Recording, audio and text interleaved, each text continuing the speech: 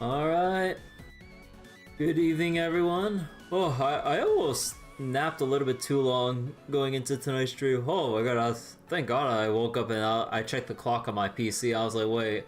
I was like, holy shit, it's so close. But yeah, sorry for not streaming the past 2 days because originally it was supposed to be something like more Star Wars or booting up Marvel Rivals, but then I I spent the night before trying to fix around OBS settings and tweaking performance in Marvel Rivals so my OBS, what was it, my PC would play nice with Marvel Rivals while OBS is running. But then the night after that, I decided to basically just play with some friends in some 6-stack for ranked games in Marvel Rivals, and we needed basically a 6-person, so then basically a friend invited another friend from like a different friend group, and let's just say that things got so bad that I was about to absolutely lose my shit, and I instantly DC'd from voice call and shut everything down before I would have said anything I would have regret. And I needed a whole night for a mental reset. So yeah, I will never at least for a little while or whatever, I've uninstalled Marvel Rivals, and oh boy, I need that mental reset. I have never felt so bad about myself because of all the things that friend's friend has directed at me during ranked play. Holy shit. And for more context, that friend's friend is on a Smurf account because he, because like he just wanted to invite him over, or my friend wanted to invite him over just to play with us, so he had a Smurf account. He's a fucking grandmaster and plays in like a stack with at least one top 500 player or something. So understandably, their matches are a lot more intense. But I'm just like, bro, we're just playing in silver gold lobbies, and it is still the first week since ranked reset. With how rank works in Marvel Rivals, with the ranked reset, everyone gets bumped down 7 tiers. Meaning, potentially, in your silver gold lobbies until people get settled in, you're potentially playing with diamond, platinum, or diamond players who have yet to climb back up. So we were playing for our fucking lives, but even then, I'm just like, god damn. And I was doing poorly myself. Like he was understandably somewhat frustrated, but I'm just like, alright, I'll stop playing DPS, I'll just go play support because I am not feeling it tonight. You know, I just let someone else within my friend group just play DPS to make up for how badly I've been playing. I was like, alright. And when that friend's friend snapped at me for supposedly being really shit at playing Rocket Raccoon, because he played 90% of his games as Rocket Raccoon to fucking Grandmaster, which is a fucking achievement, I would say. Yeah, I was about to lose my shit, and I just closed the game, closed Discord and everything before I would have really lost it. So yeah, I needed a whole night for a mental reset because of like, I have never experienced, because like I usually pride myself on not losing my shit that much, or at least get on the verge of losing it that badly. Oh boy. But yeah, it was, I have never experienced such feelings of frustration, depression, and pure anger until that very night. Because like there are times where I've gotten upset or frustrated at like some bullshit that happens in, like when I'm just playing like a game and like I'm just getting angry about like, dude, why is this boss acting like this, like, or whatever, you know. I probably lost my shit like here and there, like let's say in the Kingdom Hearts 3 data fights in the Remind DLC, like whatever. But to really lose my shit directing it at an actual person, especially like a friend's friend that they invited just for that session, I'm just like, oh my god. Yeah, it was. Oh, it was something. I'll just say that. But yeah, I've basically just uninstalled Marvel Rivals and I will never play it again. Again, or at least for a long, long while because I can't bring myself to even boot up Marvel Rivals without thinking about that session from the other night, without thinking too many more negative things. I can't even just boot up like a solo queue game into like a quick match where there shouldn't be any stakes or any intensity because there's just nothing at inherent risk or whatever. It's just a quick match. I can't even bring myself to even open the game for a quick match anymore. So, woo, yeah, here we are now.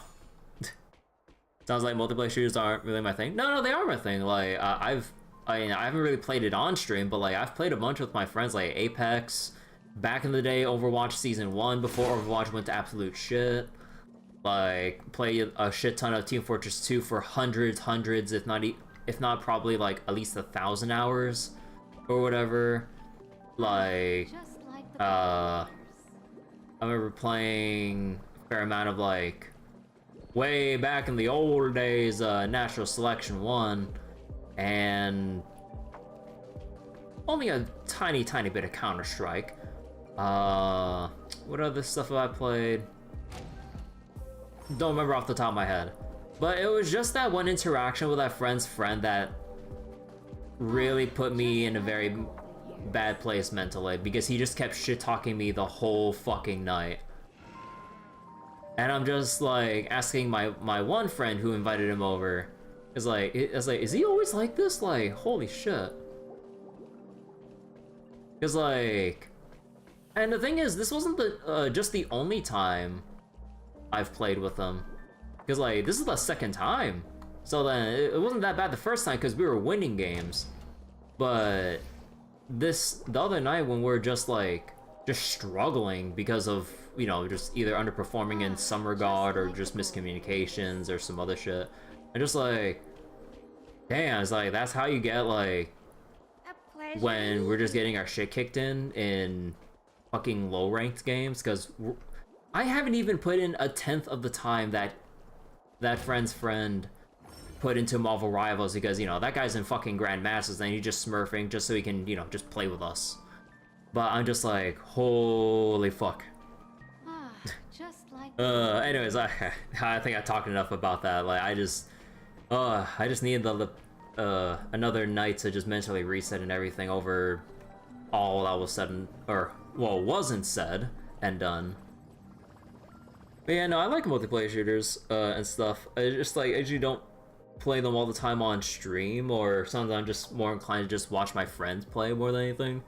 But then Marvel Rivals is basically kind of like that cultural gaming phenomenon, kind of like Overwatch was, where basically like everyone's either talking about it or playing it, just because of like several factors of like how approachable it is casually.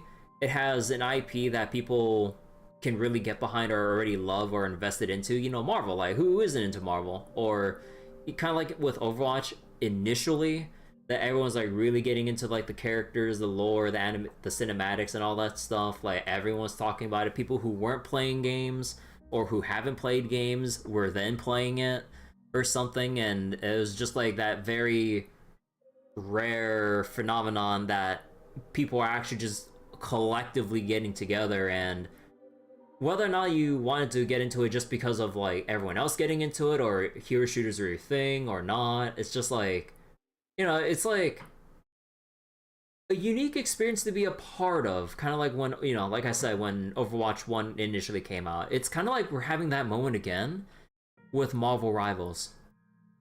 And initially I didn't play Marvel Rivals because I was just like kind of but then part of me was kind of having that like little FOMO, and I just like, man, I want to have fun with my friends. So then I decided to install and play with my friends, and you know, I had a lot of fun matches, and I can really see why a lot of people really like it. You know, all the iconic heroes, how like fun or unique everyone plays. To my frustration when you play against really good players. Fuck Iron Fist so much. Oh my god.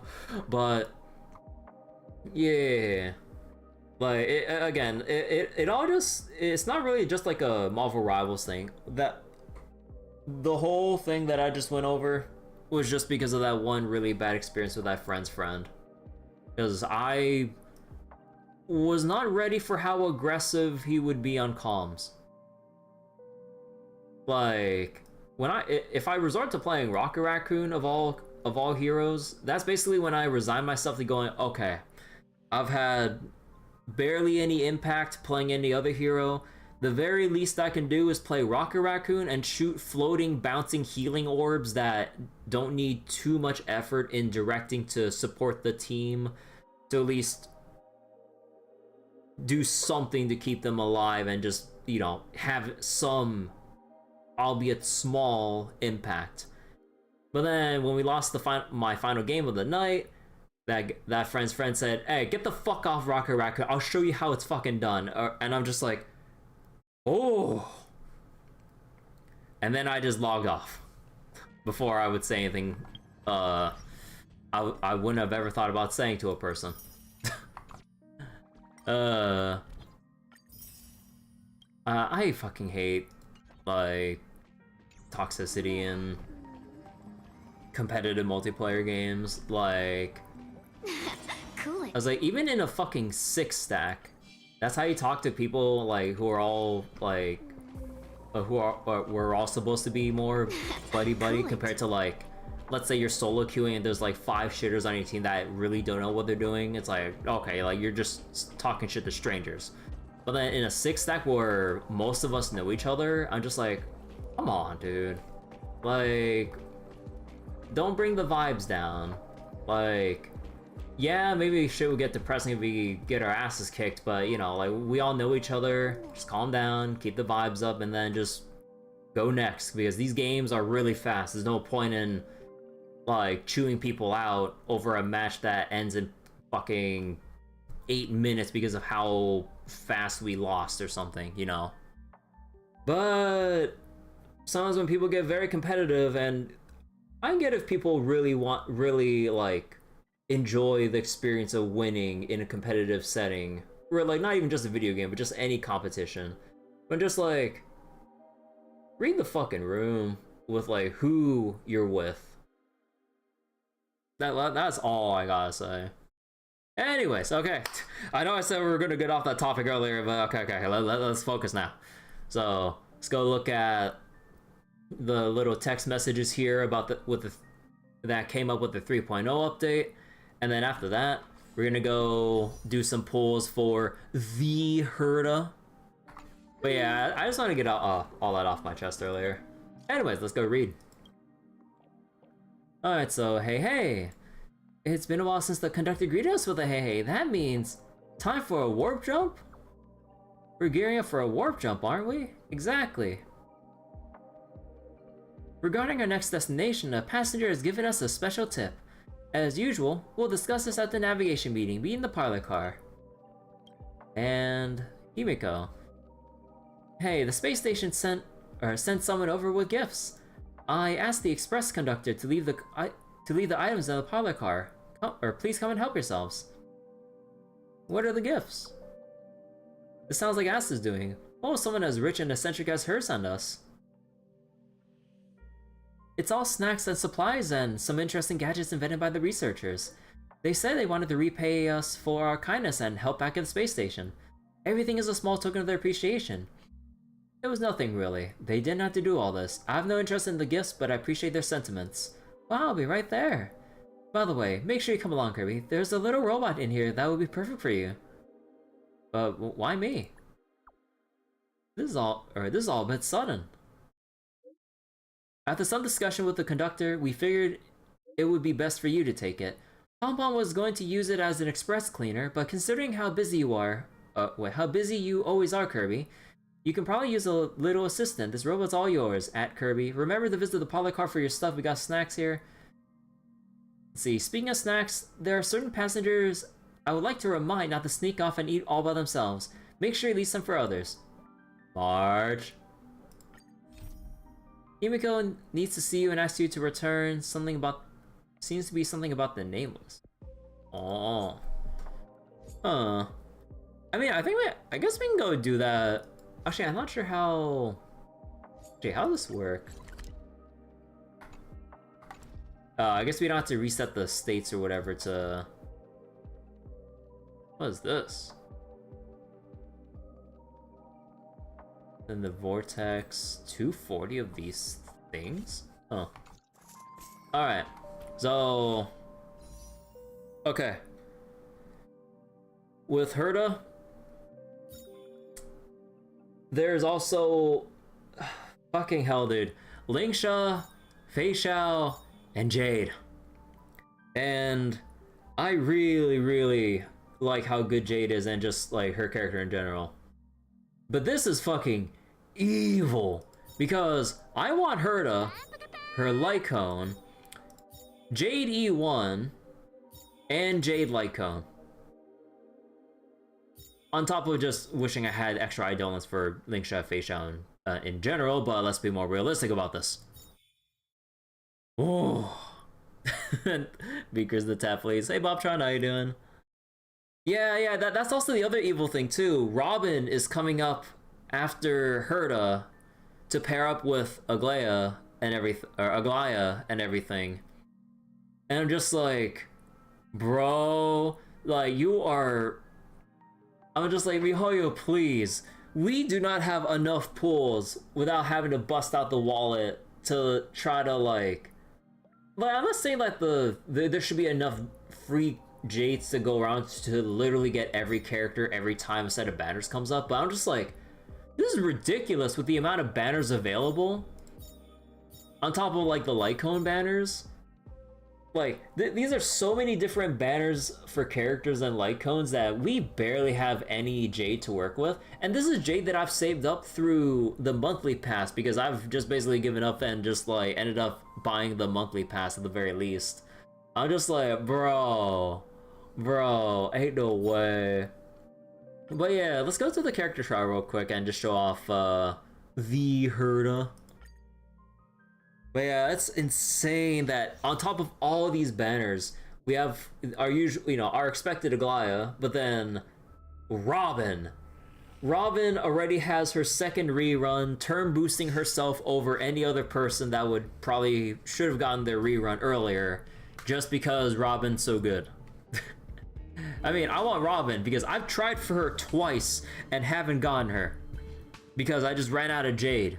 And I wasn't willing to spend any excessive amounts of money just to guarantee that I get her. But oh boy. But yeah, here she is, big Herta. I like the hat. Take a look. This is pure genius in action. Oh yeah, wait. I like how you can look around with the mirror portrait. Or the portrait mirror. Trying my best. Love witch wizard hats. Yeah. Like, honestly, like, her outfit looks really pretty. Continue.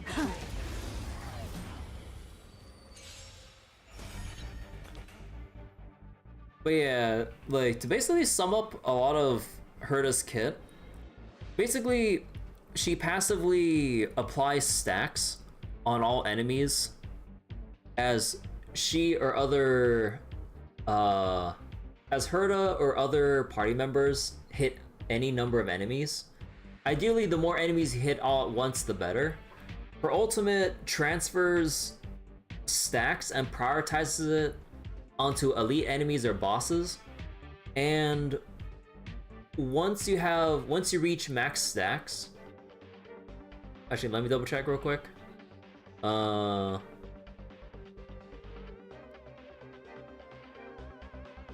But yeah, like once you have max stacks, you basically enable her enhanced skill. As long as you have her one stack from her ultimate with 42 stacks on an enemy, you trigger her enhanced skill that does a crap ton more damage. And also her ultimate turn boosts herself. E2 makes it so that I believe when using her enhanced skill, her turn gets boosted by 35%. But yeah, it basically just hit as many enemies as possible, and she also concentrates her damage on elites or bosses, which is like the general gist of it. Herta Omega. Hey Bryce. When Power Creep goes up enough, we can have a 4 Herta team. Each on paper doubles Herta's DPS. Yeah, something like that, because of like however it works. You like how she synergizes well with herself? Yeah, it's really funny how like regular or small Herta synergizes with big Herta's kit and everything. Also, her fucking buff names is so dumb, just vibe checker. But yeah, so you can see by all the diamonds here that the universe might just implode. But yeah, basically, just for existing or entering battle, all enemies get just 1 stack, but a lot of the other stacks get funneled onto elite enemies or straight up like main bosses or big bosses. Sesame. Time to twirl!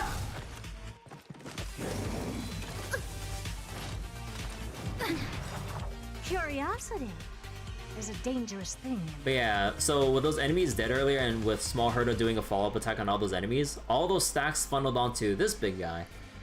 And using the ultimate here will basically generate the final stack we need. Longer, and also turn boost Herta all the way up to here. Endless riddles. Nothing but a void. Time to twirl! Never seen perfection before. And because we have 1 stack of inspiration here, the skill gets enhanced into the this version here. Expand your thinking. Glimpse the unknown. And does a lot more damage. Do you know who I am? This big diamond! It's all You're guessing Gacha went well enough? No, we're just doing the trial run because I just want to show like how Herta works before we start the pulls. Enemy data secure. Net markers activated. Time for a good old counterattack. You got lucky on Herta's banner, Ismail. Time to twirl. Toss in a free template they got this patch. Not thinking much. And Herta came. And you got Herta. Nice, Ismail. Naughty child.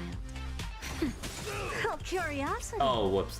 Is a dangerous thing. Okay, I misused that. I was supposed to use a skill first and then pop the right. Endless riddle. Could've gotten an extra turn out of that. Open sesame. Watch it chrome. Time to twirl.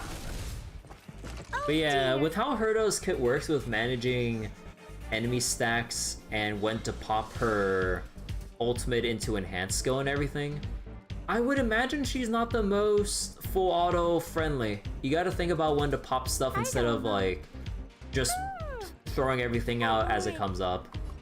Because I could have had an extra turn with Big Herta, but actually messed it up there.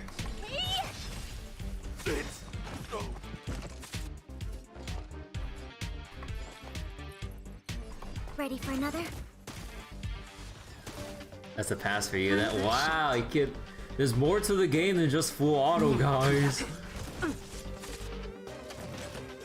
I have a friend who has like busted enough roster where he can just basically full auto 3-star clear MOC 12 and Apocalyptic Shadow. I'm just like, bro, come on. You're a Saga RS player. Time to twirl. Understandable. Expand your thinking. Curiosity is a endless riddle. You auto everything. If you're not autoing, are you even playing the game? Sesame. Glimpse the unknown. Wait a second. But yeah, that's basically Herta's like general gameplay in a nutshell. And in terms of pairings and stuff, like you can pair Herta with Jade or small Herta. And I've also seen some builds that people have like theory crafted with like energy regen spam, Argenti, and Serval to pair with Herta.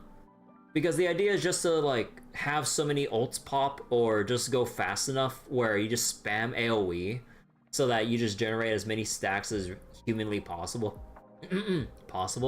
Also, you know the funny thing about this? look at this light cone here. So, Erudition light cone for Herta, increases crit rate. Whenever using your ultimate, your skill and ultimate damage increases your skill and ultimate damage up by 100%. And when you use your ultimate, if you consume 140 or more energy, you get a skill point back. You know who has more than 140? Argenti. Total 180. So, because of shit like this, Herta's light cone is Argenti's new best in slot. If you really, really, really want to get it for Argenti. And I'm just like, man, and I have Argenti's light cone too. And there's not that many other characters with a large energy pool that would benefit from Argenti's own light cone aside from himself. Although, not that I'm saying that I would go as far as to get a second Herta light cone for Argenti, but I just find it kind of amusing that, like, Argenti's light cone actually got ever so slightly power crept in favor of, like, Herta's cone, which is pretty funny. Because, yeah, this is Argenti's cone here, like, increases crit damage normally.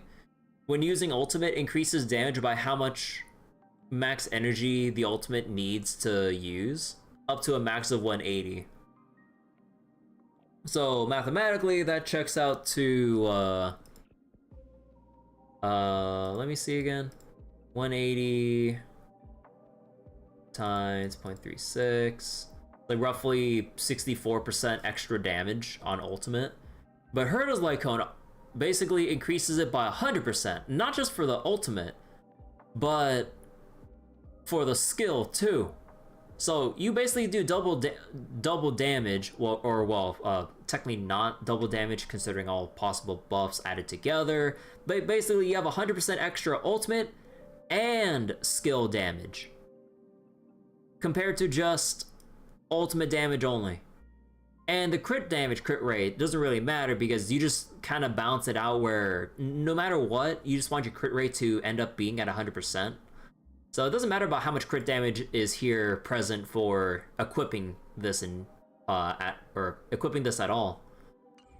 So yeah. Oh my god. I only have enough pulls to work with. But man, it's really amusing how... What was it? It's really amusing how erudition as a path has ended up at this point, along with just IPC characters like Jade and everything. Because like, it's kind of funny, or not funny. It's kind of interesting to see how things have ended up in this current state of the game. Because like, way back in version 1.4 when Jingliu came out and Topaz, everyone was downplaying or shit-talking Topaz because, like, you know, understandably, there wasn't that much follow-up support to really have Topaz, like, really take off. And everyone just wanted to go for Jingliu because, you know, like, a hot white-haired sword woman. But also, you know, she was really strong at the time of release. So then everyone went for a lot of people went for Jingliu over Topaz. But then here we are now with how relevant Topaz is in the grand scheme of things, with how much follow-up attacks that characters have in their kits now to utilize. And I don't see many people use Jingliu anymore. And like, I haven't seen much of anything with her.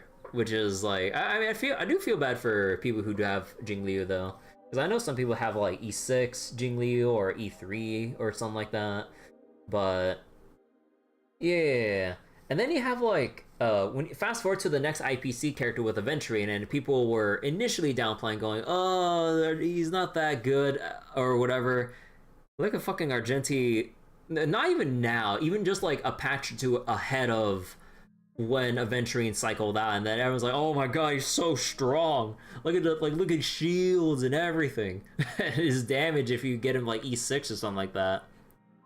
And then with Jade, like, I knew from the straight fucking get-go, even though I never had enough well, Jade to get Jade E1, like, people were saying, oh, Jade's only there for just regular, or just there for pure fiction. She's totally useless outside of it. Although I do agree that she's really gimped without E1 outside of pure fiction, but like, she just needs basically characters that can reliably spam attacks often, and then she just keeps like dishing out follow-ups after follow-ups like it's nothing. And when you get her E1, she can actually reliably build up enough stacks to do some decent work all on her own. And this is like without the light cone or whatever. Like, the light cone is really neat, but the most important thing with Jade is getting her E1 so that she can just perform outside of pure fiction. And then once you actually break off the E0 chains, so to say, like, yeah, there's a lot of things you can do with Jade. And then if you ever get her her light cone or whatever, the main reason why this is like a decent priority, not just because of the crit stats, but because of the defense ignore. Because you combine the, what was it? You combine the quantum set bonus with her light cone, and maybe a potential other sources of defense down from whatever the heck it might be. Like, multiple defense downs scale really, really well, which will make Jade's damage pop off even more.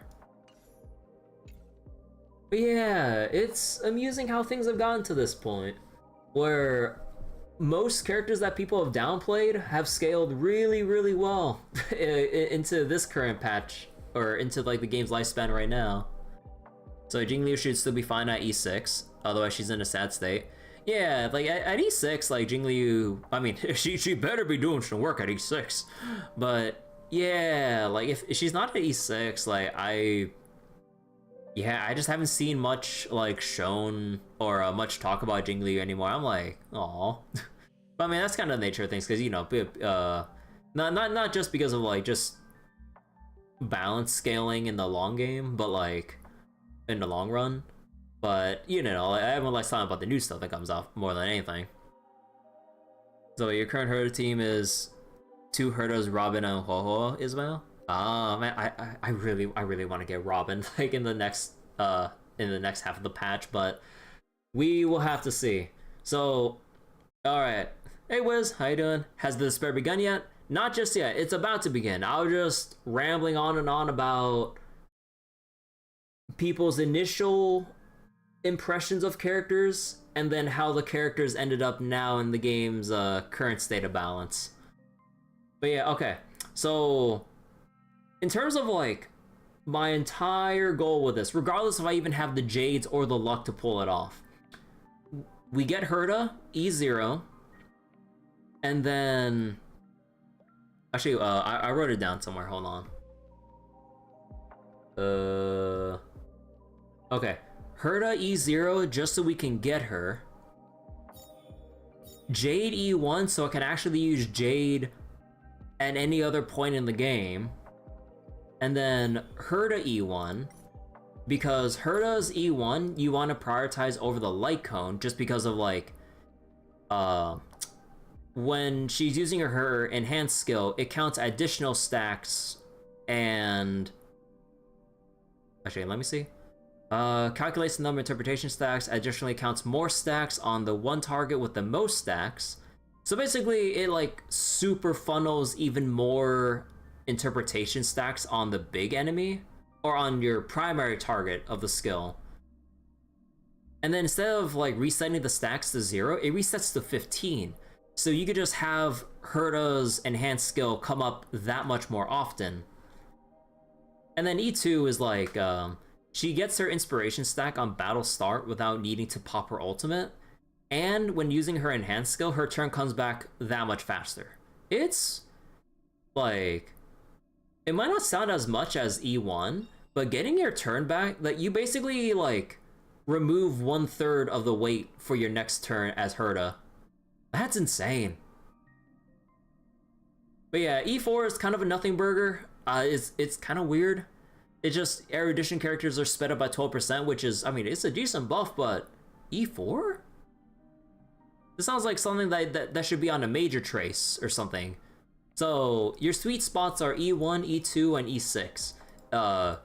If you're in the middle here, either you somehow got 3 or 4 hurdles in one pull, but yeah, you don't want to stop at E4 if you're trying to like go all in for Herta. But alright. So on my warp tracker, I am currently 19 out of 90. Because I might have tried YOLO rolling a tiny bit here and there for Fugue because I was coping a little bit on maybe getting Fugue within the first 20-ish pulls or whatever. Nah, it didn't happen. Anyways, enough talk. Let's start pulling. Fuck. Alright, I see we're off to a not so good start now. Alright, we're at 29 out of 90.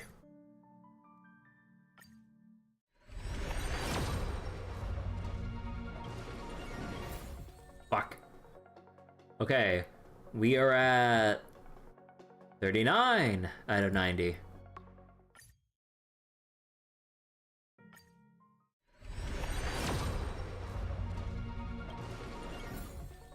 $49 out of 90. What's the tip off to a 5-star that's early? Oh, and the animation. You see a little chromatic aberration or the little like RGB thing on the ticket? Or a little like after images or whatever as it flies like on the top left or on the top right of the ticket, or as the ticket is on the top left or top right of the screen. Alright, what was I again? 49? 59. Fuck.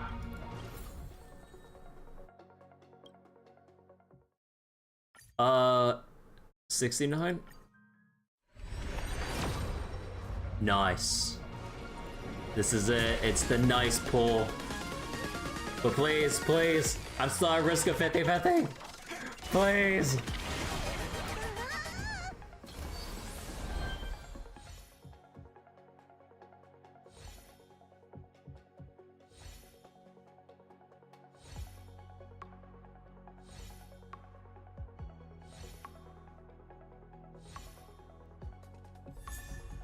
Okay, that's scary for a second, but okay. Wait, please. No! No! Fuck! Oh, I mean, that's like my Clara E3, I think, but fuck! No! Oh no, this is the pure this disaster scenario here. Fuck.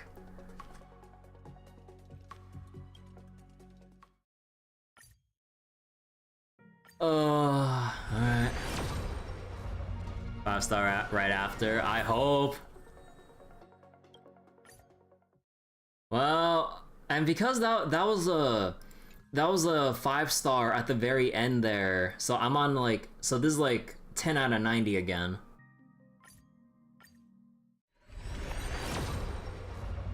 Fuck.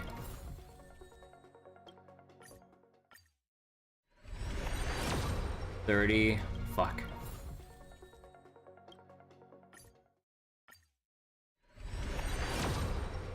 $40. Fuck. $50. Fuck.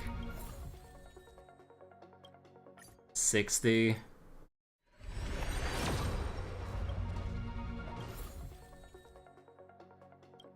$70.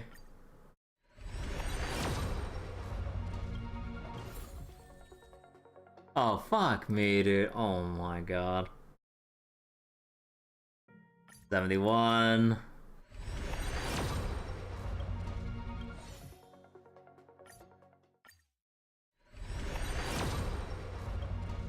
$72. 73. 74. 75. And the ramp up starts now. 76. 77.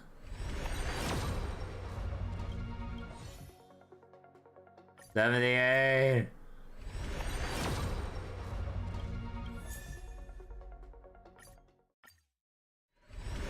79. 80. What the fuck? 81.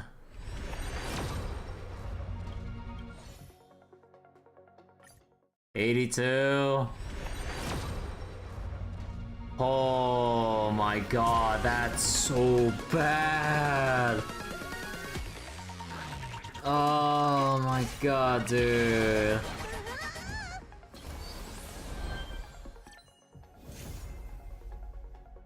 Bro.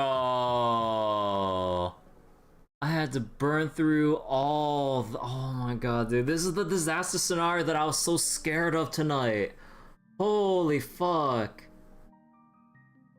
Meanwhile, everyone that I've seen, or at least like within my friend group, has gotten her fucking within like 20 pulls with Lycone included. I'm like, how the fuck did you pull Herta and her Lycone within 20-30 pulls? How the fuck? Oh my god, that's fucking RNG for you. Bro. Alright, now I gotta go for Jade. I don't care. I need JD1. We gotta pull with whatever's left.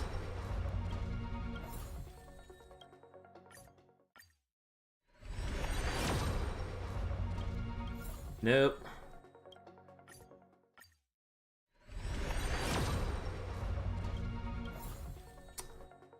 Well, shit. Alright. There's no other Lycone I would ever actually want, right? Yeah, none of these. Starlight time? Starlight time. And yeah, I'm gonna just convert every last bit. Like, most 4 stars that I would care about, I already have them basically at or near E6. Like, you'd only go for this if you're just starting off as a newer player and you just want to get a 4-star character that you haven't come across for some reason. I know for me, it took me a long while to get what was it? Oh, I forget which 4-star it was, but yeah. And let me just triple check that I'm looking at the right pass here.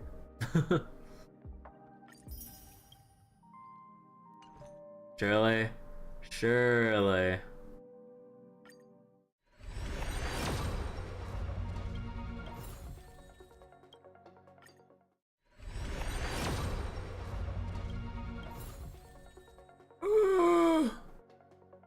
You only bought an LC once, it was Branya's. Wasn't even worth it now because you have 3. I mean, technically, it's good on Sunday at S3 if you don't have his Lycone, because people did the math, and to be roughly equivalent of 1 Sunday Lycone, you would have S3 of Branya Lycone instead. Oh god.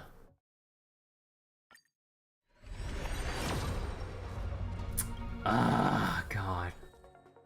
So I think that's about 60 out of 90.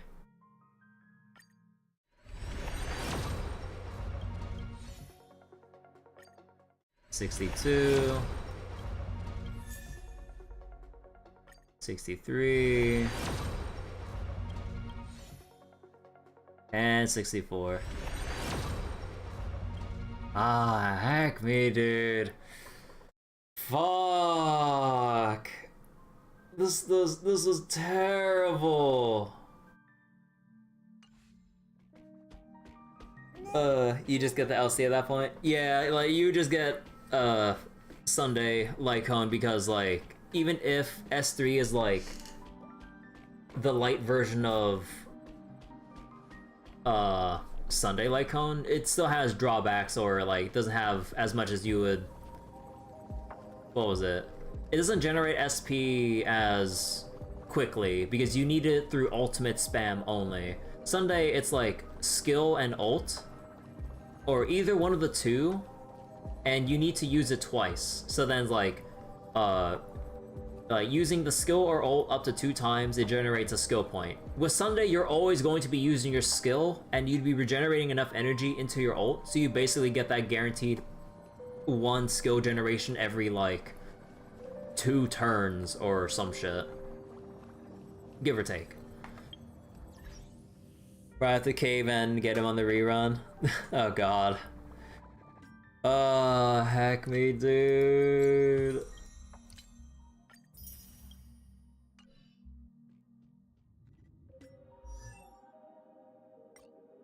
Well, at the very least, got heard of, but man, it really did have to take me everything. Life's just like a game of tiles. You never know what's gonna come up next. Anyone else here? Oh yeah. Every shadow on the Yao Qing could be me. It's like how edgy his fucking voice lines are with Moza. Alright, what do you even put on as like as a filler?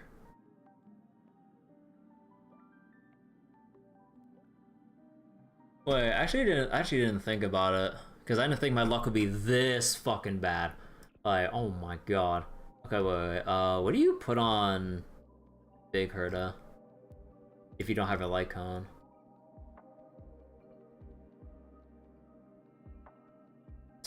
Of course, like, they recommend the baseline as the fucking battle pass light cone. Alternatively, Genius Repose or Herta light cone. Oh, fuck me.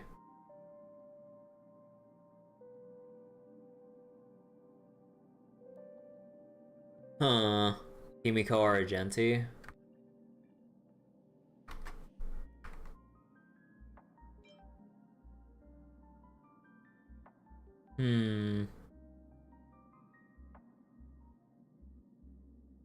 Yeah, I would have to put like Argenti or something. Oh man. Let's see.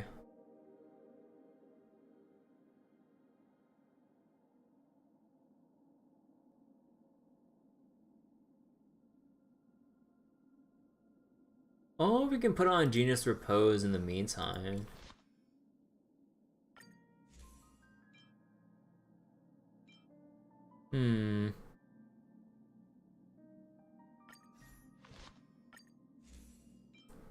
Maybe I would just have to put on Argentis in the meantime. Fuck, dude, I'm so upset. That's gotcha for you. The good stuff is further ahead. Don't stop now.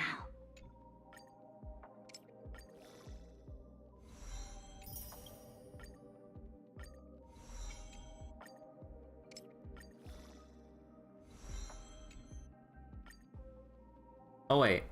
Oh wait, did I never get the ascension materials for her? Oh, well, I thought I did.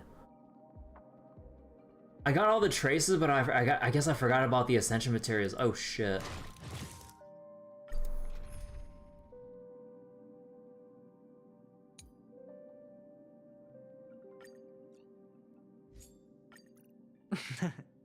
Same project again?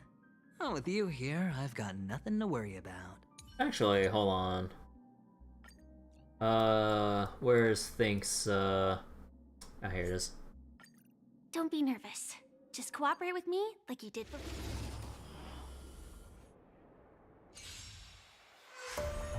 Time to test our rapport. Dreams do come true. Attack! Be of your body and mind. Eternal. Every petal, all will be swept away by the wind. Like Here's response 5. to a flame, until everything burns to ashes. I didn't have the. Set Person got hit by a tree branch. Fight to live!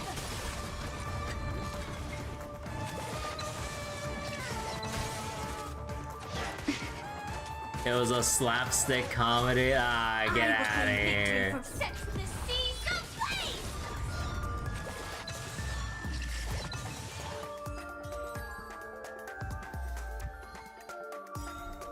Time to test our rope. The mood is set. Let the show begin. Let's improvise. Detonate! Until everything burns to ashes! Fight, fight, to live!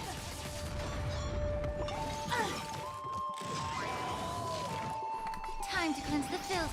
Grace and elegance. Existence is unity.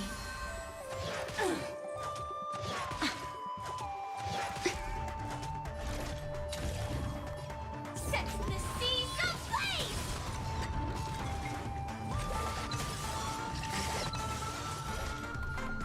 Fight to live!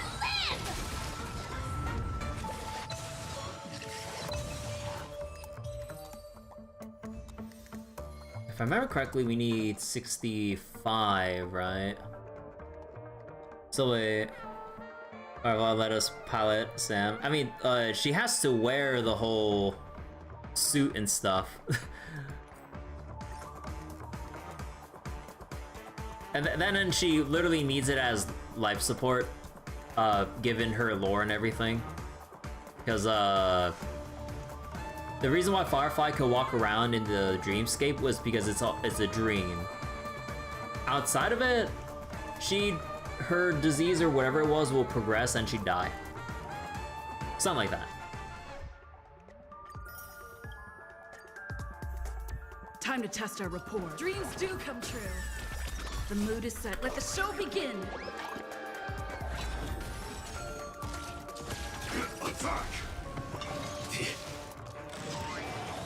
Allow me to purge the bee of your body and mind. Some value I spoke eternal. The truth burns clean. Everything in this world is bleeding. Like fireflies to a flame. Until everything burns to ashes! Set the seas ablaze!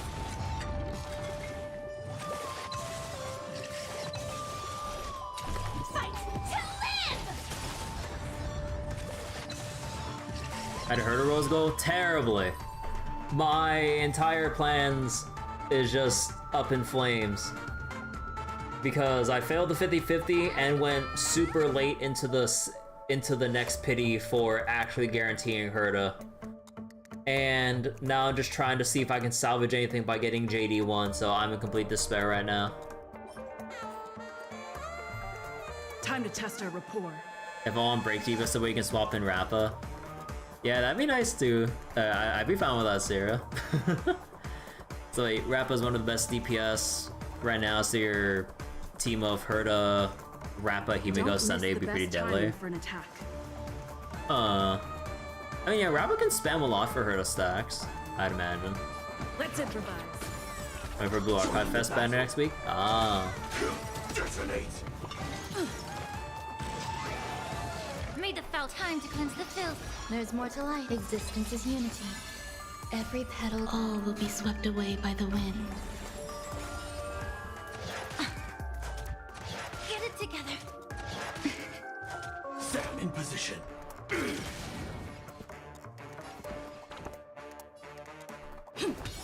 The mood is set. Let the show begin.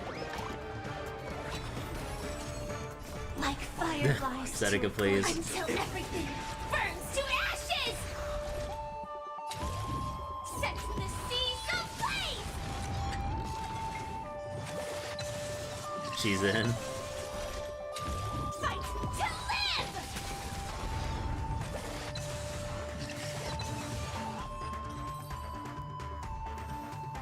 Alright, we'll go have fun with Rappa for a bit, hold on. Oh, right. Oh, right, they don't make Sound you... lingers.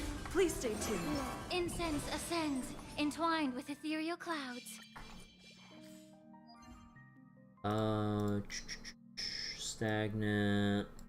And then you need this one.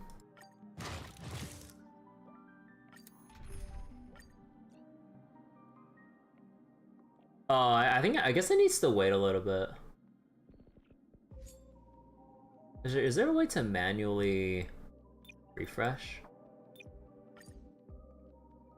Heck. Yeah, it's usually not instantaneous. It takes like 10 minutes or something, give or take. So wait, you're allowed to use friend units in campaign? No, only for farming, basically.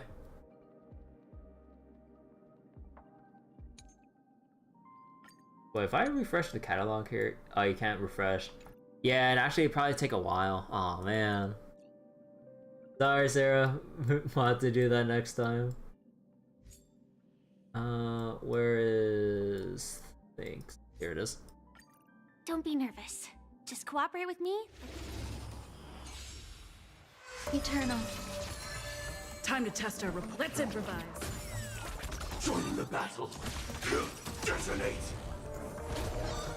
Like fire until everything burns to ashes! Sets the seas ablaze! Fight to live!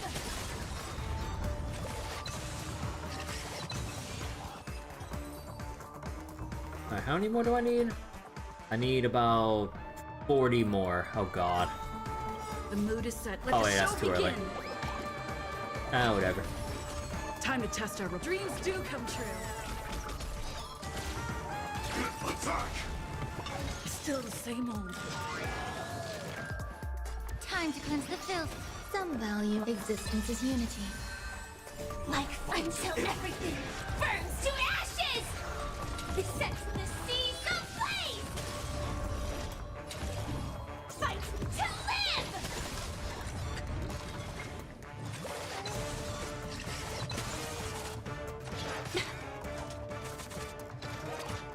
Enjoying yourself?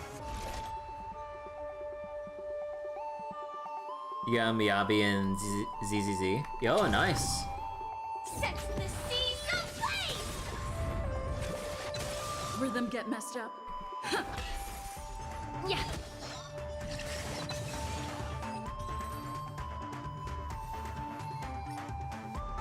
So how should we have now? 30, so we need about 7 more runs. So then 7 to 10.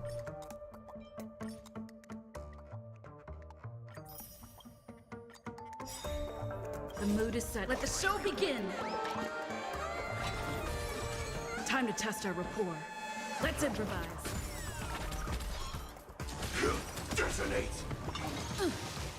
Decided to get Harumasa's engine and got in 25 pulls. Hey, nice. Be of your body and mind. The truth. Everything in this world is bleeding. Eternal. Every petal, all will be swept away by the wind. Like fire until everything burns to ashes! Fight to live! Feels good, they gave him out for free. Got the engine for basically free. Ah.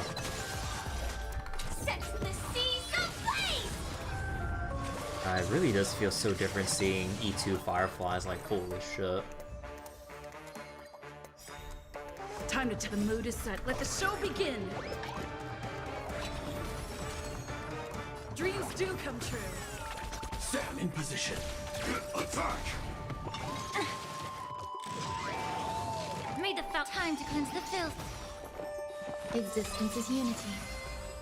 Like fire until everything burns to ashes! You got Miyabi in like 20 Burn pulls. from Yo. fight to live! Sets the seas ablaze!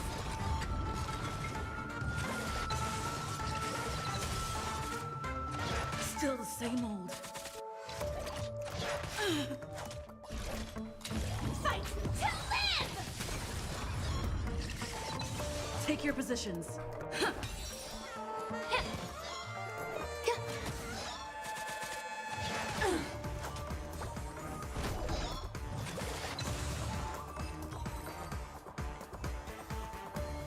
We're gonna be here for a little Time while. to test. The mood is set. Let the show Well, begin. the story will resume shortly. Let's improvise. Detonate! Be of your body and mind. There's more to life. Eternal. The truth burns everything in this world. Is bleeding. Like fire until everything burns to ashes! Sets the seas ablaze!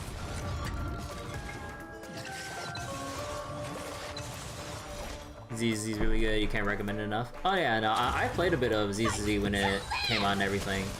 I stopped playing because I just kind of reached my critical mass of like gachas I can play and maintain at the same time. But I'm basically Time to just test our rapport.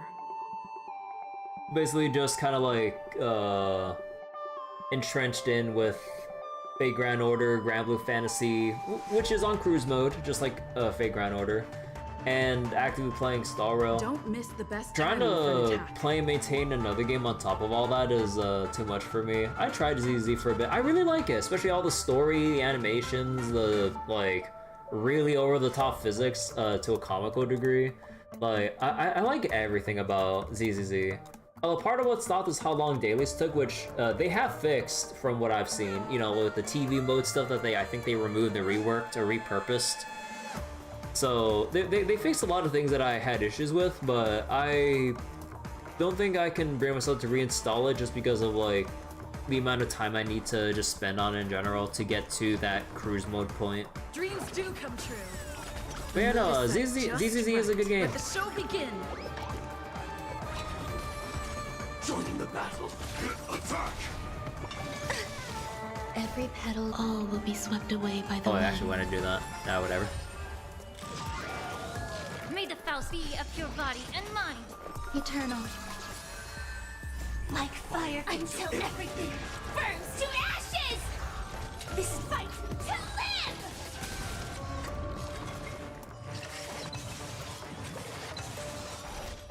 Sets the seas ablaze!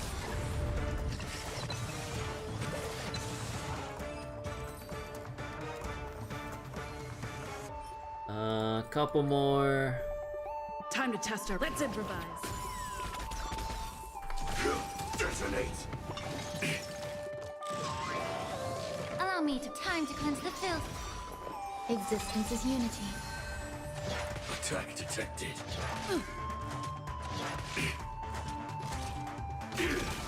Stay in step. The mood is set. Let the show begin. Like fire until everything burns to ashes! Fight to live!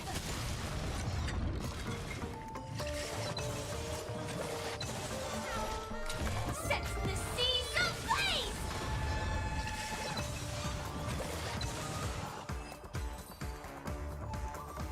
Alright, 2 more runs. Time to test. Dreams do come true.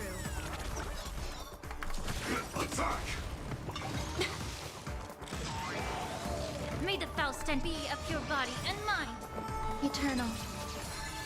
Every petal, all will be swept away by the wind.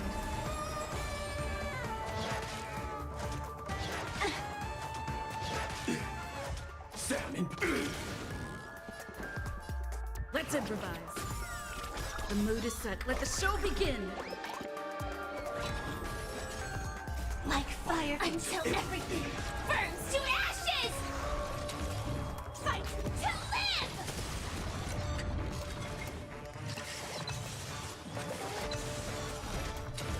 Sets the seas ablaze!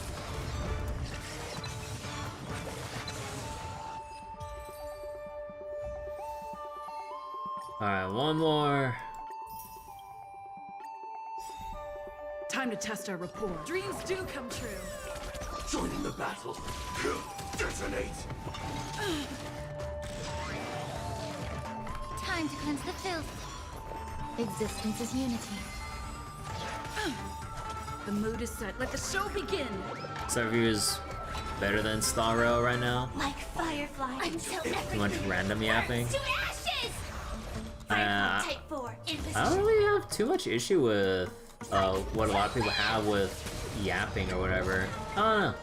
I mean, I do get that there's probably like a lot of moments that could be probably better paced out, but I don't know. I mean, I'm also very biased because I play a crap ton of Legend of Heroes Trails games where there's a lot of talking, so maybe I'm just very used to it or very tolerant of it. But I don't see the issue people are having with the amount of dialogue that's present. Like, I'm all for it personally, but it's kind of like a to each their own kind of thing. I'm pretty sure more than anything else. Yeah, I've always hear a lot of people just like Stuff is further ahead. Don't go on stop about now. having to go through dialogue. I'm like, I love the dialogue. Somebody had that problem with Penacony's story for some reason, never bothered you, which is kind of surprising. Yeah, I don't know, cause like Penacony's story is like where all the where a lot of the most interesting writing or developments have happened compared to what we've experienced up to this point.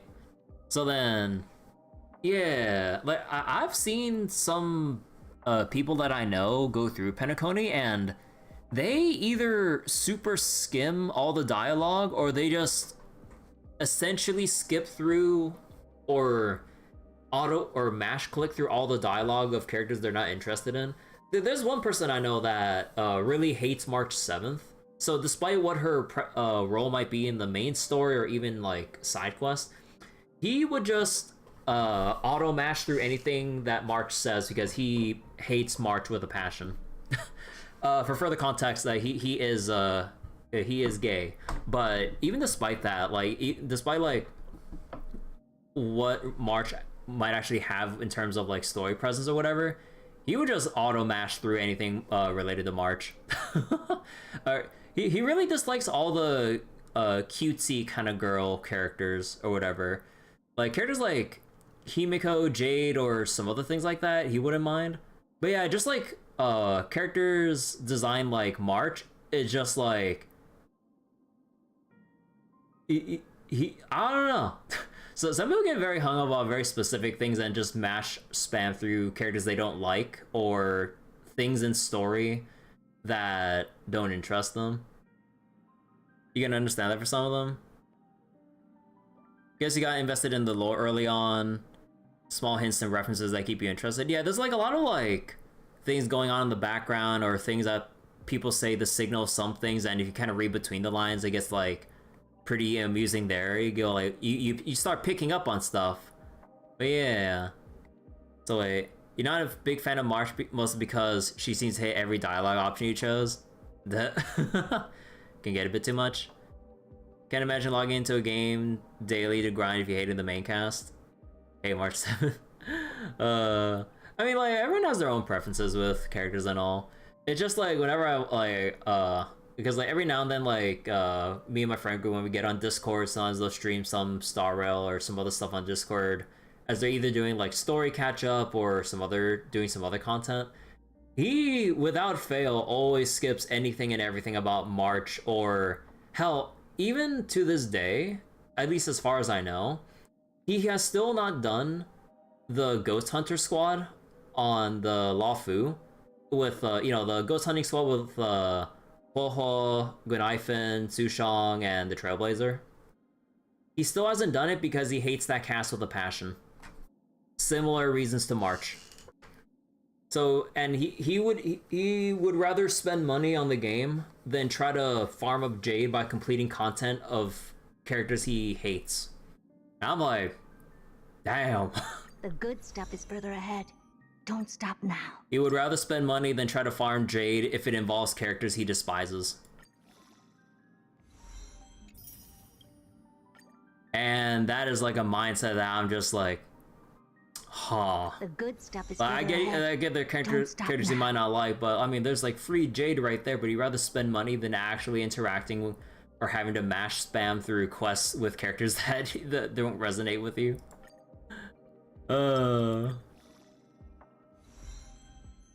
So some VAs for English Genshin feel like they're trying too hard to be cutesy. Yeah, I can see that. We were listening to Kokomi on EN, then switching to JP shortly after. It was like she and Tepe swapped ages. Oh, it's raining for idle animation. Oh, she stops the rain. Oh. Oh, that's pretty. Cool. The good stuff is further ahead. Don't stop now. This is it? Wait, you You don't like don't his want voiceless Dan Hong and anything Himeko? I mean, we can't really help that. That's just part of the voice actor strike that's been prevalent in the English voice acting space now. It mainly comes down to just voice acting firms just being complete sticks in the mud with sticks up their asses about not wanting to give voice actors, like, you know, an actual agreement on whether or not voice actors would consent to having their voices used in AI or whatever. Like, it's not even just like a simple like ban AI thing. It's just like, let the voice actors choose whether or not they want to have their voices used in AI models and stuff for whatever reason. You know, just to let them have the choice, even if most of them, in my opinion, should, you know, decline any offers like that. But the main issue is stuff like the choice of that, and I would assume with other pain points in with voice acting contracts too, with, I don't know, about payment or some other stuff. Actually, I'm not 100% sure, but I think like the central thing is about consent on AI usage. I think that's like the primary thing. But yeah, like, sadly the voice acting strike is still going on right now. So in 3.0 right now, Dan Hong and Himeko still not voiced. Trailblazer isn't voiced either. I don't know who else comes up, but I heard some other voices are unvoiced as well. Robin was unvoiced in 2.7, which was a big downer too. And actually, even Jade here, I don't think her voice is still in for some of the new lines she's got. But like, I believe that there's a new line about Sunday here that should be voiced, but I believe isn't. Let me see. Yeah, the Sunday line is still unvoiced. So even Jade doesn't have new lines either.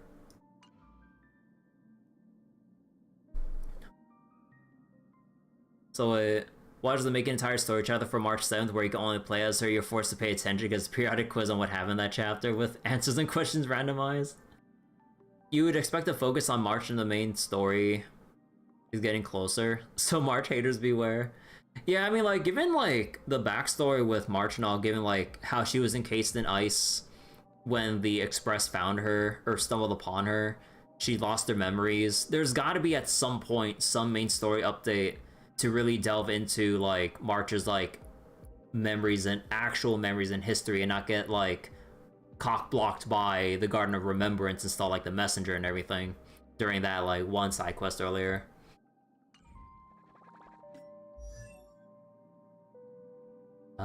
Where is she? Oh, right. Things will get better, won't they? I don't know, Clara. You tell me about my pulls.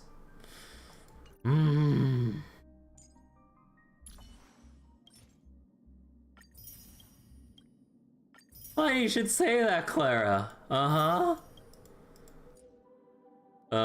Pain. Just light everything up. Just light everything up. Just light everything up. Just light everything up.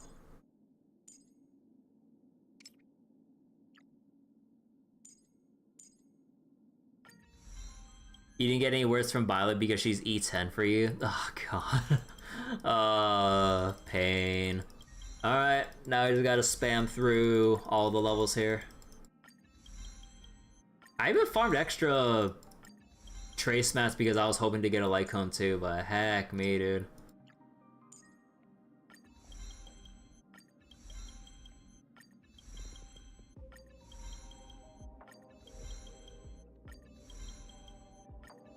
Oh man, how I wish we could just like have a drop down menu of clicking or of just leveling from 1 to 10 or some shit.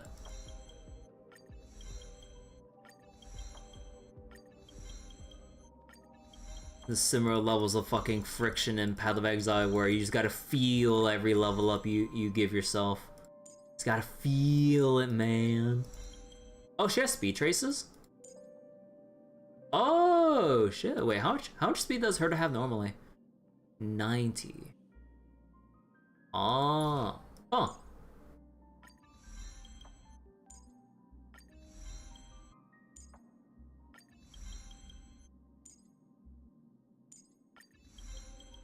Friction. Grinding Gear Games' favorite word to use. Friction. So a fun thing about the new relic set, you can benefit if you don't get the speed trace. Yeah, but I've already tried pre-farming the erudition set, so I'm not really too keen on trying to get the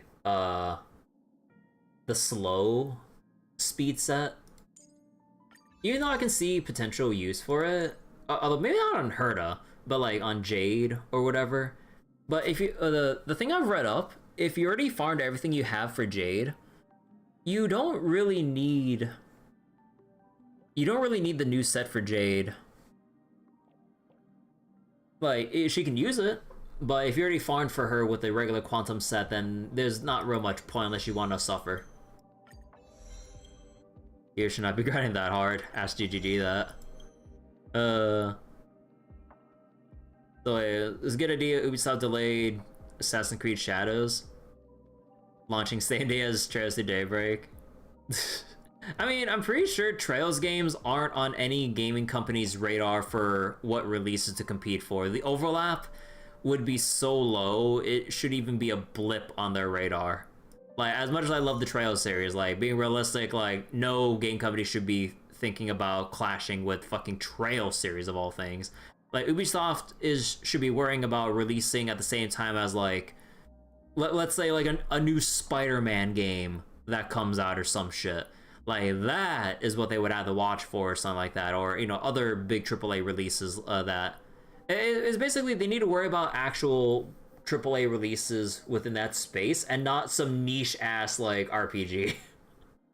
But yeah, alright, so we got all of our stuff here. Alright. You can use the brand new Smart Equip function now. Sure. Oh, you have like a system plan of... Oh, wait, this is cool. Wait, what the fuck? Oh, shit.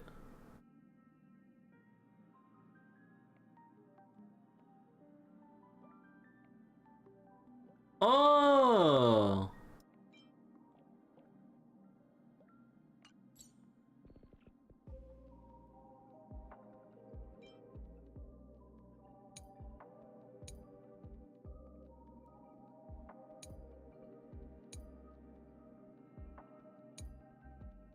Huh. Okay, this is cool, actually.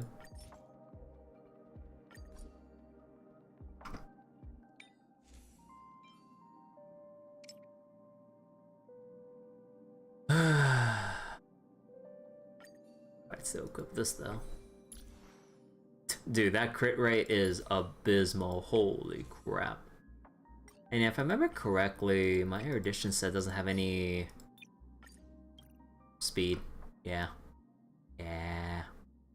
Oh, I wonder though. Do I have any crit? Son of a bitch. Yeah, I kind of figured. And Izumo set I'm still trying to farm. Yep.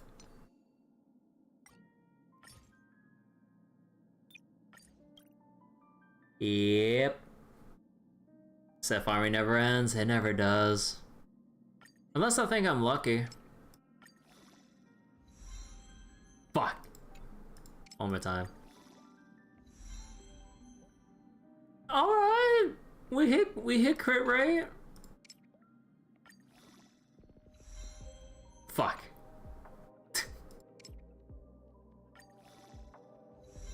Fuck. Hey. What about this one? Surely we can hit crit damage despite it hitting everything else.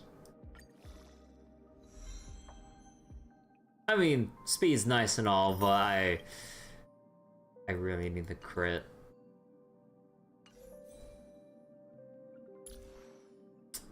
Ooh, boy. And then, given how this stuff works, let me see. Interpretation stacks, damage increases. When 2 or more erudition characters, all allies, crit damage increased by 80%. Yeah, so you really want to prioritize... Yeah, you really want to prioritize crit rate over anything. Defense curse continues. Yeah, so... It's a good thing we saved our stuff up just for this occasion. So... How does the crafting work exactly? When synthesizing relics of certain slots, you can select what to customize, self-modeling resin for main stat, and you can select up to 2 substats. Oh.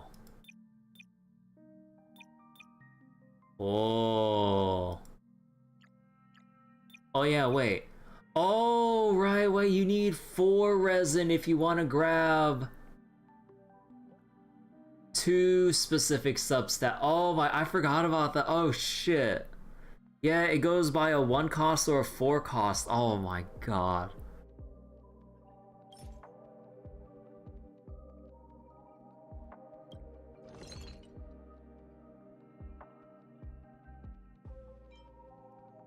I already did my syntheses for Relic Remain, so I got. Oh my god. Oh god. You gonna get all those wishful resins from the pay to win packs? Oh god. I gotta do. Oh fuck. Well, hey, at least we have the option now, right?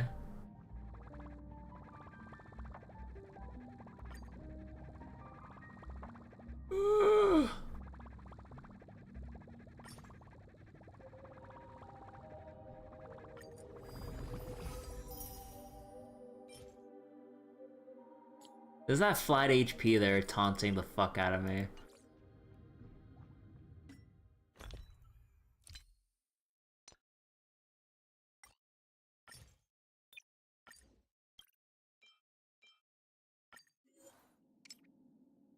So it's funny how they're basically worth 3 modeling resins, but the packs are a 1-1 choice of either. Yeah, that's kind of screwy. Yes! Yes! Attack percent. So which was our obviously more viable pick? Yeah. Come on. Come on, please. Please. Just anything except the flat HP.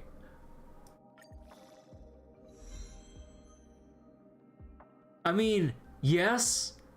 Also, my crit rate? Oh god. Oh boy. This is a...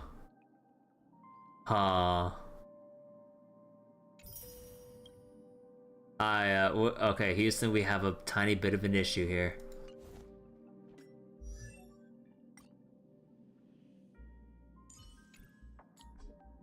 We have a tiny bit of an issue here.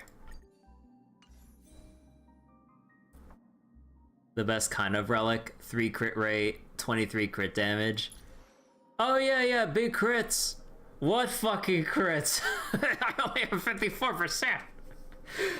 Oh god, do I really need to pair up Herta with fucking Sunday?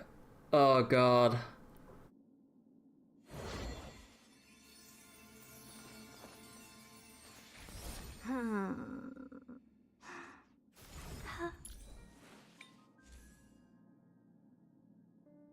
Big crits every other hit? Statistically.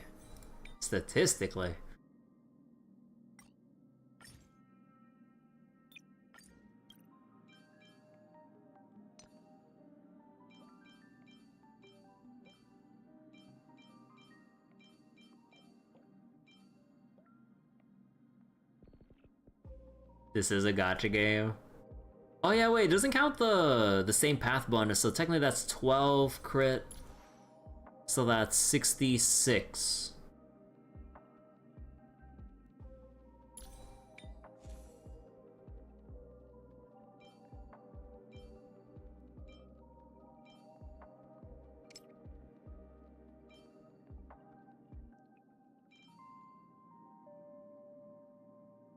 Actually, wait, how much speed do I lose if I go down to 140?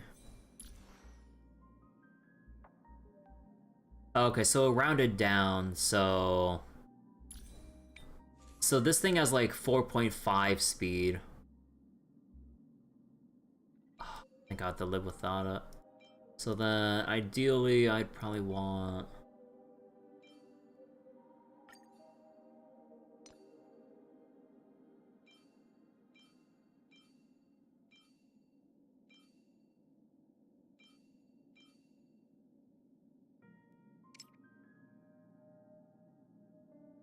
It'd be even slower.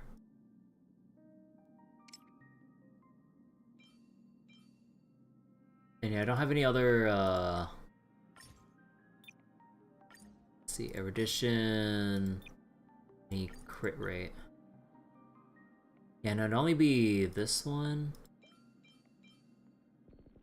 There's no double crit here. Unless I'm really, really willing to cope, but... Speed and no attack.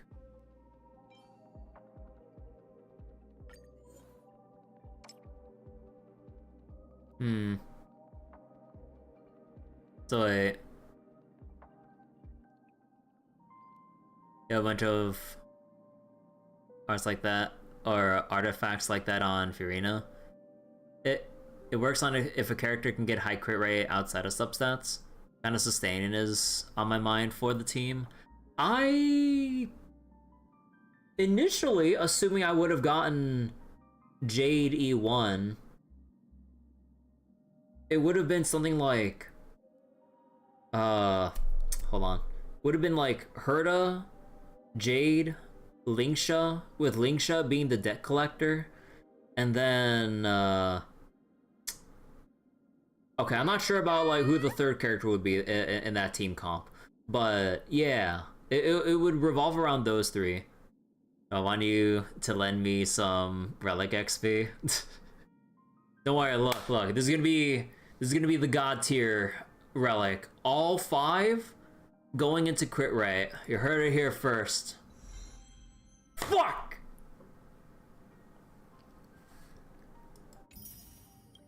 This fucking game.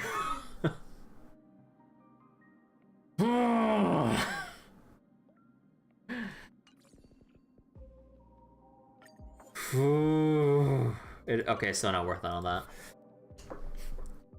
Actually, wait, where do you get more of the things from? Synthesizer. Oh, you need to convert 3 resins.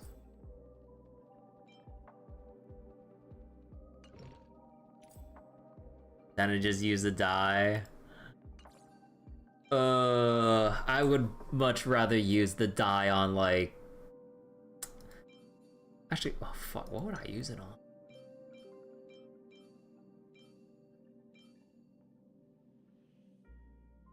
Nah, this one, the only thing that I would want more is the extra crit damage, and we already have the fixed crit right here. As many as I want for 3 resin. Yeah, just get 3 resins. Just that simple. Yeah. You have the feeling Starro... Wait. Starro hates me, time to switch to ZZZ. Okay, I need to weigh my options here. Well, I mean, okay, let me cope a little bit more here. Fucking this game!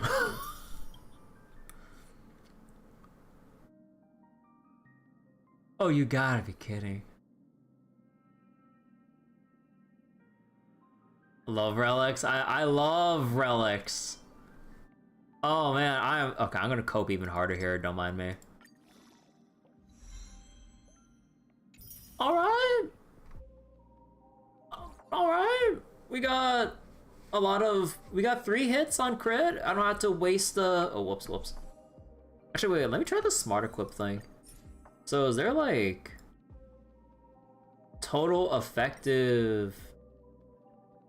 Oh, it's only looking at like the number of, is that how this works? Can you not like,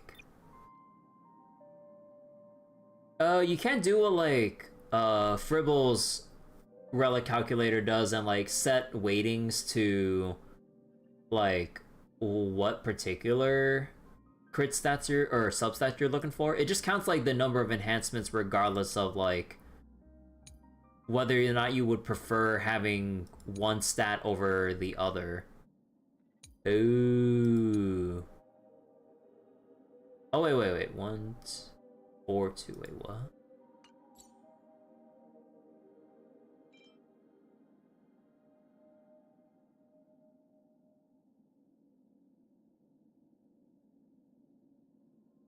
Huh.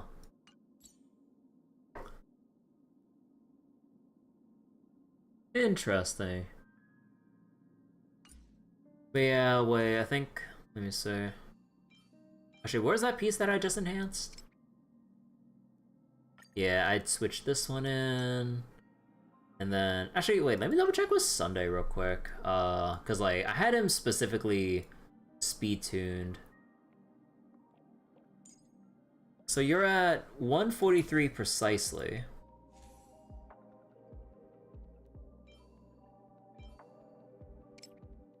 And if I'm willing to give up a couple extra crit damage to pass on to Herta. 142. Oh, okay. That fucking decimal point, dude. Holy shit. So yeah, no. This has to stay on Sunday. Gave your Fugues gear an S. Maybe your standards are too high. Maybe. Depending on like how we view where we want our character strength to be. Yeah, sometimes we might be setting like too high a bar or whatever, because like in the grand scheme of things, like endgame content is like just a small part of what we're playing with the rest of the game.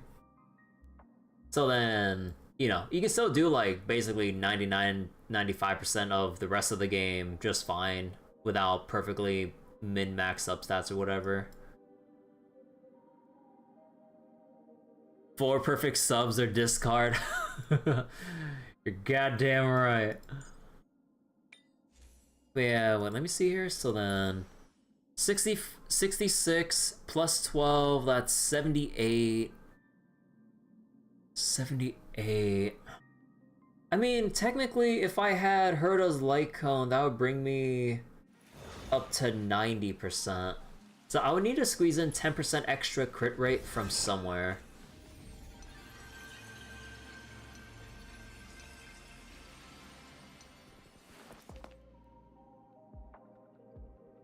Do I really want... Oh, God.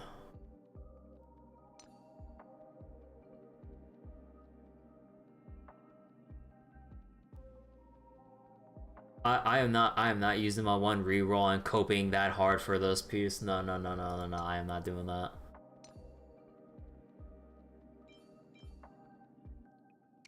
And then this one loses me speed, but gives me that 2% extra. I mean, maybe I just cope or go for that. Nice. Go for that 2% extra. So then 12, so that's 81. And then assuming I ever got the would have ever gotten the light cone, that's 12.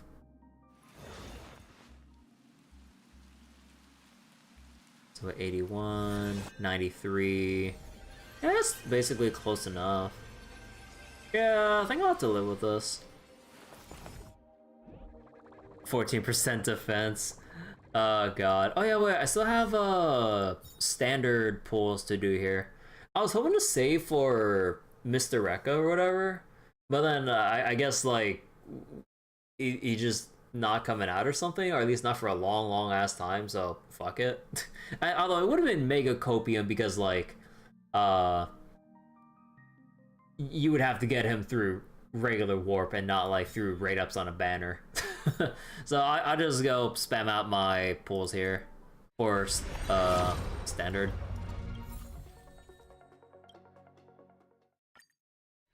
Let me just cope for extra starlights. Thanks, Don Hung. You're always there when I need extra starlights.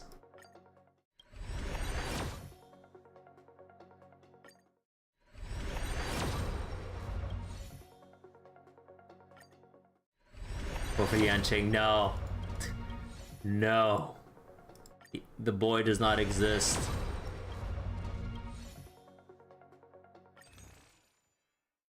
Alright, so Starlight, convert, 6 passes. Alright, we're coping even more for Jade.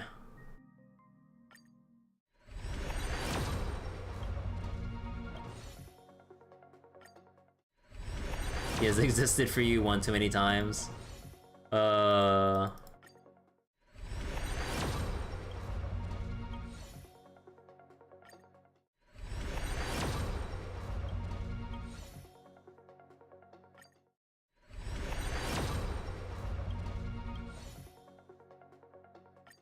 Game plus. I think I'm on 66 now, so it's not even at ramp up range, but fuck.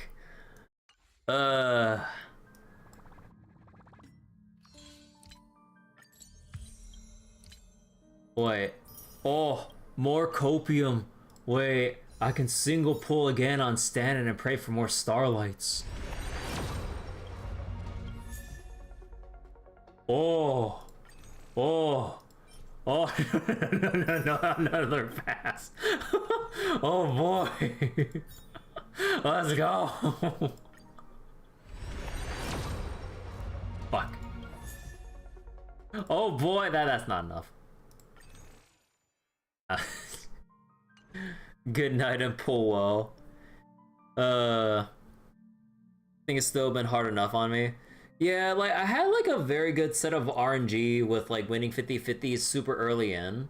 But ever since, around Black Swan banner and onwards, I've just been constantly losing a whole bunch of 50-50s at that point. As if it was, like, some kind of, like, statistical karma for winning too hard early on. And I'm still being punished to this day.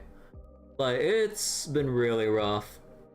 Because, you know, assuming how RNG is seeded or whatever, assuming that's a fucking thing with like how pulls are dished out. Maybe my account is cursed with like the long string of whether or not I've won or lost certain 50-50s, and I would just have to play out the RNG seed. Again, I'm just tinfoil hatting here. Nothing I'm saying is actually factually correct or anything, but that's like my tinfoil hat theory.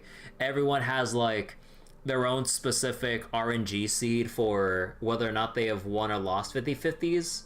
They just need to reach that point, even if it's a guaranteed loss in like the seeded RNG bullshittery. That's what I like to think.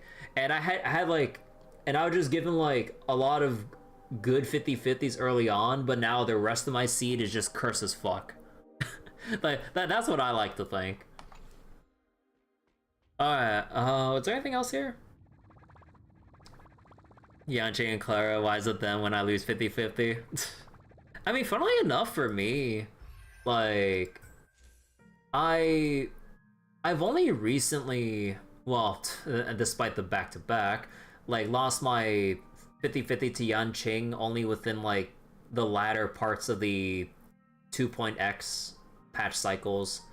I still have not gotten, like, Japard, Bailu, or...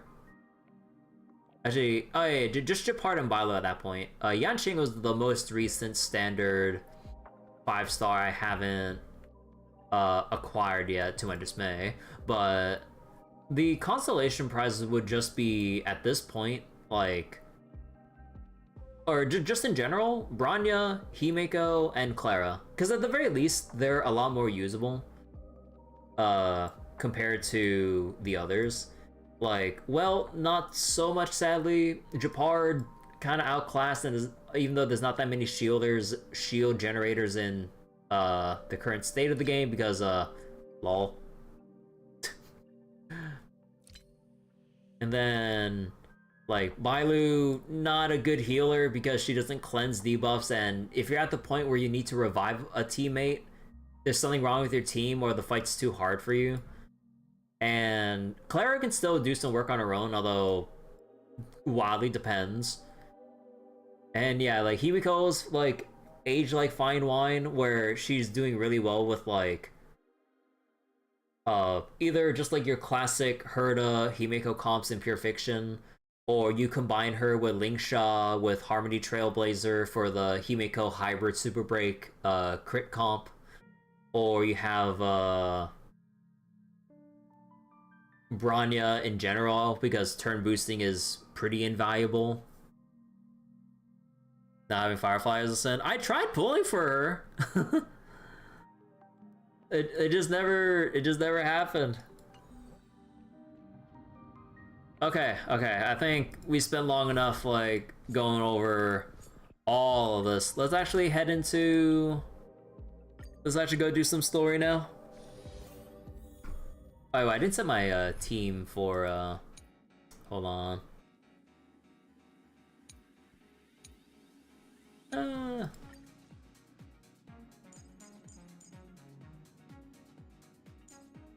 So boom, boom. Actually, do I just want to do it anyway and suffer? Probably. And then who would be like the third you would put in this team? Just like a general buff for like Rame.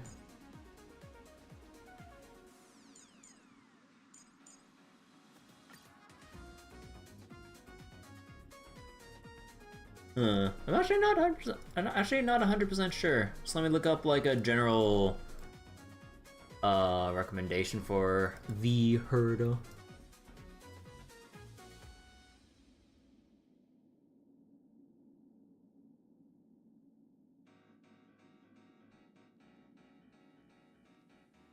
Oh right, I'm dumb. Pela.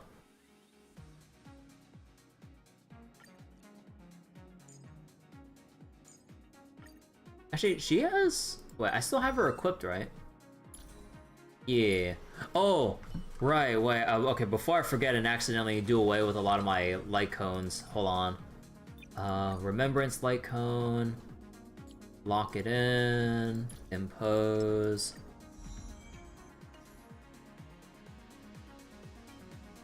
Lock it in. Oh, wait, wrong one. Impose.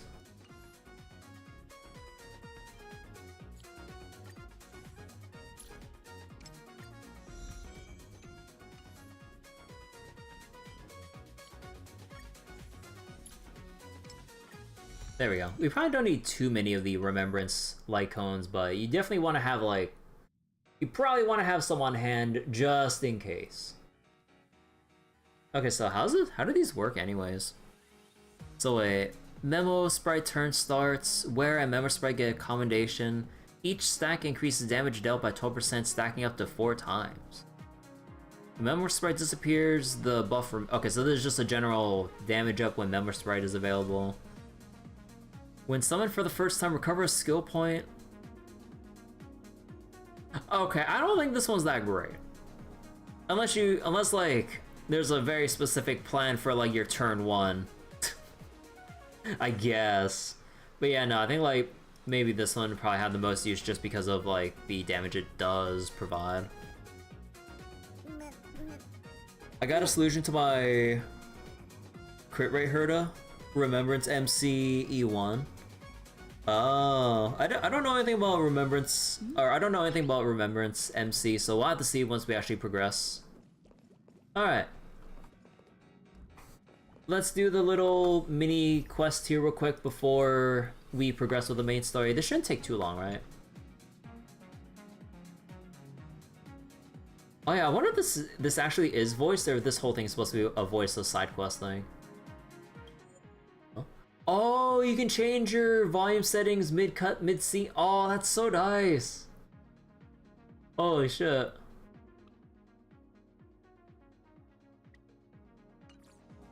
Let's see, perfect timing. We just opened the space station souvenirs. I've seen so many of these things. Yeah, ask the bot loads of them in bulk. They still use them on the space station to this day. This is one of the newest model equipped with an intelligence system they developed on the space station. It can work autonomously and it feels no different to an AI assistant. So wait, you noticed that right away because you got booted from the game during a cutscene? Duh. I still think that engineer went overboard, just because the Astro Express helped them out with some stuff before. He insisted on bringing that little robot all the way to the railway platform, delivering it to the Express personally. Why does that name sound familiar? What? Do you not remember them? Kirby, I heard that engineer say that it was you who helped him with the robot repairs before. He was always telling us great things about you. Oh wait, was this because of, oh, is this the daily mission guy? This is the guy with the daily mission where we had to repair those robots all the fucking time. Oh my god.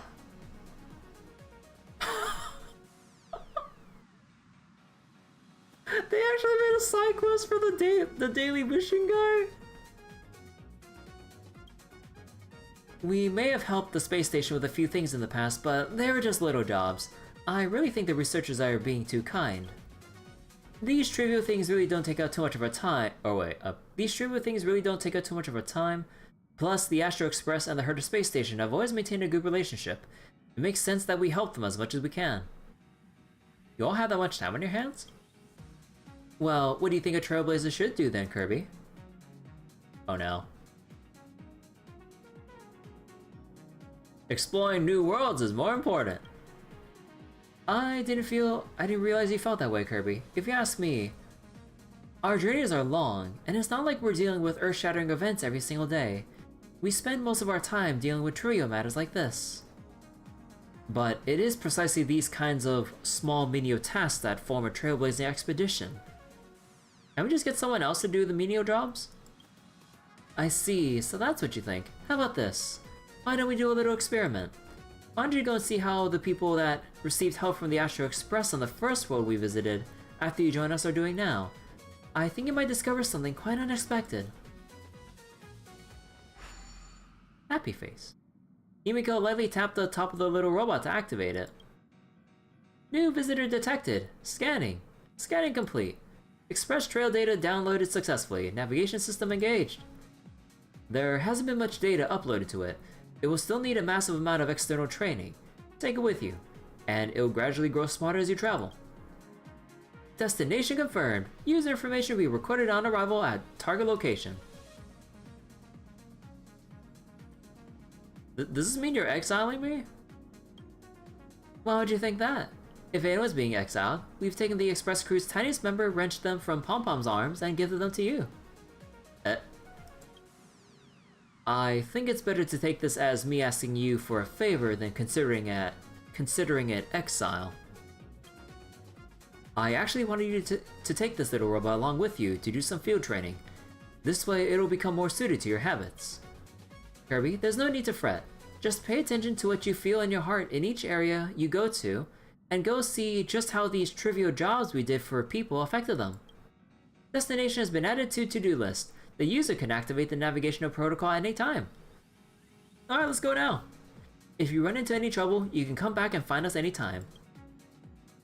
Of course, if you really aren't interested at all, you can put this matter aside for now. I can always ask March and the others another time. Oh, okay, actually this might take a little while. You know what, March, you can do that. You can do it later, or you can do it for me. Okay, this might take a little while, so let's actually switch it up to the main story. Cause like, yeah.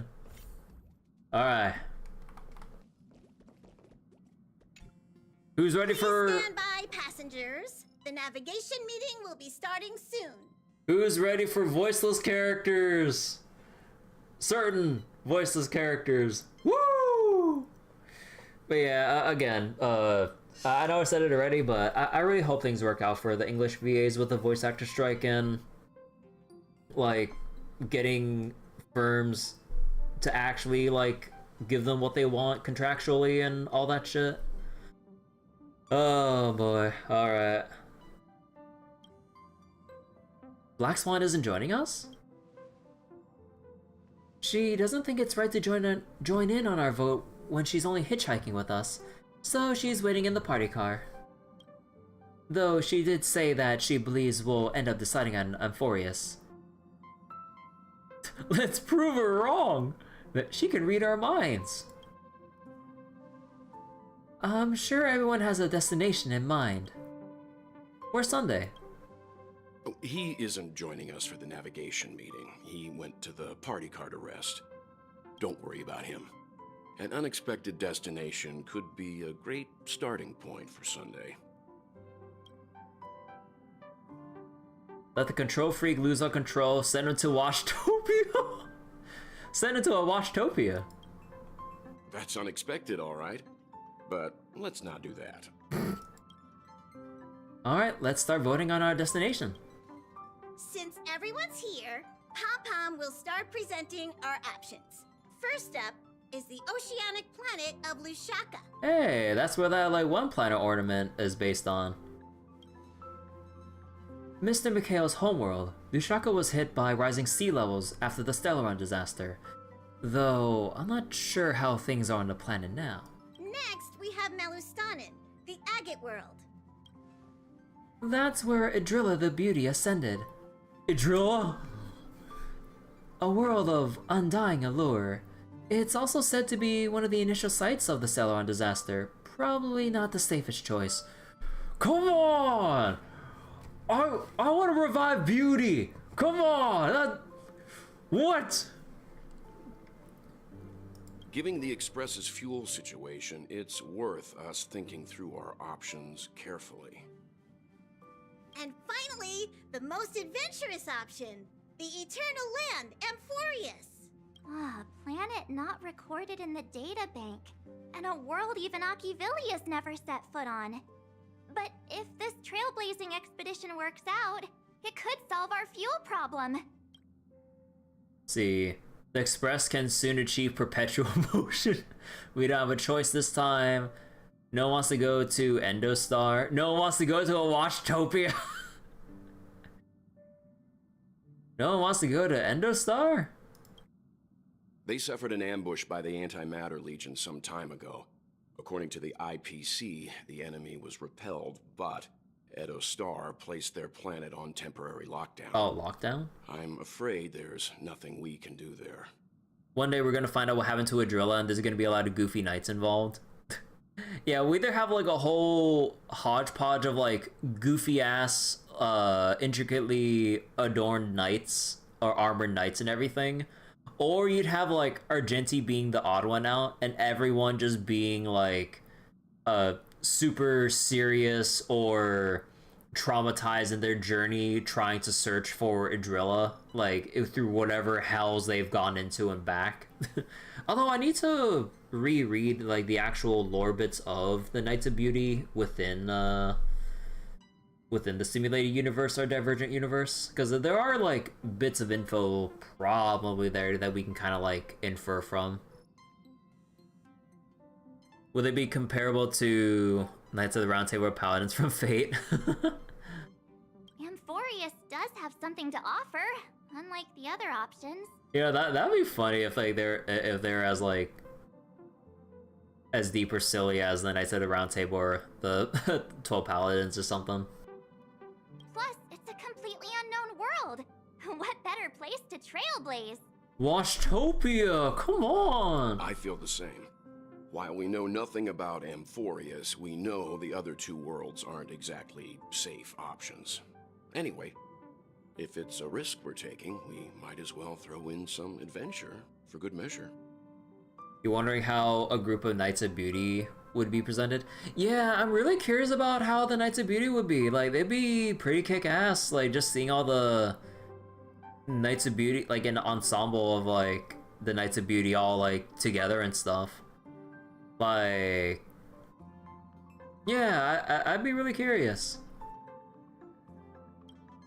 Agreed.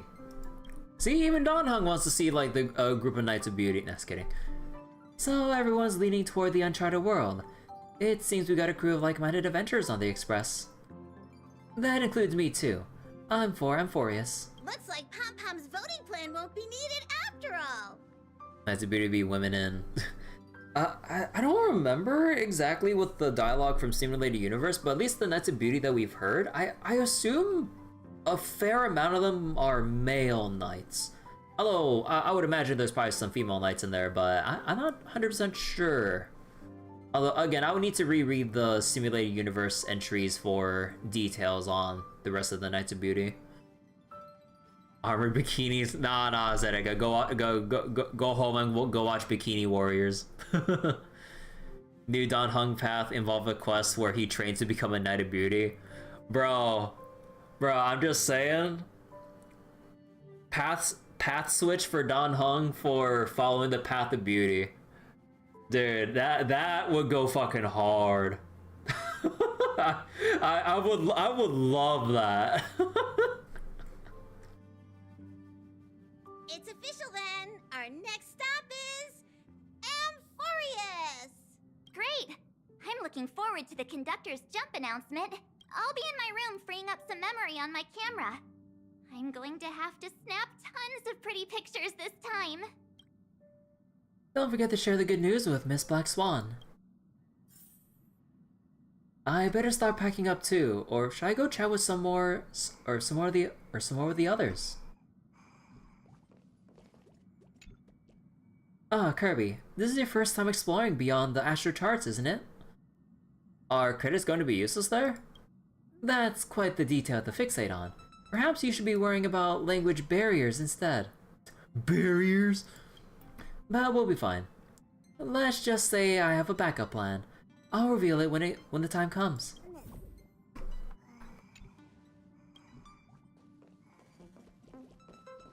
A world yet to be explored by the Trailblaze. No self-respecting nameless would turn that opportunity down. But what about Washtopia? Aha, so I'm better than an Aeon. This is Akivili we're talking about.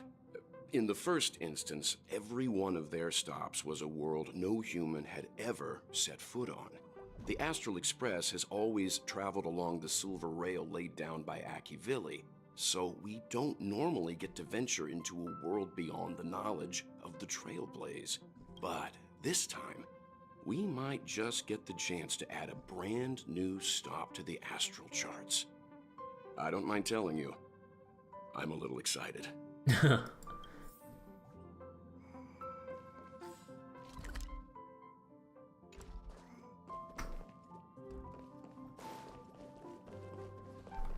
Oh, wait, we can go here and chat with, I would assume Black Swan and Sunday here. Yeah.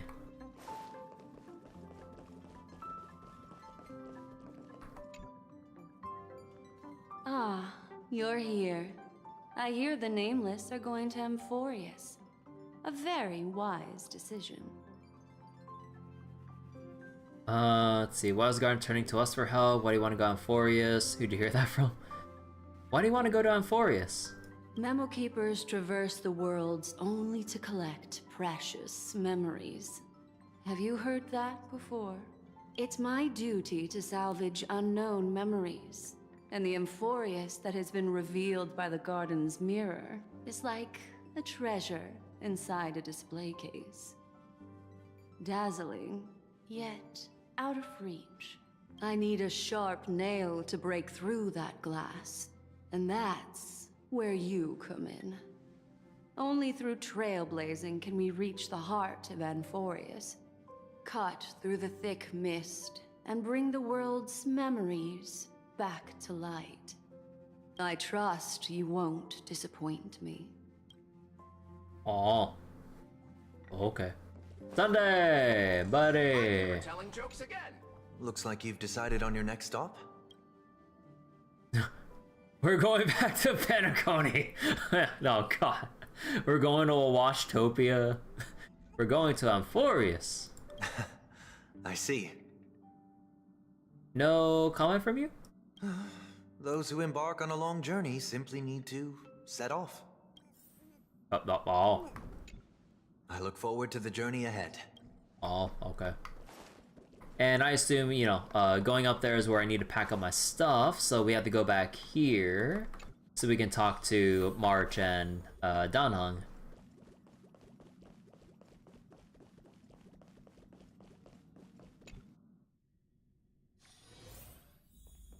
Hey, what do you mean it's not optional to talk to Trotter Lord here? Come on.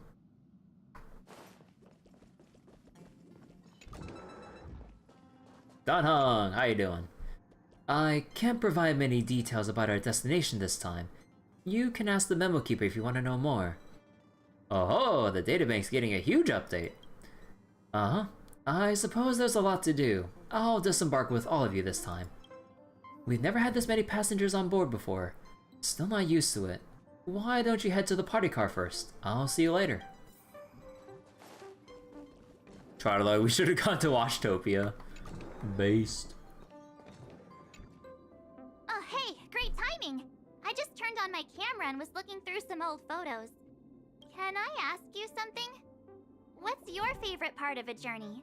From start to finish. See, the start of a journey when we dive into the unknown, middle of the journey where some gains are made, the end of the journey when we want to commemorate the adventure. The start of a journey when we dive into the unknown. Then let's go snap some photos as soon as we arrive in Amphoreus. Anyway, enough chit-chat. I better pack some extra batteries in case we end up somewhere without power. Alright, time to go to my room and set off.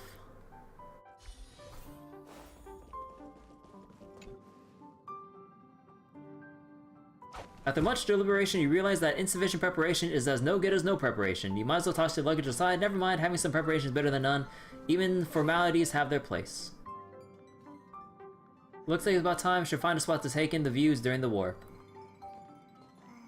Well, hold up. I need to take a bath first. So normally the Trailblazer is supposed to be humming in the bathtub, but because of the voice actor strike, Trailblazer doesn't sing here in English. Trailblazer does in all the other languages, though. Alright, my ultimate damage has been increased. Trash cake. The trash cake is resting in your room. Upon seeing you, greets you with a friendly meow. Pet the trash cat cake. The metal lid feels cold and smooth. It can't be a cold-blooded creature, can it? Meow. I really like how we have the trash cat cake with us. Hello, Trotter Lord. Let's see, play with it. Pat it on the head. Okay.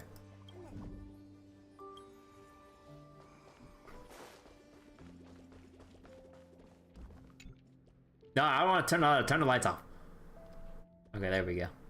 I always like the room dimly lit, or just like I don't know. It's just something about the atmosphere when like the room's all like dark and only lit up by your computer screens or night lights or whatever. There's like a lonely but serene feel to a room like that. I always like that kind of atmosphere in a room. Oh, wait, oh, wait, I take a rest in the party car. Wait, I thought I was gonna go to the usual sofa seat. I was like, wait a second, where am I going? Attention passengers! The express is about to make the jump! Please be seated and hold on! Why do we not have solar-powered phones? The climax of the chapter, we're finally not on the back foot, have a grand servant helping us, wrong game. Let me raise the volume one more time. Oh. Alright, I'm ready for missing voices in the cinematic. Or maybe not. There's nothing there. Oh. Confusing.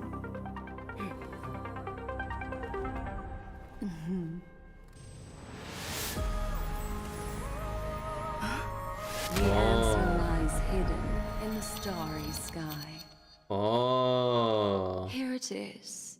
The isolated world that can only be seen through the garden's mirror. The eternal land, Amphoreus. Oh my god. Whoa, it's in the shape of an 8. It's Halo Infinite. What celestial body is this? No one knows. That's what you're about to find out. As you can see, Amphoreus is surrounded by a mass of chaotic matter that conceals it from the outside world. Nearly. Conventional interstellar travel can't detect its presence, let alone pass by or land on the planet. Yet the Garden caught a glimpse of this place, and along with it, discovered ever-shifting traces. Traces? 3 paths interweave and fetter Amphoreus, co-authoring the fate of the world. Ordinary pathstriders aren't known to leave traces in the mirror. So if what you said is true, then this isolated star system must have been home to at least 3 beings comparable to Emanators. I would even go as far as to say, eons themselves. For a world to have nurtured such marvels, yet still remain unheard of throughout the cosmos? Now that is hard to fathom. We already know one of the 3 paths to be the erudition. I can reveal the second. In fact, you've all seen it just now. It's the remembrance. And then the third's elation. Just kidding.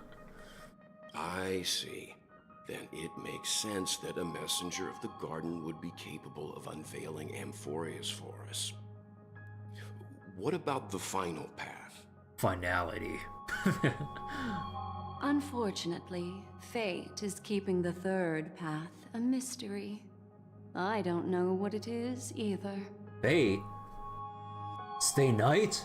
Unlimited Blade Works? Hidden beneath the brilliance of erudition and remembrance, yet possessing enough power to rival the other 2 paths. It could be the Equilibrium, the Enigmata, or perhaps the Permanence. Permanence. I have no clue at all. Fate Unlimited Codes. Dude, if only, dude, the world needs Fate Unlimited Codes too. Like, Fate Unlimited Codes 1 is broken beyond belief in as fun of a way as Marvel vs. Capcom 3. The world needs Fate Unlimited Codes 2, and it needs 18 to work on it. Bro, there is a lot of detail in Fate Unlimited Codes. It's crazy. Like, let's say you use the Noble Phantasm or specials for Koholin and Bazette with Gaybolg versus the what was it called again? The Fragorok. If you input Bazette's super during the Gaybolg animation, both of them will collide at the same time and knock each other out of their Noble Phantasm animation.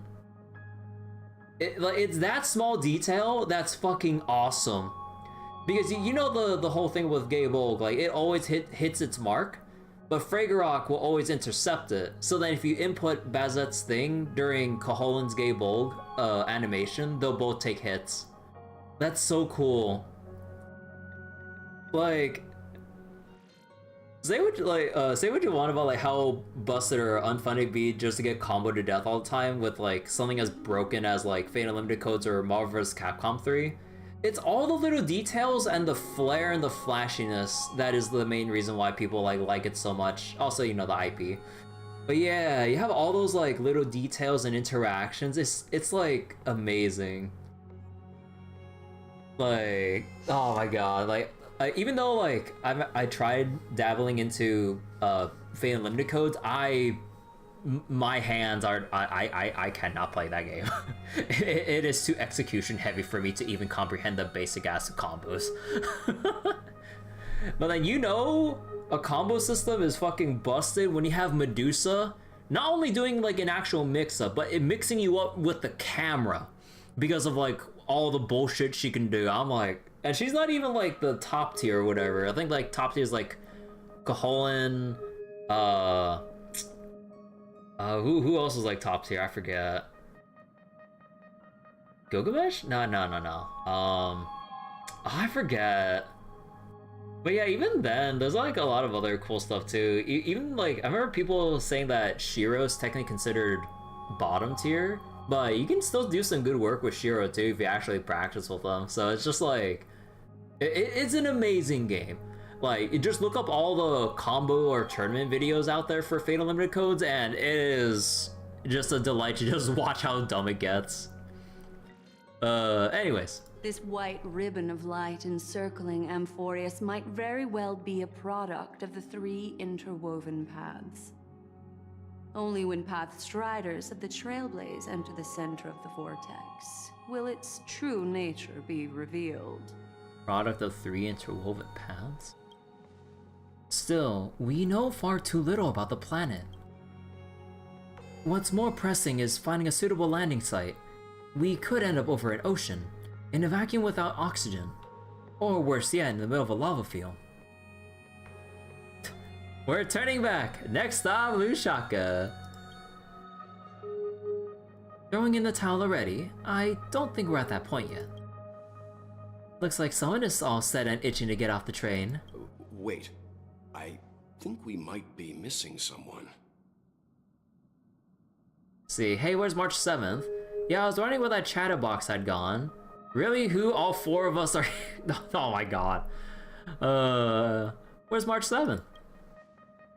She said something about her camera before going back to her room. I haven't seen her since the warp. That's not like March. She's usually the most excited about expeditions. Let's drop by her room. Is March 7th okay? Something feels off. Please, all of you go ahead without me.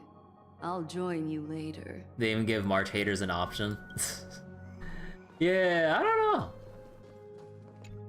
Let me know if there's anything I can assist with. I'll do whatever I can.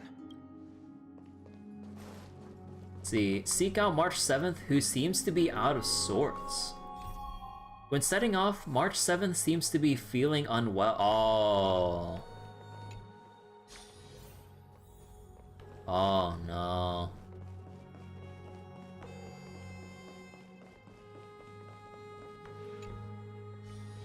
Let me double check something.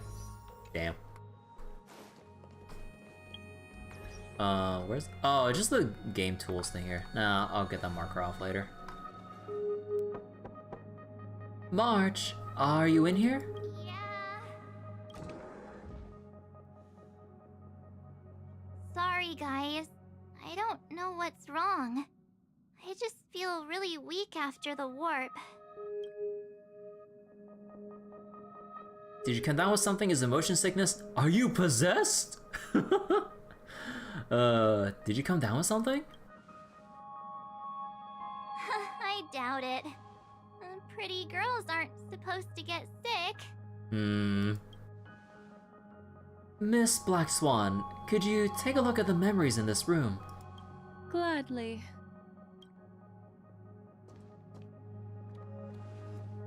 Black Swan presses her forehead against March 7th's head as if feeling the latter's body temperature.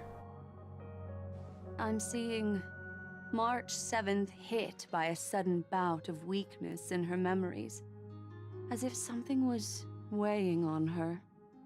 The onset of it far too quick to be any kind of sickness. Perhaps it's the effect of some external stimulus? Oh, why is everyone here? I should have cleaned my room. I invited Sunday to help with the diagnosis. He grew up in a star system rich in memoria.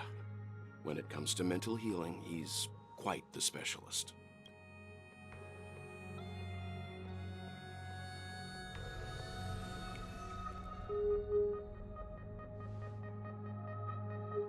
You've all been to Penacony before. I presume you are aware of how some might find themselves in a synesthesia dreamscape after warping to Asdana. I'm guessing this is something similar. Miss March appears to be affected by a certain external stimulus. Perhaps a path, an eon, or even Amphoreus itself. I agree. That's likely the case. Why is she the only one affected? There's no way to tell at this point. It could just be a matter of time before everyone feels unwell. Before we identify the cause, my suggestion is for Miss March to avoid venturing anywhere near Amphoreus. Man, we're never gonna actually have an expedition where everyone's all out together at once. It's okay, Himeko. I'll be good on my own. Go ahead, guys. I'll catch up once I feel better. Here. Take my camera along.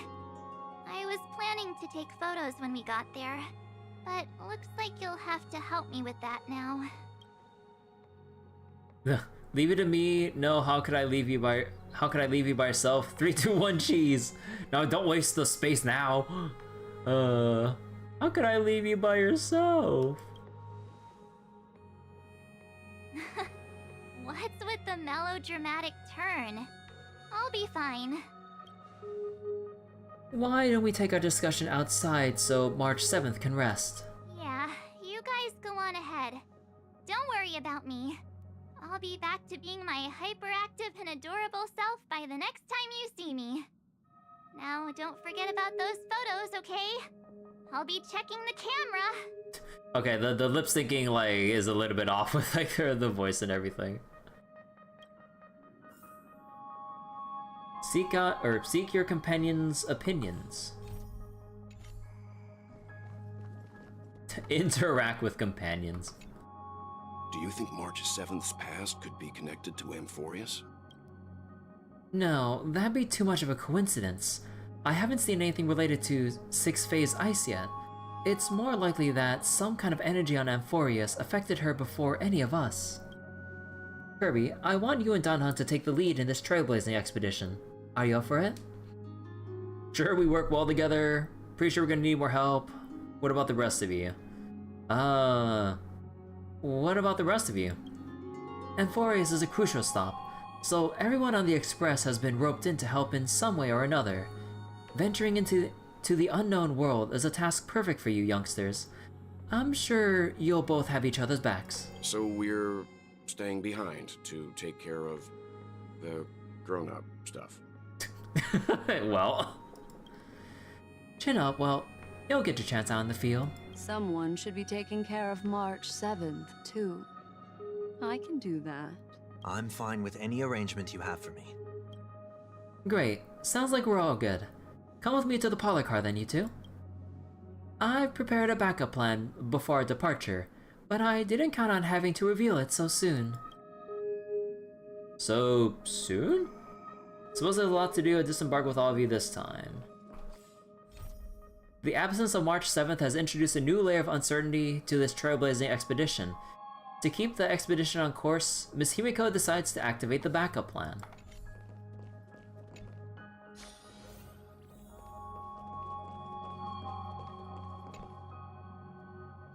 Now that our ground exploration team is assembled, I'll let the conductor reveal our backup plan. Yes. Seeing how this is going to be a perilous expedition, Pom-Pom and the Navigator have come together to prepare a special trailblazing gift for you. A temple so I can get JD1?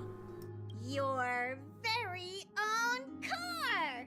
I don't want a car, I want Jade! Can I have a party car instead? My very own car. What now? Amphoreus is outside the Interastral Peace Telecommunications coverage zone, so there's no chance of remote communication when you're there.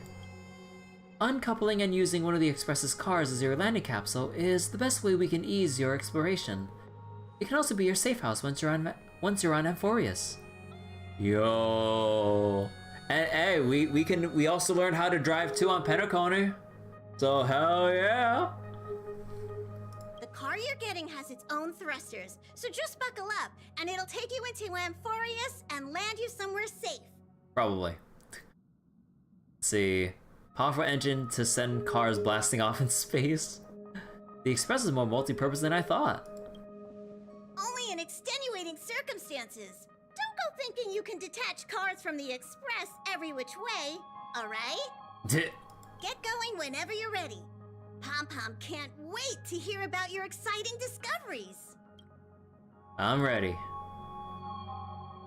So wait, like we're detaching part of the express train to pilot separately? Or is it an actual separate car? 3, 2, 1. Oh. Oh, it is like an actual part of the express, not like an actual like car. Ma'am, who's there? Hey, because Trailblaze's voice is here, by the way.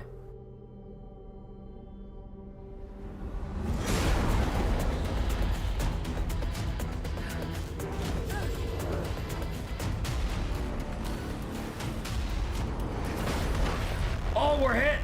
We're hit! We're going down! Sometime later. We're dead Trailblazers. Ugh.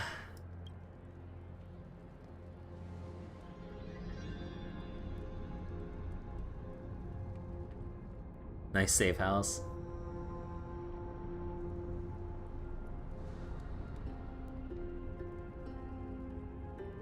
Well, it's a good thing we went down first.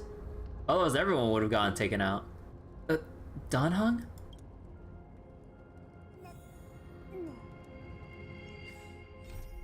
The coach was forced to make an emergency landing, but thankfully, we're both unharmed. Our initial assessment suggests that this world contains civilization. We resolve to remain vigilant as we explore this unfamiliar land. Oh, wait, you know what I just remembered?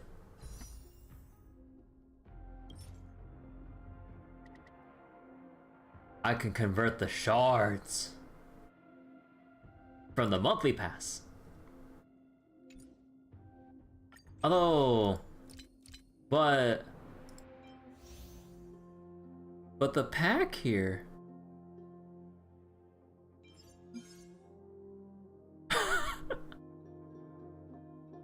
But the substats. No, I'm just kidding. Wait, man, that is pay to win as fuck. Holy shit. But yeah, wait. I mean, since I did have all these from the monthly pass, like, yeah, I might as well just go convert it. I actually kind of forgot about this, because I forget every time you order the monthly pass, you get the shards here to convert into regular jade. Yeah, okay, wait. Before we continue. I know, look, Danhong just gonna have to sit on the floor for a while, but we got more important matters at hand.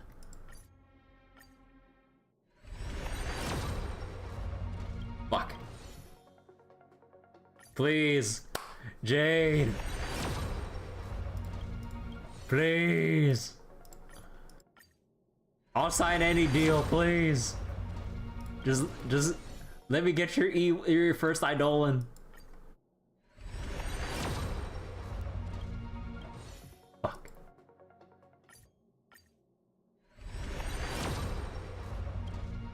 Fuck.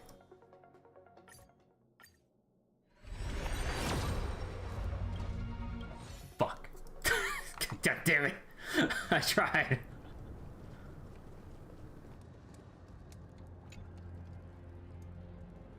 Danhong is slumped in the corner of the wreckage, his well-being uncertain. Danhong, time to get up. That was one stylish landing. Time to come up with the name for the next reincarnation. Oh, that's fucked. that is fucked.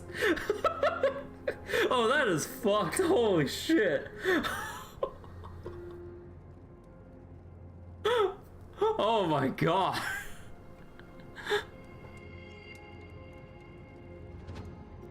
Oh. Well, time to come up with a name for the next reincarnation. Wait, you see Danhong's chest rising and falling. Proof that life still lingers within him. Shake him hard, mouth-to-mouth resuscitation, slap him in the face. Shake him hard. He doesn't even twitch. Looks like you gotta try some new ideas.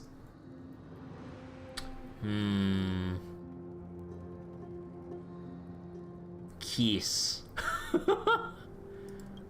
You recall the moment you first met Danhong on March 7th. Nope, ain't no way. Yup, this is the way. This is how you do it. It's as if someone is shouting in your ear, just do it. It's veritably the whispers of the devil. After much hesitation, you finally lean down and... Sorry, Dan Hung. Sorry for what? Pardon me for not keeping you safe.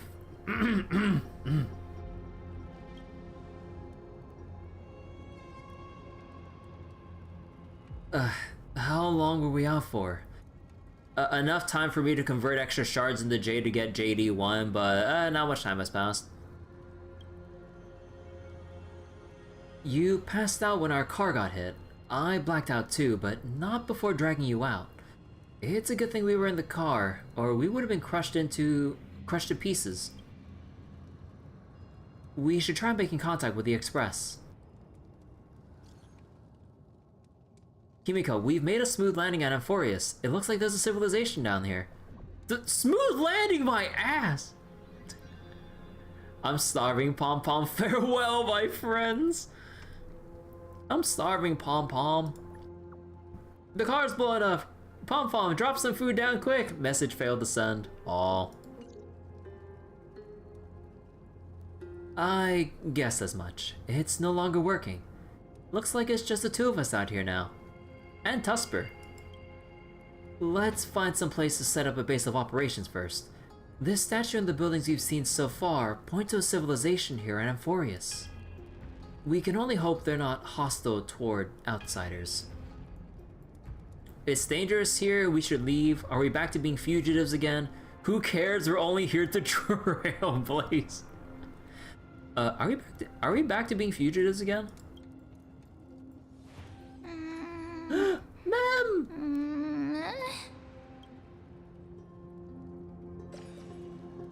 Aw. What is it? Shh, someone's here. Show yourself, Peeping Tom! Someone's here. Ready your weapon and stay alert.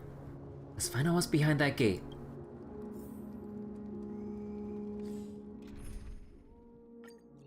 Oh wait. Oh wait, it's not even letting me select like between my other teams? Okay, I have to just manually do it.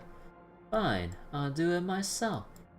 Blah, blah, blah, blah. Boom. Ayla. I guess for the time being, we'll just have Herta.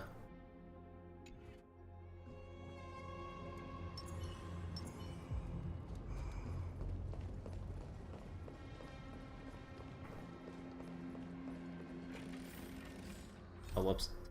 Okay. Hold on. It opened on its own? Herta squared. Ma'am! Why is it so dark? Is it nighttime already? What? What? Oh. Oh. Oh, okay. So you have like the stage transitions every time you get to a certain point. Oh. I wouldn't mind playing like a Honkai horror game of some sort. This is cool. Excuse me, how you're doing this again? I don't know what they're doing again. Over there, that pink thing. You see it too? Yes, it's not an illusion. There it is again. Is it doing all this? This phenomenon is hard to explain. A certain island from Genshin.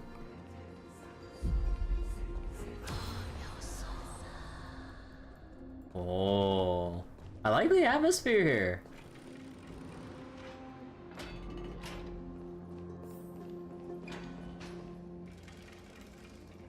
It's gone.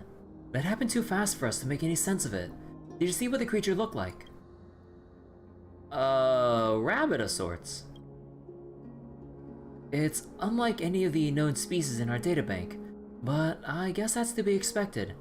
We know nothing about Amphoreus after all. Back when we were trailblazing into Eurilo 6, we knew its history and terrain even before arriving on the planet. But with Amphoreus, all we have is whatever little black swan told us about the world. What should we do now? Find a local?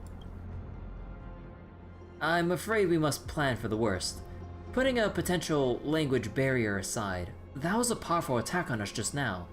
It's hard to imagine a planet as far out and isolated as this having the expertise to create such sophisticated weaponry. Is it any match for your dragon transformation? I can't tell for sure, but let's not get our hopes too high. We can learn and observe as we move. It looked like a meme. Take a look. This is pure genius in action. Upgrade configured. Incense ascends.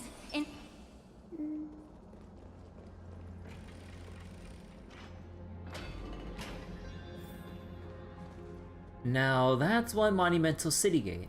Imposing on somewhat archaic, could it be a cultural site? Dang. Wait.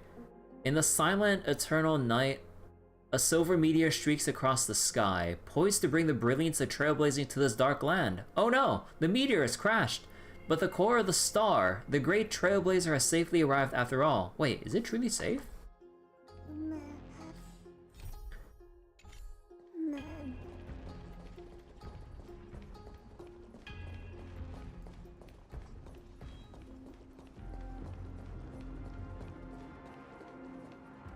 Huh.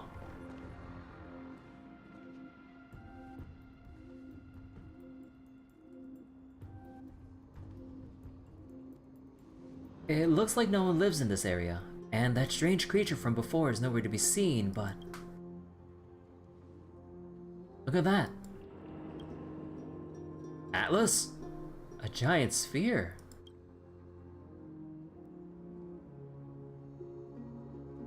Judging from the prevalence of these colossal structures, this civilization has more than just great engineers and architects. The structures also indicate a universal belief system. If only I were closer, I'd be able to make out the details. If you want to take some photos, now would be the perfect time. Say cheese!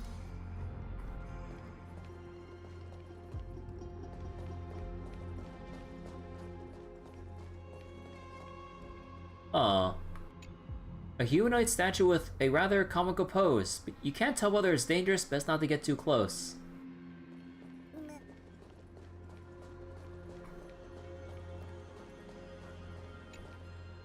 A humanoid statue that does not move, you can't tell whether it's dangerous, best not to get too close. Okay.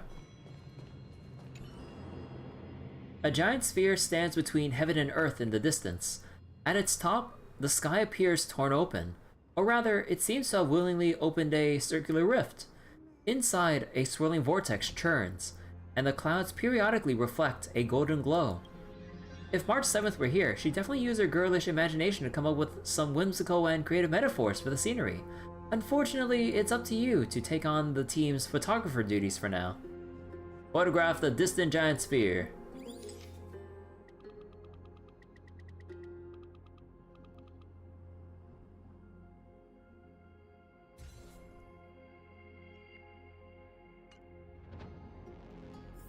Don't forget the city gate too.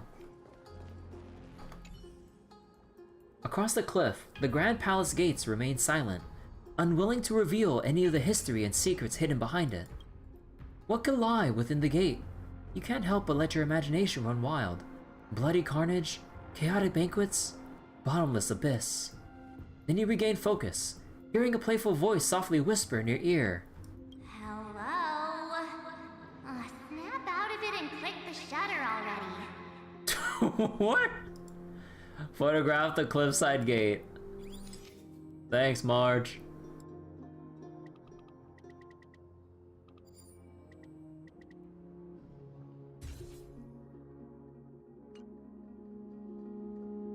These turn out great. Huh, they deserve the most prominent spot on the photo wall.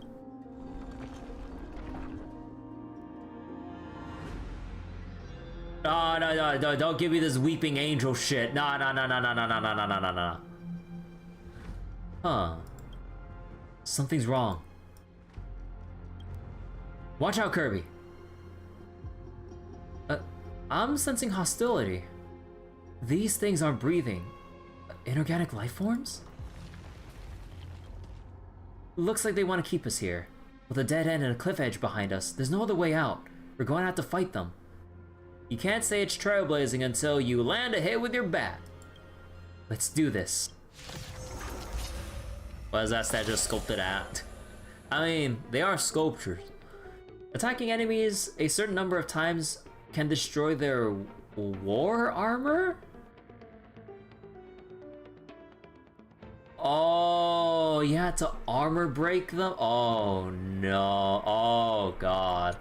When their war armor is destroyed, deals damage to enemies, delays their action, and regenerates energy for the attacker. Attacking enemies with destroyed war armor will additionally deal damage to them. They'll be repaired at the end of the enemy's turn. Oh, because this is yet another needed mechanic. I mean, it'd be boring if there wasn't any new gimmick for a new planet of enemies.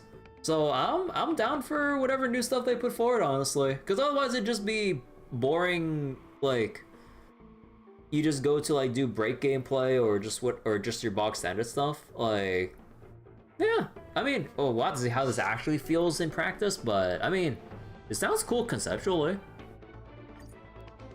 If it stays to this world's mobs. Support. I need to hit them 5 times! Wow, shit.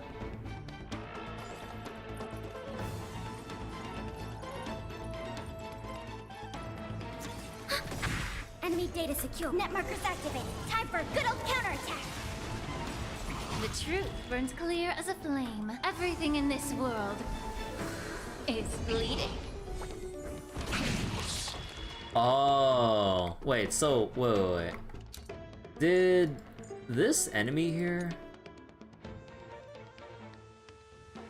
possesses number of war stacks, loses 1.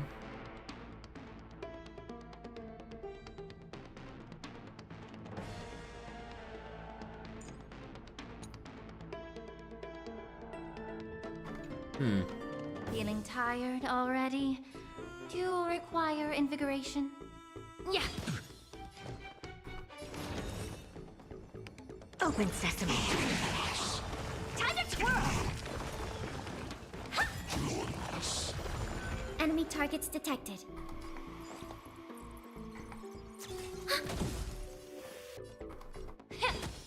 Never seen perfection before? Expand your thinking. Do you know who I am? This big diamond! It's all yours! Time to twirl! Curiosity is a dangerous thing, you know. Endless riddles. Nothing but a void.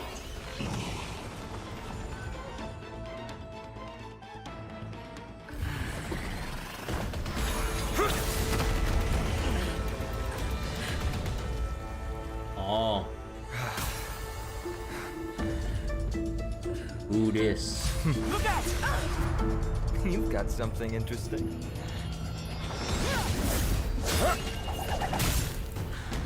Oh! Hey, give me my bat back! I bear no harm. I just want everyone to be safe. What, you slice the spear and... does he mean the Stellaron? Maybe he can sense, like, the Stellaron inside us. Hey, I can understand... Or, wait. Everyone to be safe? Roaming around a place like the Abyss with weapons in tow is a show of provocation. Those soldiers are minions of the Strife Titan. They're not known to stop until all invaders fall under their feet. Oh. If you continue brandishing your weapons, you won't only be putting yourselves in the crossfire. The Abyss? Roaming around a place like the Abyss.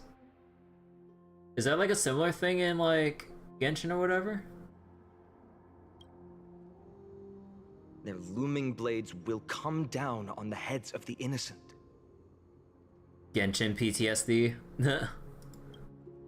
It's all connected.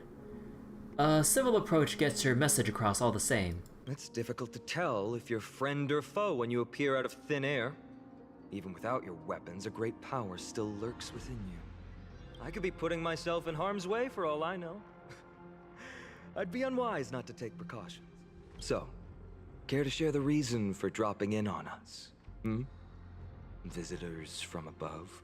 So the Abyss is where half of the main antagonists of Genshin come from? Oh. Fine on. Look what you did again! Taking off only to get yourself into trouble? Who dis? You even ruined his Tribby. weapon! Now you've really gone and done it. This is no way to be treating strangers! I was just trying to fix our problem in the safest way possible. Yeah, the half is rush. Wait a second. How is this safe? Hello, friendly strangers. Let's all simmer down and cool our jets. We're all humans here. No need for things to get so heated. You're not joking? Huh. Snowy's just worried you're baddies from above, but we know you two are nothing of the sort. Oh, right, you don't know us yet. We are Tribby from Yanisopolis, and this Yanisopolis? is Snowy. Hurry up and apologize to them. All right, if you say so, Tribby. I apologize for my earlier behavior. I was overly wary because both of you landed in this tumultuous region. It put me on high alert. I understand. We're trailblazers from beyond the sky. Can they understand that? There's no point in concealing anything. They saw everything. If they wanted us dead, they wouldn't be standing around talking to us. Not from above the sky, but beyond it. Wow, that's something else altogether. You're lucky you met us then. What do you mean? She means you're lucky because we won't hurt you, but the same can't be said for others. Let's talk somewhere else. You've seen it firsthand, it isn't safe out here. As you saw, there are still many refugees who haven't been freed in the temple. We're here to rescue and escort them to the holy city, Akima. They're the reason I had to be absolutely sure you were not here with ill intent, and why I wanted you to put away your weapons.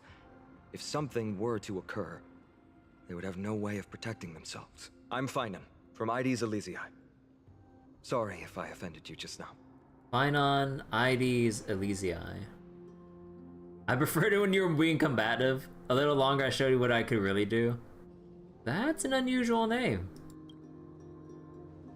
I'm Don Hung, and this is Kirby. I'm Kirby. I'm the galactic baseballer. I'm the galactic baseballer who's missing a baseball bat. Why do I feel like you and I are kind of alike? Is it the hair? I'm Kirby. Friction really does spark friendships, huh? Here, you can have your weapon back. And here's your spear. Don't worry, this is entirely on Snowy. I'll make sure he fixes it for you. It seems I'll have to treat Cartonis to a couple of drinks again.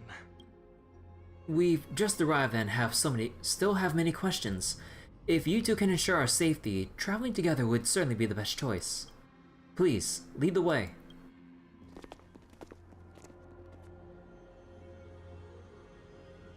How do you view the situation?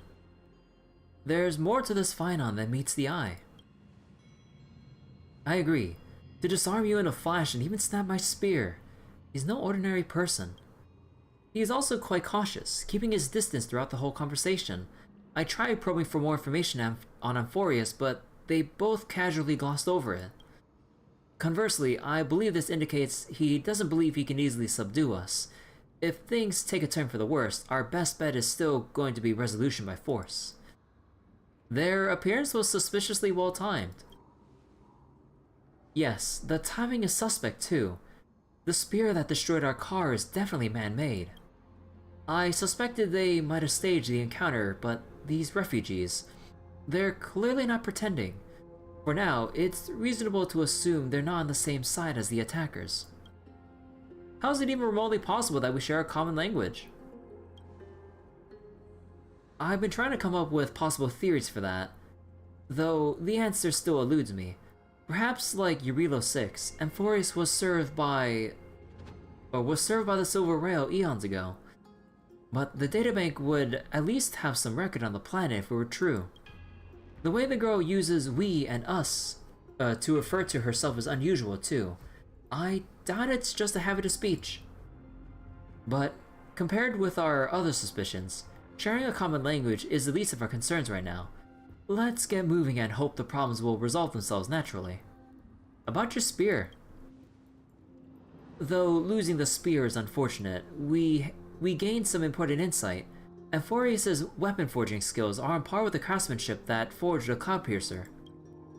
Looks like this world is nowhere nearly as primitive as we had first thought. Perhaps they have more to surprise us with at this holy city that they mentioned. Alright, let's keep going. Huh, is someone arguing in the temple? Let's take a look, and remember, keep it friendly.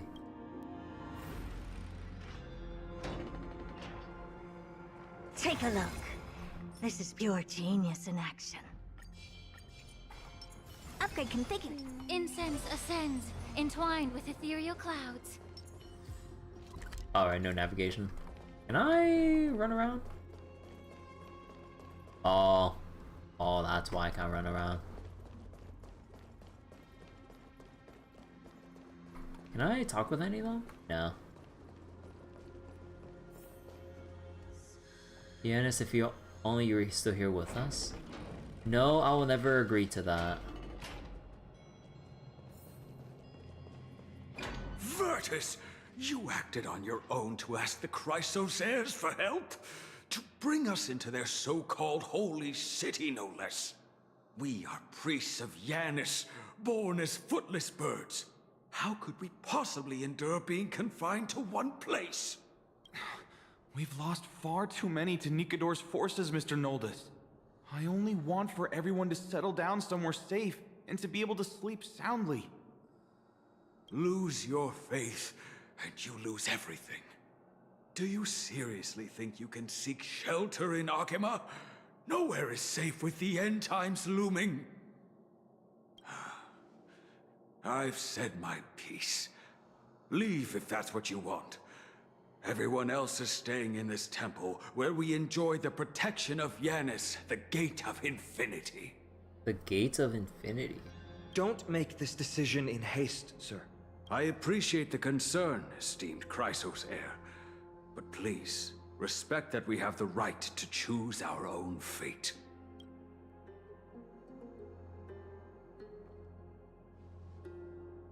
I'm sorry you had to see that, esteemed Chrysosaire. These two with you are...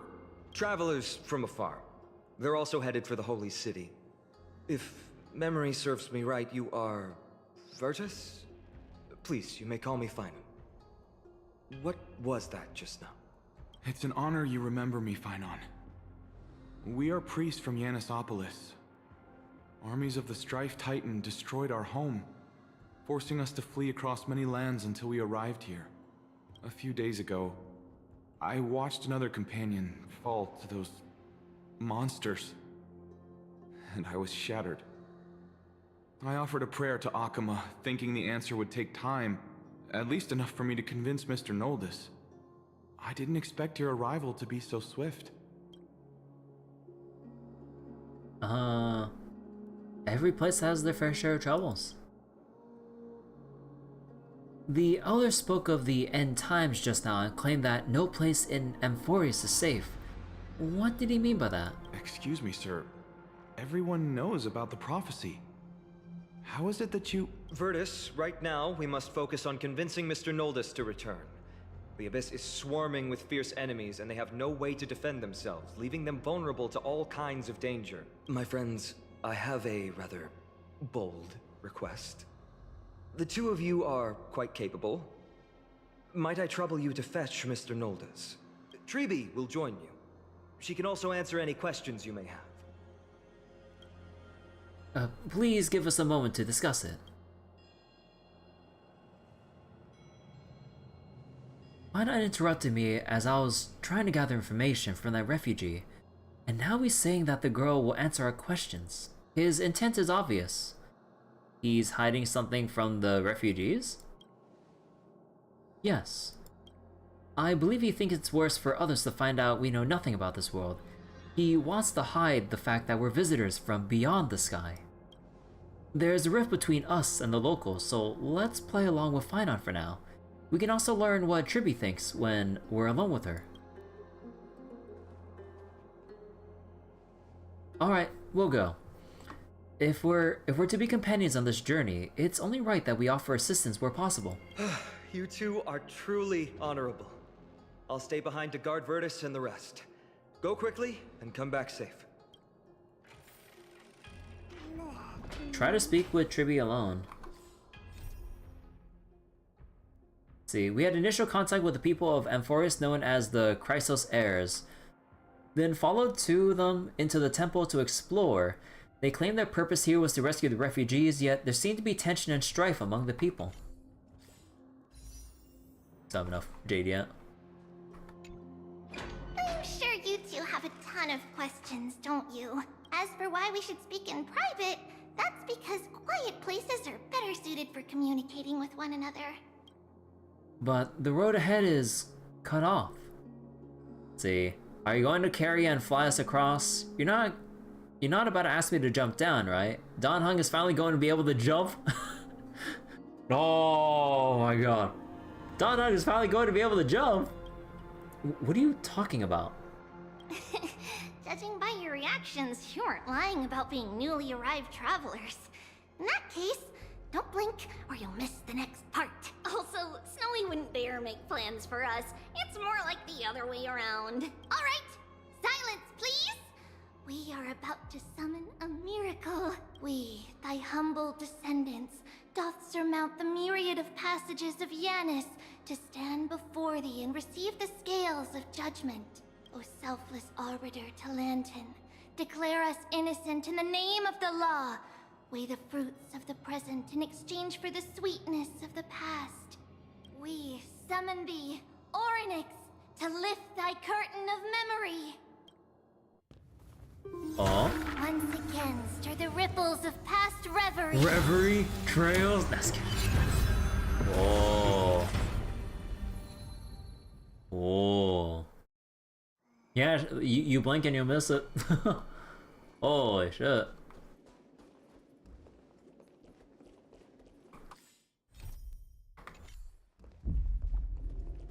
Oh.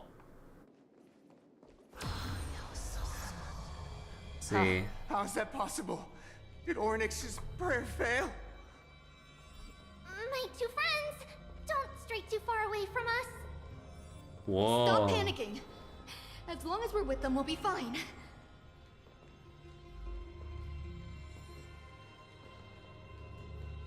Okay, this is kind of a cool effect. Holy shit.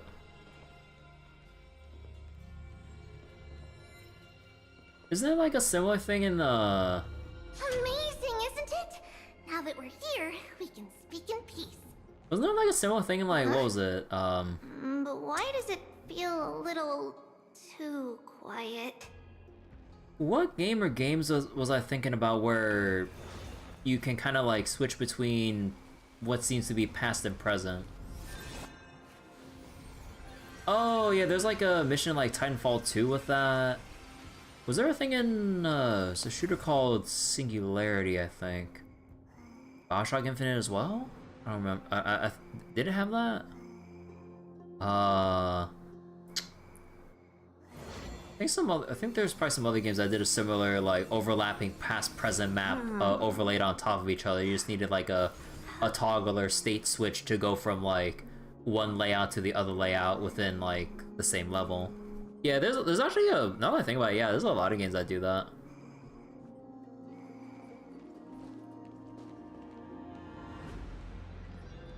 Sonic game that did that, Legend of Zelda Skyward Sword did it, The Simpsons did it. No, I'm just kidding. Imagine.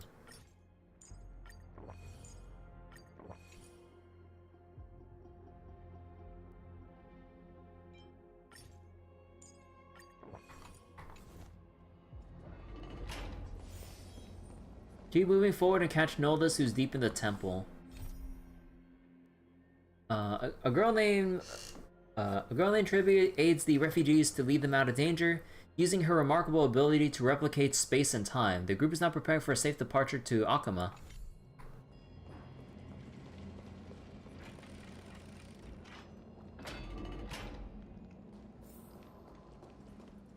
Oh. Just what I was afraid of. So much for a peaceful chat. The history lesson will have to wait, my friends. We must help Mr. Noldus! The war song. Oh, so this guy provides a buff that generates extra stacks for all the other enemies here. Oh, so okay, so you want to break this guy first so that it removes the extra armor stacks from the other enemies. Time to make a decision. Oh. Enemy data secure. You both have impressive fighting skills! Immerse yourself in it. Oh, I'm sorry. Oh wait, actually, okay, that was inefficient. Whoops. There's a dangerous thing, you know. Endless riddles. Nothing but a void. Time to twirl! Oh, alright, it's only one wave. Oh, thank you. The three of you saved our lives. Mr. Noldus, Virtus was right. It's too dangerous for all of you to be here. Please, come back to Akama with us. I believe I've made my stance clear, my child. Us priests would rather die in the pursuit of faith than live in a foreign land. It looks to me you still prefer living. Don't lie to yourself, old man. It looks to me you... Or bleh. It looks to me like you still prefer living. Sir, we deeply understand your faith in the Titans. Perhaps in your eyes, Kefali, the protector of the Holy City, is but a god from a foreign land. Kefali. But we swear to you, in the name of Yanis, the Gate of Infinity that so long as the Chrysoceres live, Akama will protect all followers of the Titans. We are one and the same. You swear in the name of Yanis? Who are you? Don't you remember, Noldus? Our name is Trebios. What? You're the High Priest? Trebios. Why do you look like a child? Oh no, to think that I, a mere tribal priest, dared lecture you on faith. Oh, how ludicrous. Please, forgive my transgressions. Noldus, we do not wish to force you, but please think of the people in your tribe. The young place their trust in you, just as you place your trust in us. If you stay, they will remain here too, doomed to fall under Nikador's spear. Was that the spear that hit us? If that is divine will, then I have no reason to disobey. High Priest, please guide us once again as we spread our wings on this long journey. Mr. Noldus, I'm glad you're all right. Virtus, I still disagree with your methods, but it doesn't matter now. Let us place our trust in the Chrysoceres. The Dromus caravan that's supposed to meet us isn't here yet, so let's all rest where it's safe for a while. Regrettably, our questions are still unanswered, and we now have even more. Now that things have calmed down, perhaps you two can find the time to answer a few of them. Of course. Please, come this way. I see you've both been made aware of our troubles. I'm grateful for your understanding, so in return, please ask me anything you wish to know. What is this end times that people spoke of? Just as the word implies. It's the time of strife before the world meets its end. The darn finality is still after me. Is this the sequel to Bellabog? No. The darn finality is still after me. Are you saying your civilization is coming to an end? To be precise, it's the whole world that's coming to an end. What are the Titans? The ancient gods of Amphoreus. Once worshipped by humanity, they now stand as their foes. Who are the Chrysoceres? The prophetic deliverers, with golden blood coursing through their veins. Deliverers? What's that miracle performed earlier? It's a gift from the three Titans of Fate.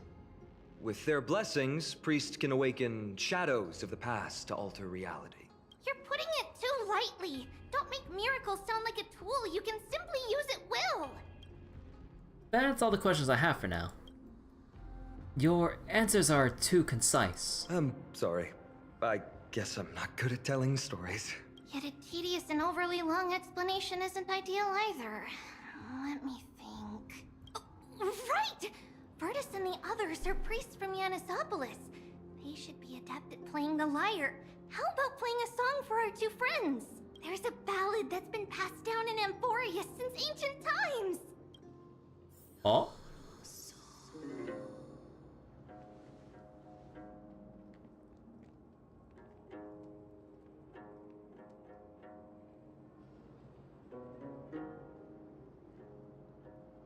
Happiness abound in this lush land by God's chosen. Giants raised their glasses in a toast, beheld by the 12 constellations. 3 carved the heavens and the earth. 3 wove the threads of fate. The threads of fate. 3 molded life with their hands, and 3 guided calamity's gate. They declared the world too unstirring, hence wished endless laughter upon the living. Thus, you and I were created, with words and song to weave, and love and intimacy to give. Thus creation was complete. Who then will bear the weight of humanity's souls, to lighten the steps of the living as a whole? O great Kephali, all-knowing father of stature so tall, yet low does their gaze willingly fall. With light of dawn heavy upon their shoulders, golden ichor spills unto the land, forming the boiling river that flows through the legacies of heroes who take their stand.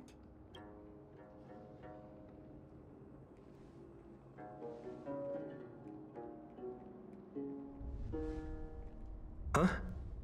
The rumbling. Just kidding. What's that sound?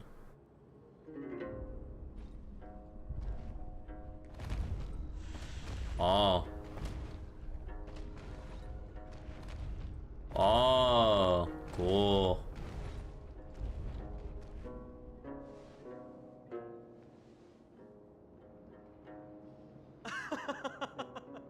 Don't worry, that's just our rescue. Time to get up, everyone!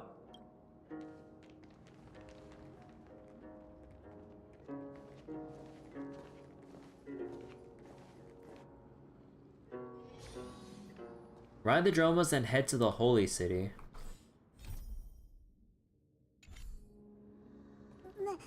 Actually, can I move around still? And not that there's any point here. Yeah, so you can still move around there, but there's no point to.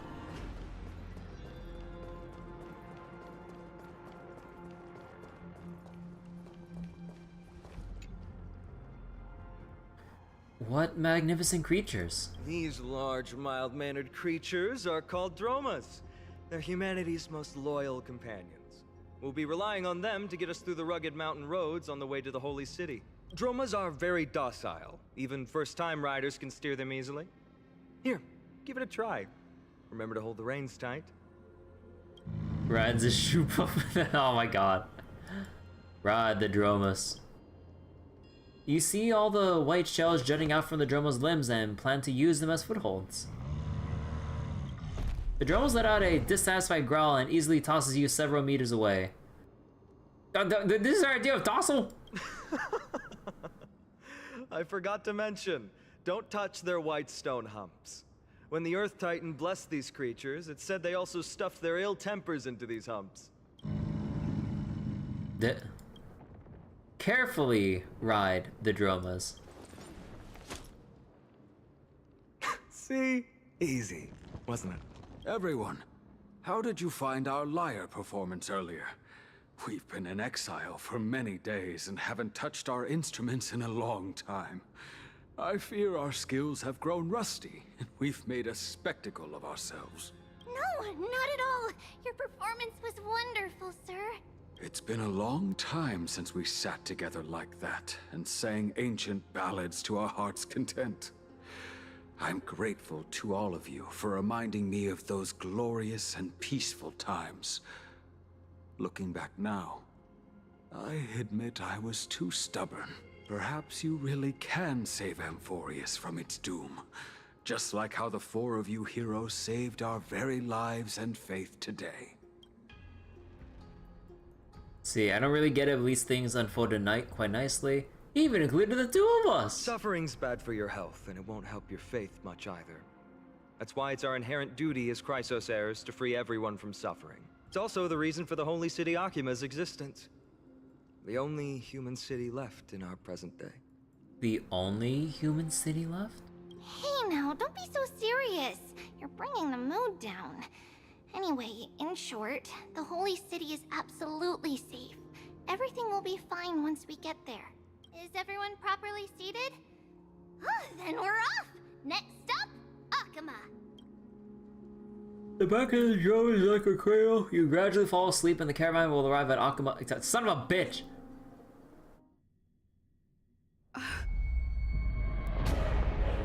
Hey, we got signs going on. The city's under attack.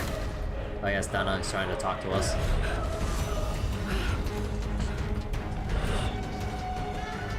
Voices Don Han, not like this. Whoa.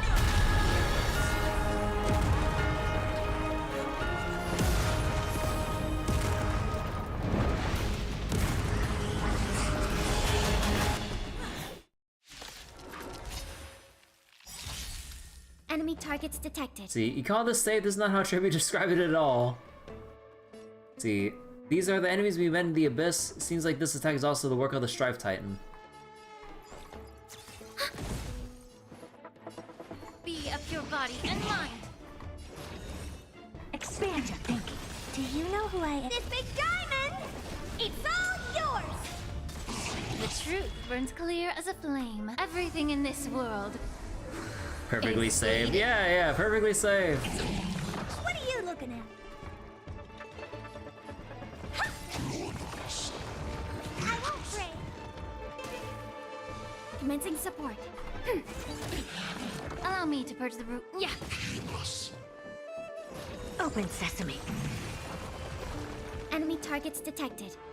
Enemy data net markers activated. Time for a good old counterattack.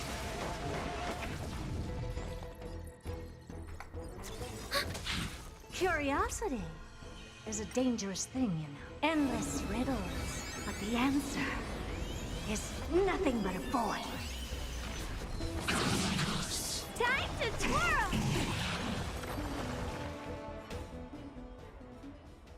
You both fought so bravely. Are you Chrysos heirs from a foreign land? Please, I beg of you, save Akama. The Mad King Nikador has returned. Look, there's strife and conflict everywhere. Stay calm and leave this to us. You must hurry and find shelter. Thank you, thank you. Your comrades are fighting inside the city. Fate will guide you to them.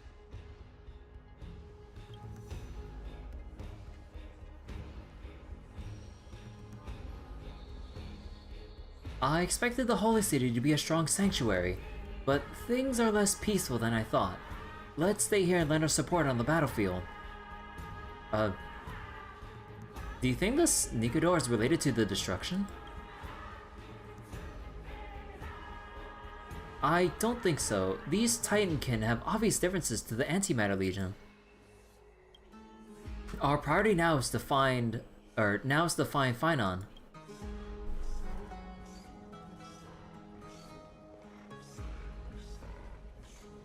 The main road's been blocked off. Treeby? Don't panic. Leave this to us. I summon the Oryx! Wait. Lift up the curtain of memory and stir up ripples of past reverie. Lift the curtain and stir up ripples of past reverie. Wait. Click and hold the button to activate Ornyx's prayer to rewind time.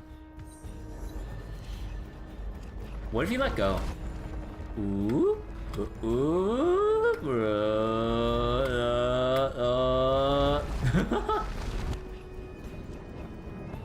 Oh.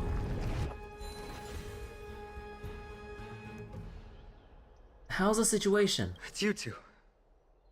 I'm sorry we got you involved. Reverie. I can't look at the name the same, the word the same again. I never expected Nikador to lead an army and launch a surprise attack on the Holy City at a time like this.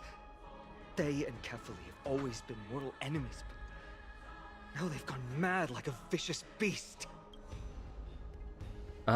Humanity is so doomed. It's so over. We took care of some enemies. You have my gratitude. Thankfully, Akuma is not completely unprepared. The prophecy had warned us about this. This is a catastrophe, but it's not the end. Mr. Naldis and the others have gone to seek shelter. Leave the rest to us. You should evacuate along with the citizens.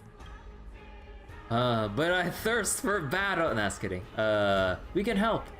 I don't doubt your skills, but... Very well, but please remain by my side. These pests can't hurt you, but our companions, those known as the Chrysos heirs, their attacks do not discriminate between friend and foe. Huh. Oh, Kefali, throne of worlds, please end your long silence and grant humanity protection. Yeah, we're still in like scripted area land for now. Oh. What are you doing? It's not safe here. Seek shelter, quickly. No, no, no. It's very safe here. The prophecy has already revealed that the light of Kefali will shine upon all. Watch. No one will die. The heroes will protect the city. Leave them be. Just as Mr. Noldis reveres Yanis, faith is all some people have left in a world teetering on the brink of collapse. To honor their faith is the sacred duty of the Chrysos heirs. Minions of strife, you shall not harm these people!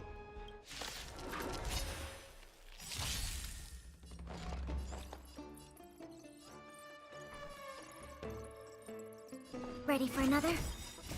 Net markers activated. Time for a good old counterattack. Do you know who I am? This big diamond! It's all yours! Immerse yourself in it. Time to cleanse the filth. I don't have time for games. Expand your thinking.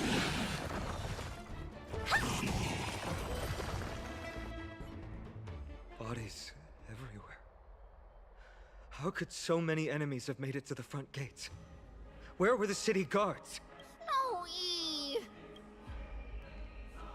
We're back. Hey, there's the rest of them. The 3 Trivies? We are Trian. Brienne. We are Trinan. Brienne, Trinan, and Tribby.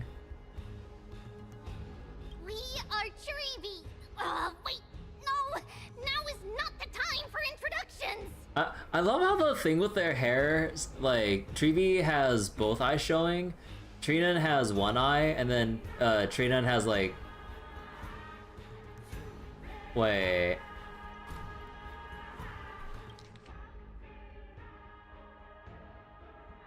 Oh, no, never mind.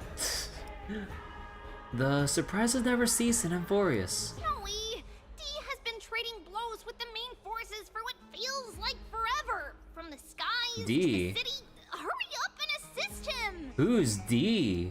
I knew it. He gets reckless once he gets the urge to kill. I'm relying on you 3 to handle the task of getting the citizens to safety. Don't worry. With us here, we can just use the Sentry Gate to whoosh the people to the safest place in Amphoreus. Wouldn't that be Akuma?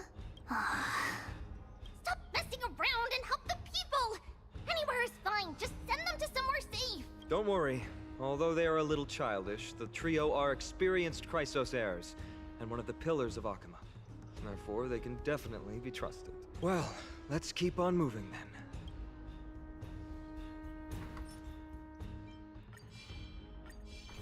Take a look. Upgrade configured. In action.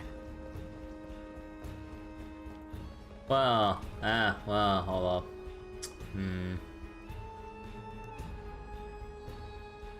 I got a better idea.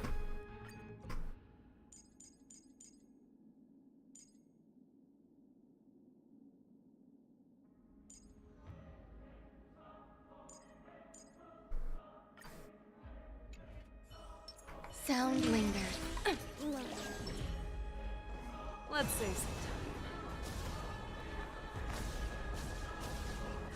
All together! Eternal. The fearless knows not fear. Too slow.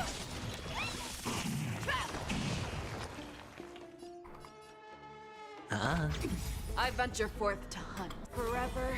Triumphant! Victory is inevitable! Let the valuation begin. There's more to life. Watch your head. Every petal, all will be swept away by the wind. Never hesitate!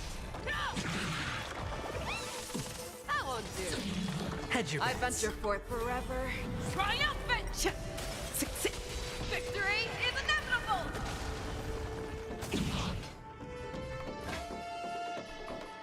The fearless knows not fear. Too slow.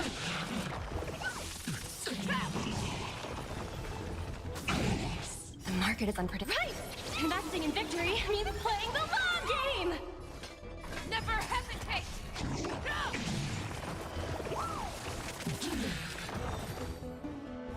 Eliminate the enemies on the main road and leave the rest to the Holy City's guards. They're all trained and experienced elites.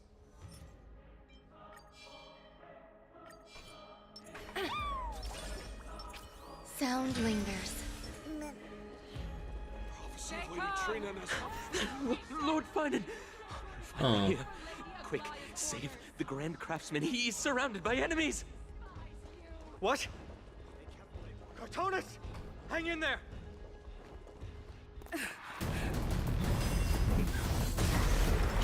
Whoa. Who stopped it? Is secured now. Oh my god. This is the result of your efforts. Quit messing around. You know who we're dealing with. My day.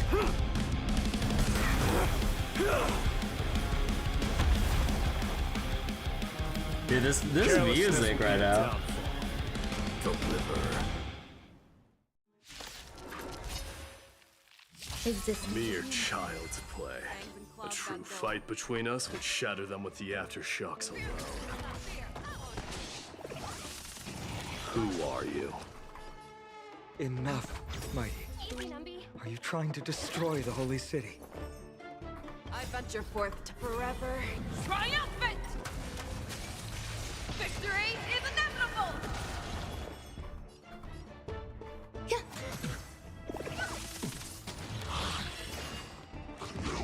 Oh, that guy refreshes their armor? Oh, that's...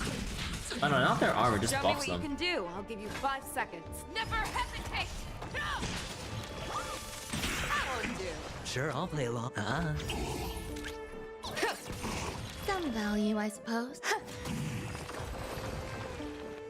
Cartonus! Finan. I'm glad that you're okay. As for you, Mighty, Oh, if I'm Mighty. not mistaken, shouldn't your responsibility be protecting the citizens? What is that supposed to mean? Who are you implying isn't a citizen here? The names of the people here keep getting stranger and stranger. Don't evade the question. Aglaya told us to protect the citizens. Are you ignoring what she said? It is you who forgot the second half of her words. Her original words were, protect the citizens and eliminate the invaders. The crisis in the Holy City will be resolved once we've eliminated Nikador. Speaking of which, since you've never considered the pair over there to be citizens... Oh shit, oh shit. They seem to fit the definition of invaders. Oh shit, no, god. What do you mean? The 3 priests of Yanis share the same appearance and mind, and their senses are also interlinked. The Achaemins have long been aware of your presence and what you have been doing. You trust him that much? I suggest you think twice. Provoking your allies at such a critical juncture. Whose side are you on? From the moment we first met, I already told you that regardless of whether it's in the past or in the future, the people of Kremnos will never agree to make peace with the likes of you. As the successor of Kremnos, I, Mighty, am not able to act independently on such matters. Furthermore, things have escalated to a point where I must warn you, esteemed guests, that your host is anything but proficient in the ways of hospitality. Enough! The time for internal strife now is not. Still on the offense, the Mad King is, and must be stopped by the Chrysos heirs. I have not forgotten about what needs to be done. Stand down. I'm more than capable of taking care of what's ahead by myself. As for you, Nikador is in the Marmorial Palace. Glaya told me to stay out of it. So, go ahead. Deliver. I don't need you to tell me that. You. What's your name? My name is Kirby. I'm the Galactic Baseballer. Hey, it's a secret. Oh my god. My name is Kirby. Is that not also strange? What'd you say about my name? Is he your companion? You guys don't seem to be on friendly terms. Well, that's the Chrysos heirs. Revered as heroes by the masses, but still imperfect mortals at their core. What is it, outsider? Do you fear the Lance of Fury's raging flames? Or perhaps you'd care to spar with me? I'm interested. Avoid getting too serious with Mighty, because he means every word he says. Oh shit. That is true. Of this, you can be assured. Oh, okay. Alright, let's go back to the other team. Pela, and Big Herta. Got enough pulls again? Man, we didn't progress enough. I'm sorry. We were not quick enough. It's not too late. Leave it to us. Go, Finon. Thankfully, no one was hurt. I hope that Mighty doesn't act on his words. After all, he's an exemplary fighter. If he's dead set on doing things his way, I fear not a soul could prevent it. Not even myself. Let's see, Nikador the Strife Titan launched a surprise attack on Akama. In a moment of desperation, we stepped in to assist, following Finon's lead. We defeated the Titankin and protected the residents on the way. Oh. Anything else we can look at here? Probably not. Upgrade configured. Take a look. This is pure genius in action.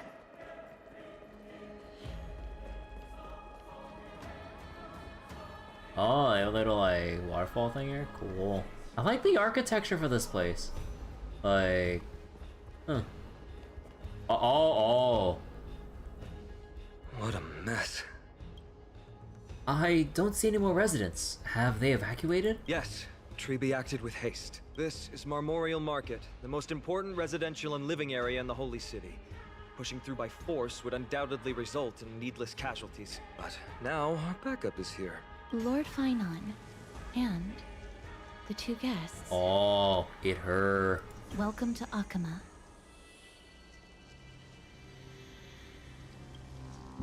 These enemies aren't moving? When I heard your footsteps, I thought death was already writing my final chapter before my heroic journey had even begun. Miss Castorus? her. An abrupt ending to an epic that has barely begun might also amaze the people. But today, Lord Finon, Akama needs you. Well, if the Mortician of the Holy City says I'm needed, then it sounds like I'm gonna live through this mess. Well, that isn't for me to decide.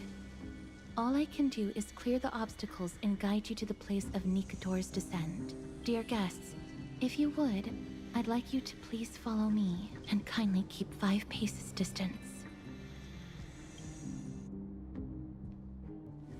In the face of death, strife will also cause hesitation to arise. Oh. From the shadow. Servant of Thanatos? Wait, why is my ping up to 1,000 and... What the fuck? Wait, look at the top right. It says my ping's like over 1,000. What? Wait. Oh, shit, wait. I am getting drop frames on OBS. Hold up.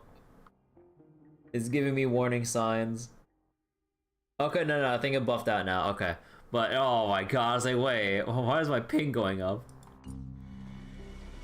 She's killing the stream. Probably.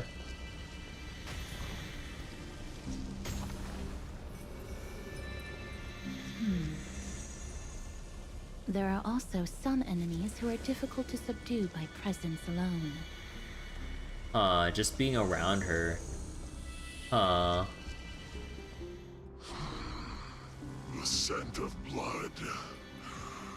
Are you an attendant of the Hand of Shadow? No, I'm nobody's attendant. You can try to avoid and hide it.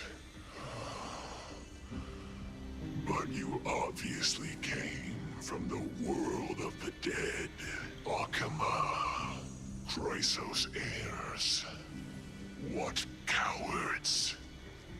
We live by loyalty and glory, while you live by weakness and deceit. I'm so glad that you're not my history teacher.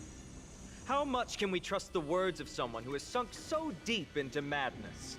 However, if you're standing here out of loyalty and glory, then I shall draw my blade and grant you a warrior's end. Come to arms.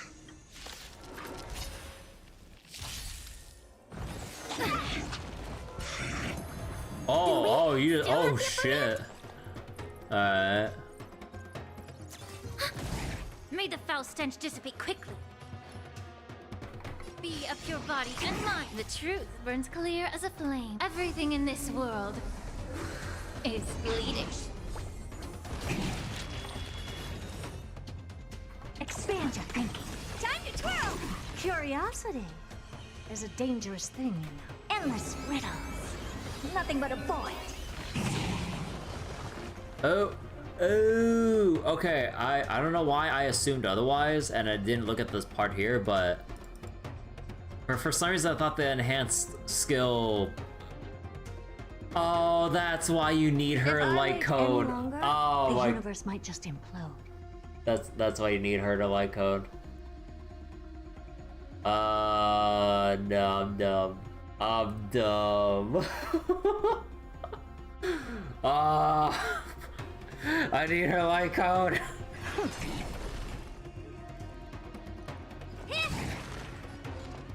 Ready for another? See, defeating summons can reduce the damage before it does a thing. Okay.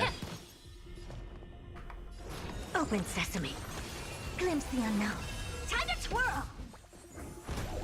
Enemy data net markers activated. Time for a good old counterattack.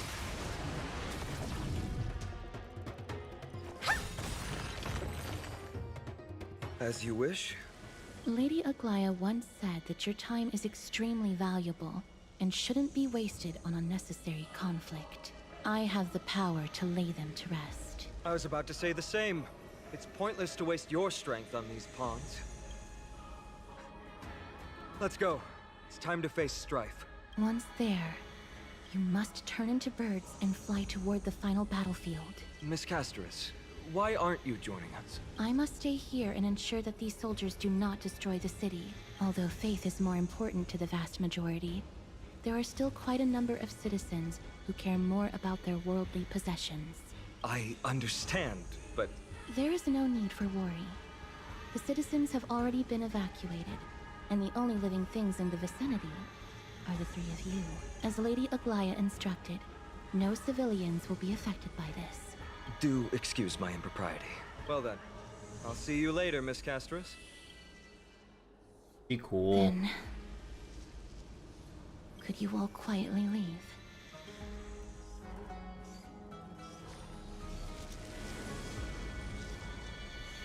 We'll leave this place to Miss Casterus then. Let's get a move on. Oh. I like how you still have like the little border effects on your screen, but then like you see it come up more as you get closer to her. That's pretty cool. Huh. Take a look. This is pure genius in action. Upgrade configured. Memorial Palace, the Lance of Fury, Nicator. They're all there in the distance.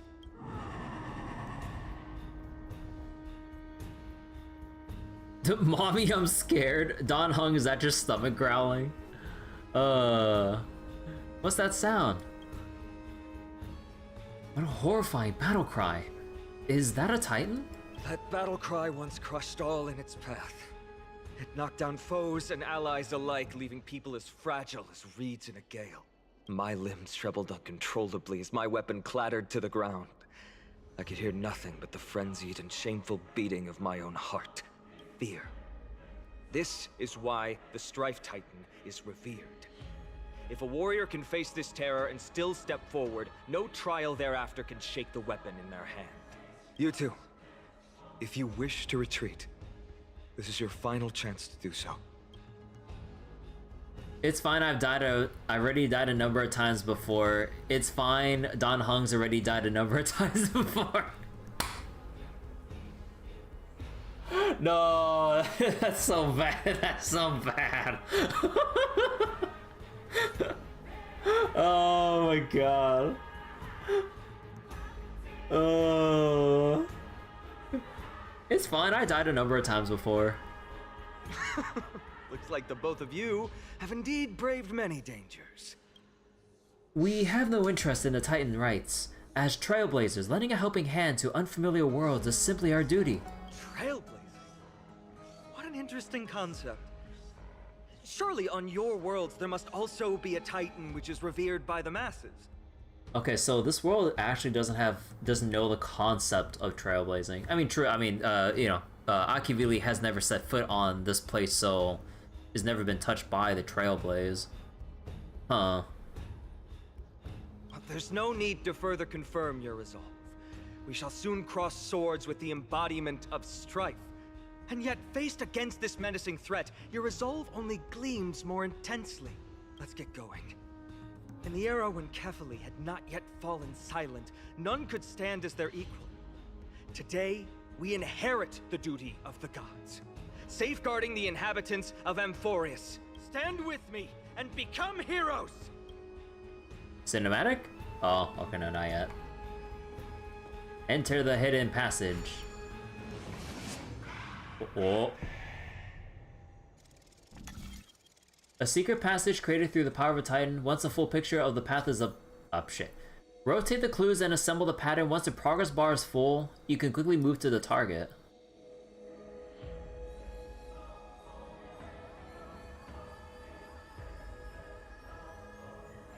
Oh, dude, you know what this reminds me of? This reminds me of the fucking sphere rotating puzzle in Resi 4 Remake. Of Nikador's war drums. Behind this watery veil awaits the arena of conflict. Yeah, when you're in like the little manor or whatever, like in the early chapters, you have to open a door, and then like there's like an orb you have to rotate around to get the symbol of like the cult or whatever it's called again, like to open it. Oh my god.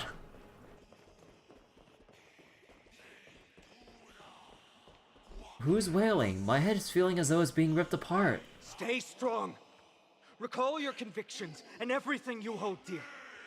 If you can't do that, then think of death. For doing so might actually keep you alive. Yeah, our borders are getting all fucked up the closer we're getting to this.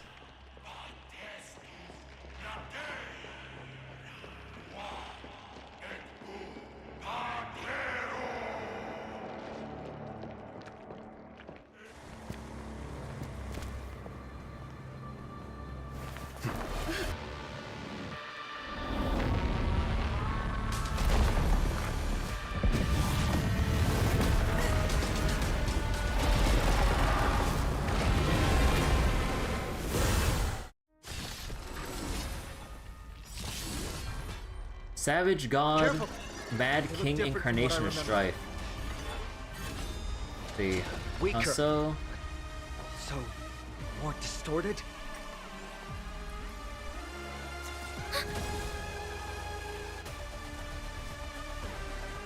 Be of your body and mind.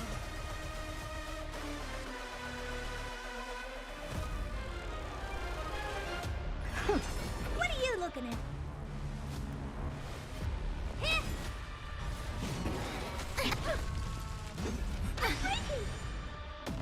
wait. Oh, characters with glory can obtain buffs via skill or ultimate to increase glory stacks. Characters with glory can dispel a number of Titanic Corpus stacks equal to the current glory stacks when attacking. Oh, so you just need to... It's like the mobile game ads. You need to build up your number to match what the enemy or thing obstacle has, and then you can proceed without dying. Oh my god, it's like those games.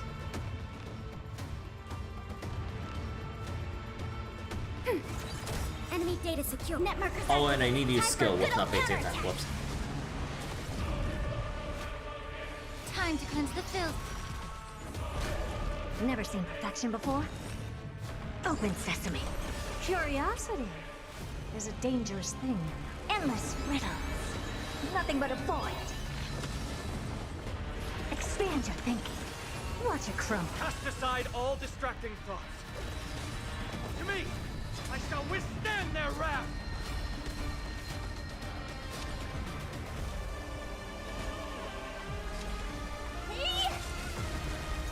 Ready for another?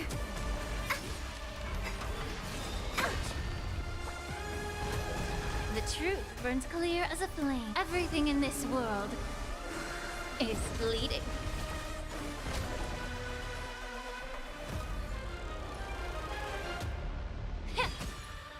Enemy data secure. Net markers activated. Time for a good old counterattack. Open sesame. Curiosity is a dangerous thing, you know. Endless riddles. Nothing but a void. Even gods can bleed. I shall extinguish your core flame, Titan! Cool.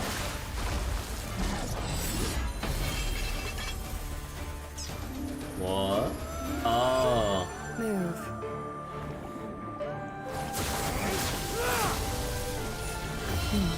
Get her. This is not the true Nikador. Just one of his many godly forms. The core flame isn't here.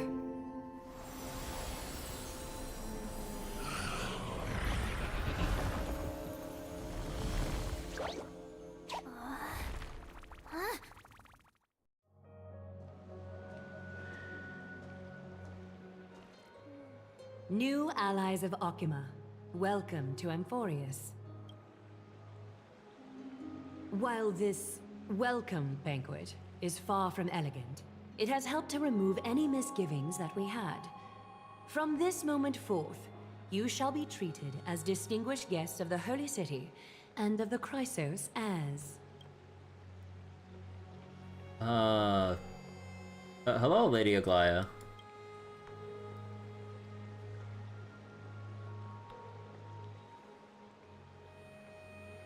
Lady Aglaya, your eyes. Curious about my eyesight? Well, I'm not blind. On the contrary, I can see much more than the typical person. Those with golden blood always have something extraordinary about them. For me, it's perception. I don't need light to measure the world. The wind carries messages along golden threads, delivering countless sensations to my fingertips. Just like how at this present moment, the virtues possessed by the both of you have turned into a warm current that pleases my skin. She sounds so cultured. See, I told you that I'm a heartwarming girl deep down.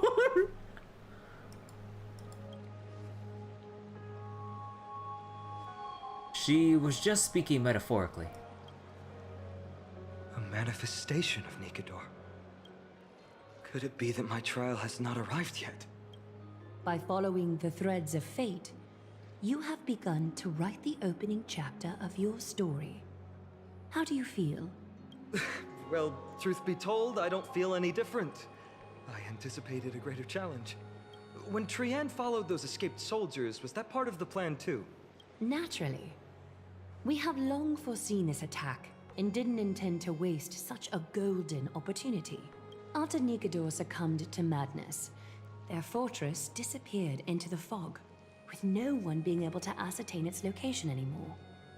However, now that they have acted out of character and attacked Akima of their own accord, then the Holy City shall also uncover their hiding place and sound the horn of retaliation. What an intricate plan indeed. I gave my word that after the situation stabilized, I would reveal all about Amphoreus to our allies. However, given that Akuma has just barely survived a calamity, and there are still many shaken citizens who need comfort, Aglaya, would you mind taking care of this in my stead? Distinguished guests, since you have spared no effort in aiding the Holy City, I will naturally take care of you as well. I've woven many unforeseen events into the tapestry of fate. This is but one instance. Huh? You two can find me at Marmorial Market after you've grown tired of listening to her tales. In any case, I owe you my hospitality.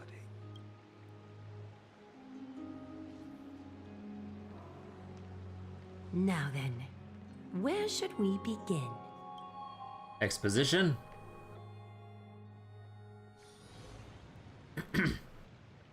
Lady Aglaya, could you give us some time?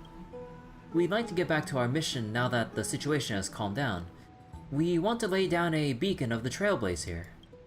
I can assure you that this will not bring any repercussions to Akuma.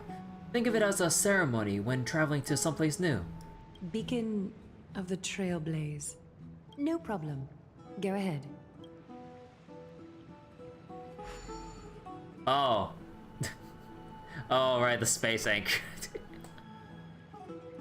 With this space anchor on Amphoreus, we've taken yet another giant step on the path of the Trailblaze. Our boarding passes are appreciating in value. A few more and maybe we can reconnect with the Express. Praise Aki.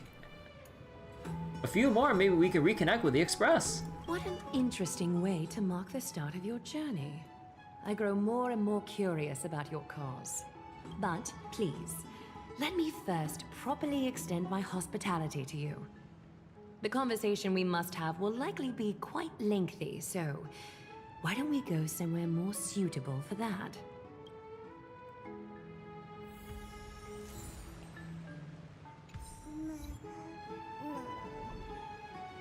Tusper's sleepy already.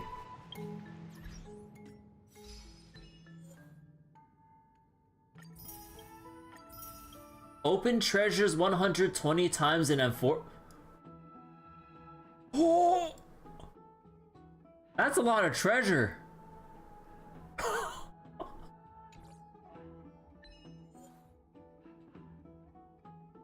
Baby with face covered in gold. This time your deeds will make Akivili proud. 300. I trade 1,000 scars and 100 lies for a most glorious death. You better get looting. Alright, time to put Numby to use. So wait. In the battle against the Furie Praetor, deal the finishing blow as you destroy its war armor. Oh my god, I did that by accident? Holy shit. In a single battle, destroy the war armor and the Titanic corpus. Oh.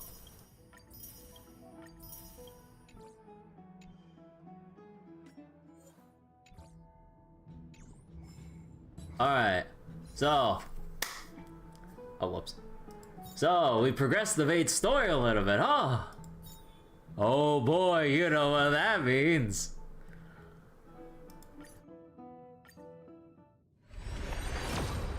Oh, please, please, please, let me win the 50-50 this time. Please. Please. Give me a break for once, MiHoYo, please. No.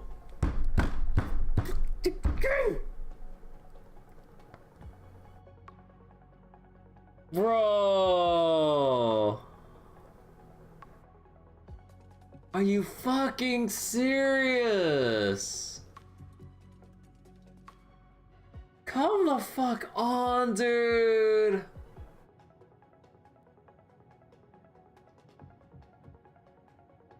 Like, why have all my 50-50s been failing so often, like, in all my past pulls, like, midway through fucking Penacony? Holy fuck, dude. You gotta be shitting me.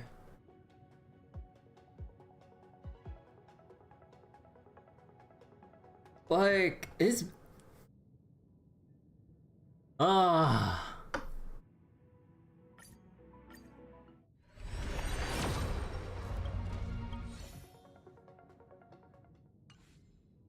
Bro. You gotta be fucking with me.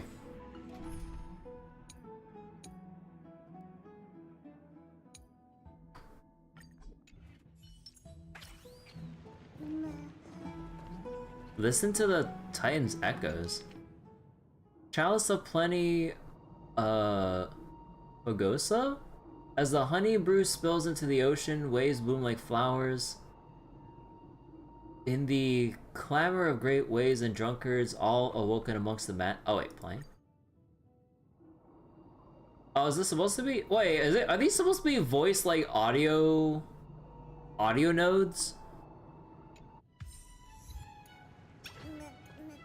Oh, so it's a new collectible kind of a thing. Like compared to the other text entries, we actually have audio logs now. Cool. The overflowing bath for residents of Akuma. The godly never feels guilty of enjoyment. They ride ocean waves to humanity and fills every heart with water, passing through with joy. Thus, they sing jubilantly and dance passionately, drink and be intoxicated.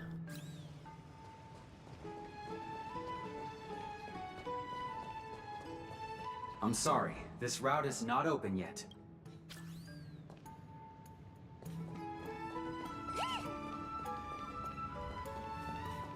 Oh, that's how the chests look here. Cool. Hard work pays off. I'm sorry, this route is... Damn it. No, Numby, you can't go over there. Numby! Numby!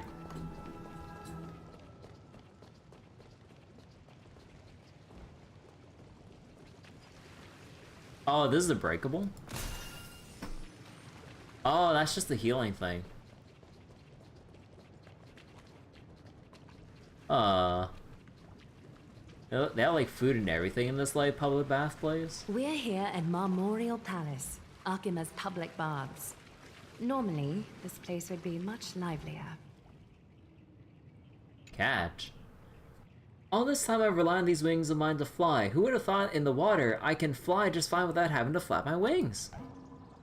Be water, my friend. Oh my god! Oh. Bro. It's doing that stupid... Oh.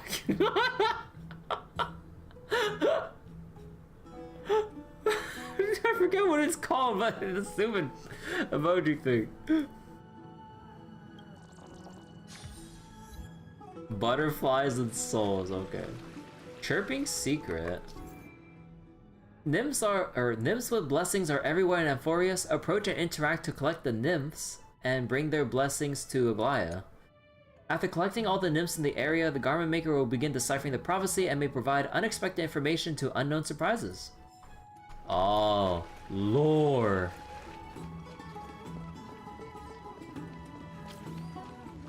Perform a prayer ritual.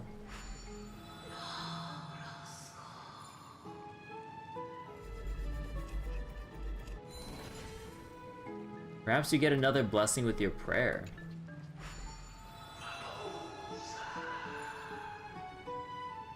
Why does it if you keep doing this? What if you do it 20 times?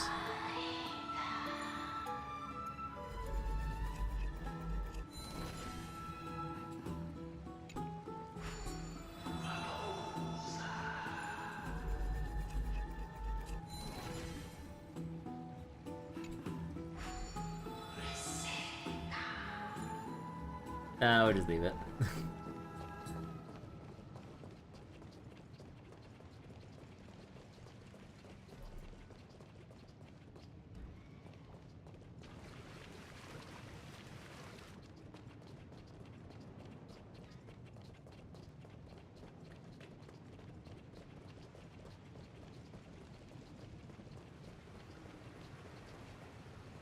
Head to Hero's Bath.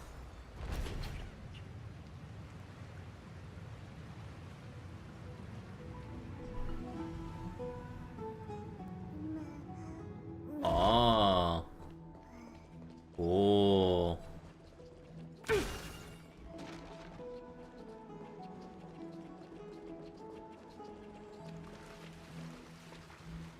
Man, this really is like a fancy ass place to just like bathe, drink, and eat and all that. Huh.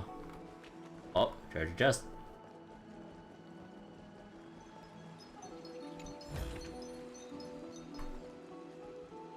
What is that? Huh.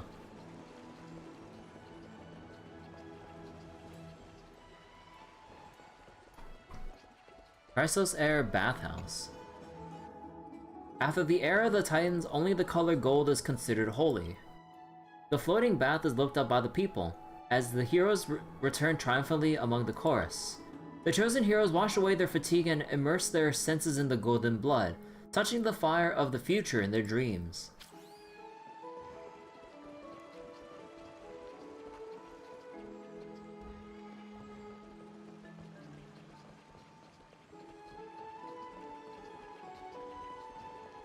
Wait, can we walk on that? Oh shit.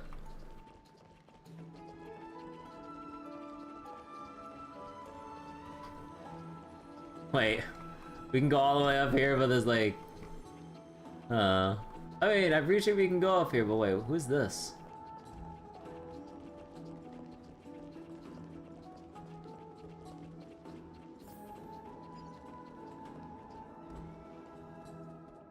Aww. No fly zone.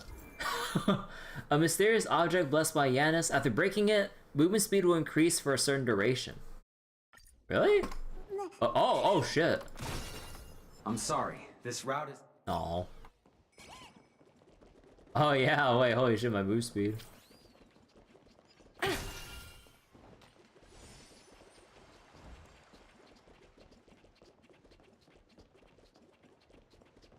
Wait, what if we go up this thing?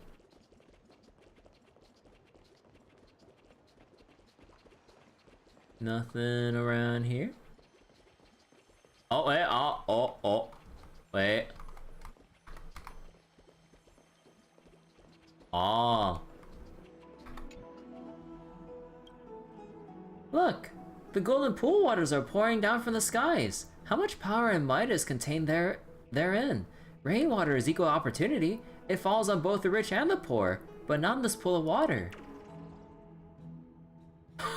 Oh my god, they all have like different faces here. Oh my god. One of these days I'm going to bathe in those golden waters with thousands of people staring up at me. That's what it really means to have value in my life. Okay, free rent phase.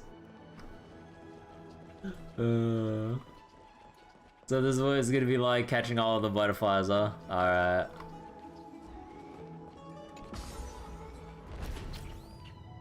Bye-bye, Tusper.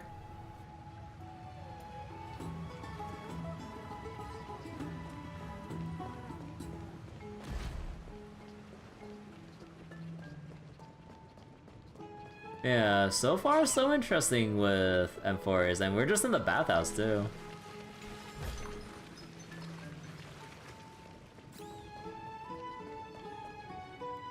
This is a good place for our chat. Both of you are new here, so it's only natural to be confused about the prophecy, titans, and Chrysos heirs that have been mentioned in passing. But I'd like you to learn about Amphoreus' history before I tell you more. The bath sprites are excited to begin. This bath contains spirit water that has been blessed by the ocean titan. It can guide you back into the distant past. Go ahead, step in, and listen to what the comforting ripples have to say. Do we really have to get into the water? If it'll make you feel better, I can avert my gaze. You're the creation myth of Amphoreus. Oh.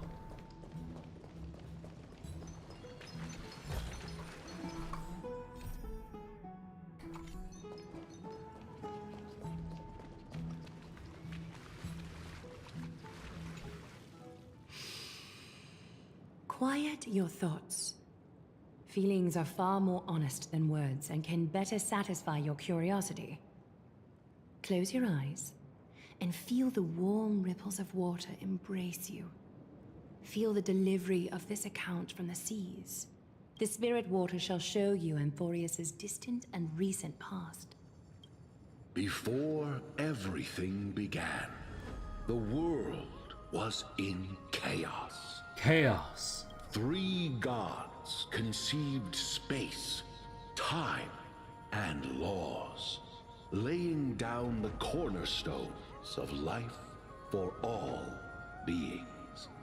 3 more gods formed the skies, the earth, and the ocean, creating a nursery for the seedlings of life to mature.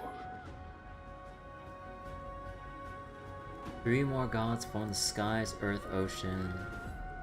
Stop listening. Keep listening. Then came Kefali, throne of worlds, and the father of all people. They walked the face of the earth, delighted by the creations of their fellow gods, though also lamenting at the bare solitude of the gods. And so, they made clay figures in their likeness, and allowed their golden blood to course through these creations, bestowing the breath of life upon them. The wise Circes soon came forth and peeled open fruits from a flowering tree, granting reason to these clay beings, allowing them to learn and reflect. Curiosity propelled the dignified Nestia to confer upon them an eye for beauty. Beauty. A desire for love, teaching them to revere their beauty. With that, the first humans were born. An enrapturing tale, keep listening, yawn and try to pay attention. Keep listening. In this fleeting golden age, all forms of life thrived and civilizations sprouted one after the other. Disasters and suffering were unheard of in this world. Landforms did not erode with time, nor did humans age or die. Very basic creation story. Kinda. Not until the 3 calamities fell upon the world. Trickery, strife, and death. Their descent burst open the short period of prosperity, as though it were nothing more than a dewdrop. The black tide swallowed the world whole, inundating it in blood. Fear permeated every corner of the world like a plague, inebriating mankind far more easily than ambrosia would. Mortals took up arms against one another, waging war in the name of the gods, marking the beginning of a tumultuous age. The wrath of the gods enveloped the earth and hid the firmament in shadows, ensnaring every living being. The divine war only led to one outcome: a shattered world on its death march toward destruction. No, and then when is it going to end? This is too much to take in. And then... Is something wrong? The sprite is only halfway through the story, but I seem to be detecting some distress and unease. This history is way too convoluted. No one enjoys purple prose. Wait, purple prose? I have not heard. Wait, is that an actual? I have not heard anyone say purple prose. Wait, hold up. Like, never in my English classes or whatever. Prose that is too elaborate or ornate. I've never heard that phrase before in my English classes. Because like that would definitely be something I would have heard. You don't know that one either? Yeah. I would have thought like I would have heard that in one of my high school English classes or something, because like that definitely sounds like something I should have heard about. Huh. This history is way too convoluted. I see. Perhaps the narration isn't engaging enough for you. That's why you find it difficult to remember the key events. It is like a huge like info dump, so there's that too. That's fine. We can try a different approach. You'll be glad to know that bath sprites have mastered the art of catering to the needs of others. Continue listening to the Bath Sprite's tale. Take my suggestion, bath sprites. Please narrate the story in No. a style that this guest prefers. No, it's gonna be memes. No, it's gonna be memes and Slumber Nana monkeys. Oh no. Oh no. Why, no, oh god. Banan. No more banan. Oh, guy's gonna regret saying this. Okay, let's see. Okie doke, make yourself comfortable. Time for a history class on Amphoreus. Oh my god. Why couldn't it be in a way that Don Hung prefers by the Trailblazer? Oh no. Now that's more like it, or this is catering to my preference? MC privilege.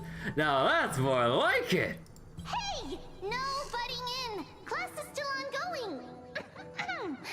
Where did I stop the last time? Oh, right. Oh god. Amphoreus started off as a ball of chaos. Oh my god. The 3 Fate Titans wrote laws to govern the world. Another 3 Foundation Titans created the earth, ocean, and skies.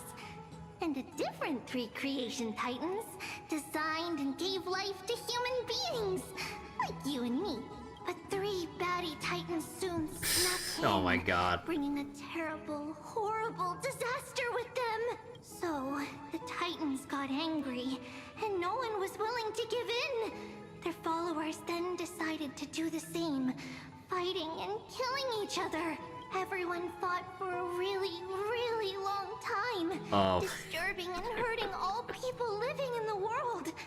Until one day, something big happened. Oh my god, just reading it like a children's fucking story. Yours true. That's listen eagerly. A prophecy appeared on Amphoreus, something no one saw coming. The tripartite prophecy says there is only one way to stop this war. Assemble a band of heroes powerful enough to take on the 12 Titans and reignite their core flames. Only then will their divine wrath abate and peace return to the world. We know this band of heroes by a certain name. Any guesses? That's right! The Chrysos Heirs! So, here's the takeaway. Eat well and train well, so you can grow up into a powerful hero and do your part for Amphoreus! Is something else wrong? They're treating me like a child. Seems like they might have glossed.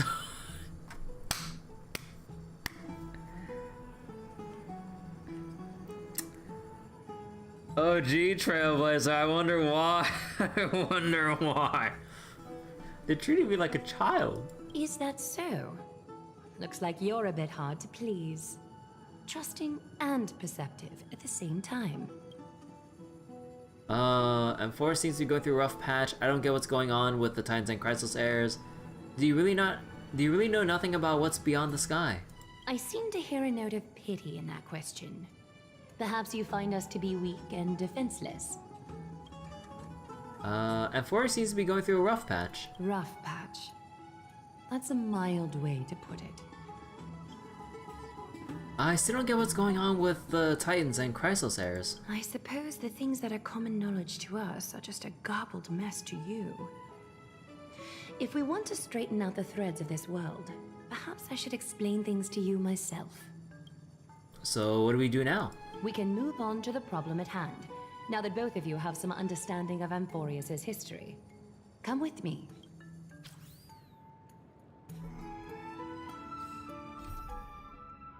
In the Chrysos Heir's bath, Aglaya affirmed our good intentions in her way. Seems Akama is willing to welcome us as honored guests. Let's hope this trailblazing expedition continues to unfold as smoothly.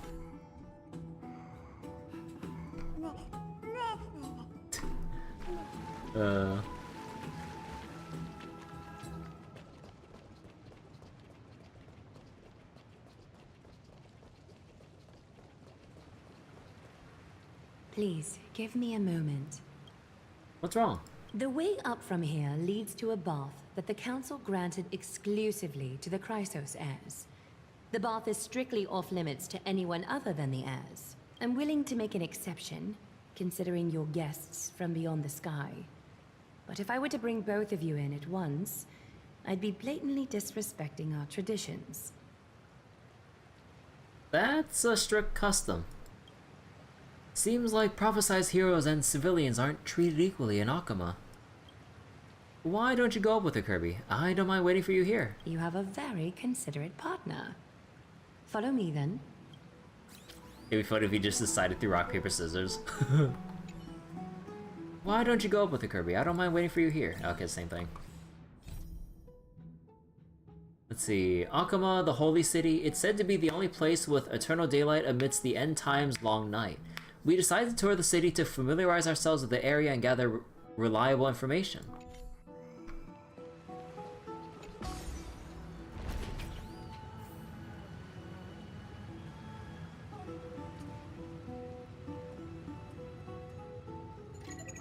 Hi, this is Toga speaking.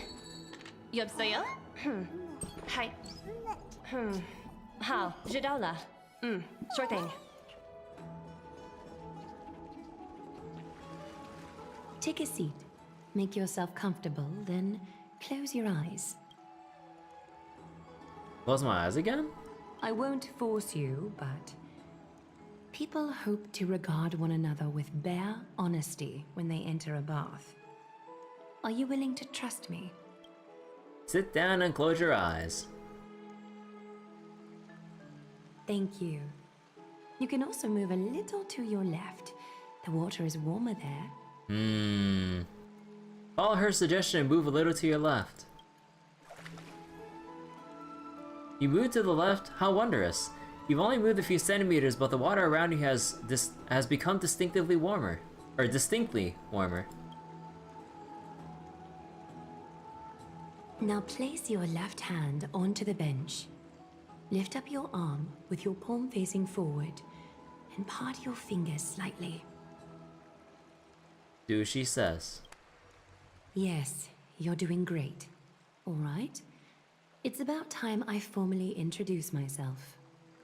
I am Aglaya the Gold Weaver, Dressmaster of Akima, and one of the Chrysos heirs of Amphoreus. The trust placed in me is how I came to lead the Chrysos heirs in our mission today. My duty may be to weave lavish robes, but I most enjoy coming to these baths in my personal time. Garments are shields, after all, hiding both our bodies and what we truly think. This place, though, is where we can drop our cloaks of pretense. For the waters shall bring us closer together. You can open your eyes now. Look, we are joined together now. Oh. On. I'm gonna take a picture. Let me do this real quick. Cool. Is this some sort of ritual? You're not wrong to think of it that way. The golden threads of Nestia entwine us, capable of sensing even the slightest quiver. We are bound to speak the truth to each other this way. You will learn the truth about this world from me. And in return, I ask for you to promise me something. Fulfill this pact between us, and you can expect your journey on Amphoreus to be free of troubles. Go on. You learned the legends of Amphoreus from those bath sprites a while ago. But That was a sanitized version that spared you from the harsh and bitter realities of our history. The pantheon of titans that once ruled our world has become the very affliction that eats away at Amphoreus. An unfathomable power changed something within most of these titans, inducing their rage and madness. A Stellaron! Amphoreus has since fallen into eternal night, the black tide engulfing our world. Arkema is now the only city to still receive light, and we owe it to Kefali's protection.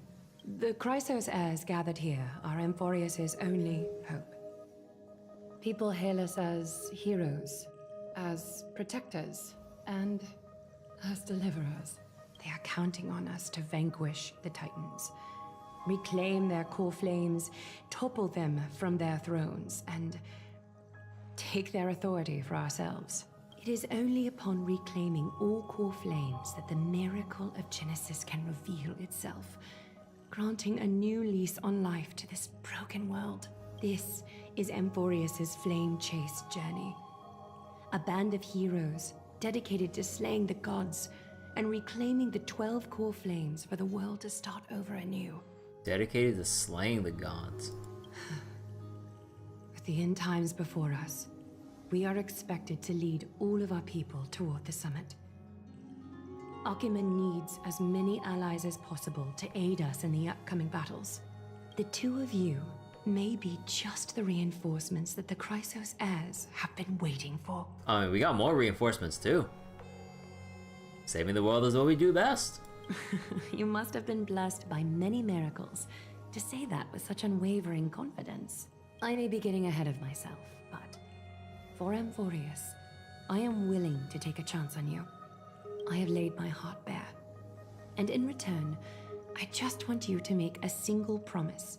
Promise me to never tell the people of Arkema about the worlds beyond the sky. Huh? No matter what may happen.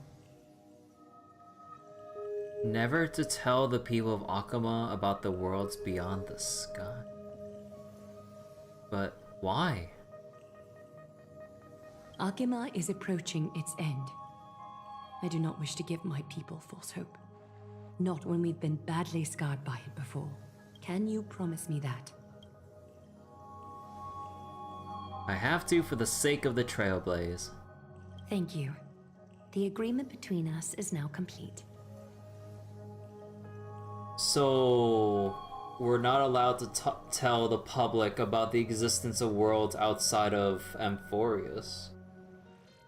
Huh. I guess that would probably shatter or put into doubt like a lot of their thoughts and beliefs or whatever that have been established up to this point or something. Huh. Kind of like a similar situation, or well, not that similar, but like a somewhat similar thing, like in Belobog with like keeping the truth, like the truth behind whatever from the actual public at large, like the truth behind Cocolia, or here the truth about worlds beyond their own. Huh. Interesting. I apologize if this ritual upset you, but I hope you understand. I had no other choice. As much as I am interested to hear your story, I'm afraid I've already taken up too much of your time. Mr. Dunhung's worrying has created ripples in the water. Why don't the both of you tour our holy city? See how our people make ends meet in this difficult time. I will have your welcome gifts ready later today. Why don't you and Mr. Dunhung... Let's see. Okay, it's still the same thing.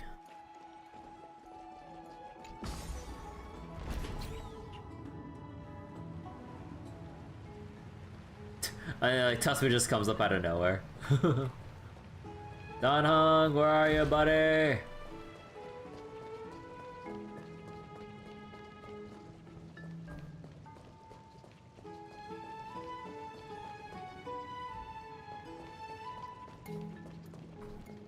Huh. Wait, that's weird. Huh. Okay, that's really weird. Okay.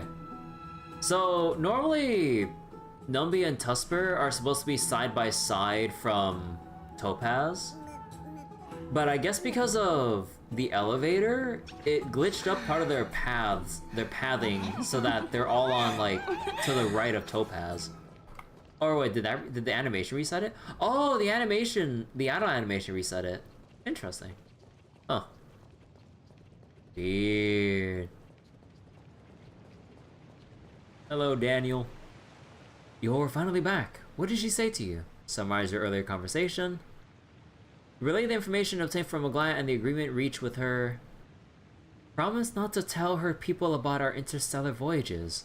I didn't expect that to be her only concern, though this is consistent with how Final was acting when we were at the Abyss. Something is definitely off about this world. Even on a planet as isolated as Eurilo 6, the people still had an understanding of space, and even paths and eons. Or aeons. The sky above Amphoreus, though, is more like a prison. They clearly have advanced technology, so who can imagine that even discussing what's beyond the sky would be taboo? Do you remember the mass of chaotic matter concealing Amphoreus from the rest of the universe? I can't help think that someone is intentionally keeping Amphoreus hidden. Their titans could also be related to some Aeon. I can't stop thinking about your broken spear. This is indeed a foggy situation. Let's explore the city like Aglaia suggested. We helped defend the city after all. This is a good chance to fish around for information while they still have a good impression of us. We can also take some photos for our records. Oh. Oh, does it? Oh, it moves when you actually start parting the waters away. Oh, that's cool. Huh. Numby! Oh, there's another one there. I'm sorry, this route is... What do you mean it's not open yet?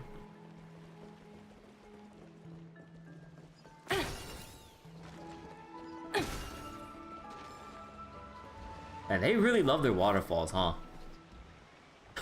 Let's see. Akama, the holy city, said to be the only place with eternal daylight amidst the end times long night. We decided to tour the city to familiarize ourselves with the area and gather reliable information. Did I read that already? Oh. Oh boy, we got a lot to explore, don't we?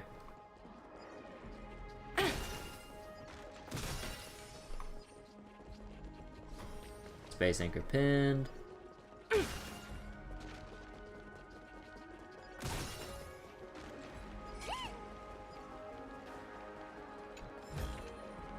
Hard work pays off.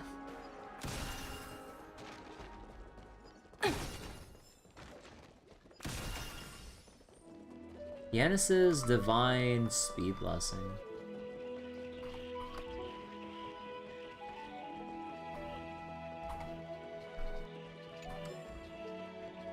Readable? Uh-huh, that's a lot of lore, alright.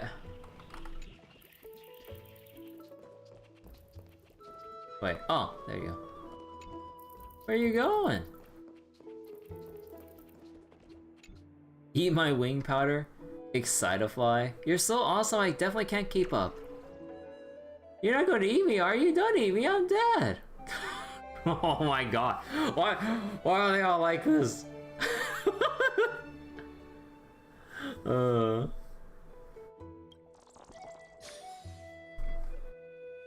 Wait, Droma steak? Wait, I thought they used them to ride around and stuff. Wait, they use them as food too?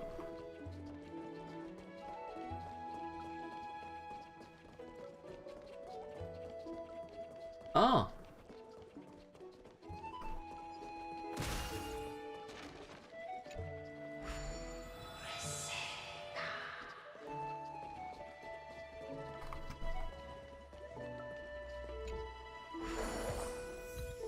Dust of Time.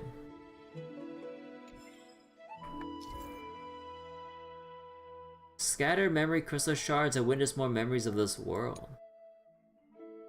Memory crystal shards can help you redeem items in specific shops, so let the garment maker point out the location of nymphs you have not collected. Oh.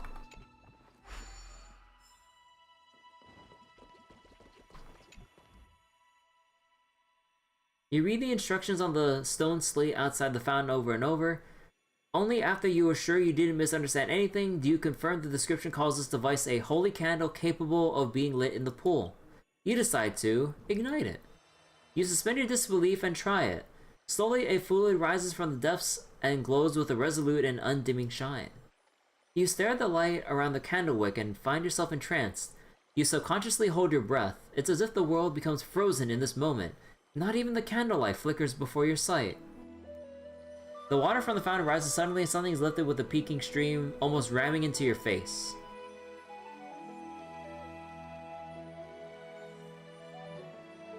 What was that? You lower your gaze and see the water calm, but also unexpectedly find one of the many wishing coins at the bottom of the fountain pressing against your palm. Perhaps this is a kind gift from a titan, just with a bit too much power infused into it. So you interact with random stuff to get more of the shards and everything. Alright. Wait a second. Oh, that's dirty. Oh, that's dirty.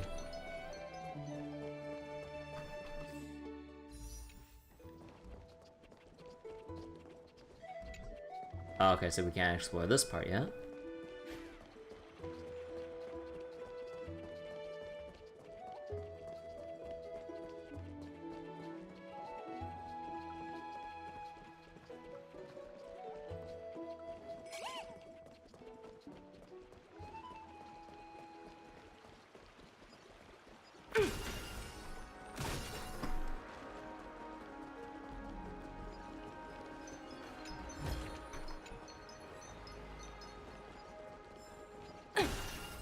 An old journal. Light calendar year 4928, month of strife. I'm sorry, this is all my fault. I'm sorry. Huh.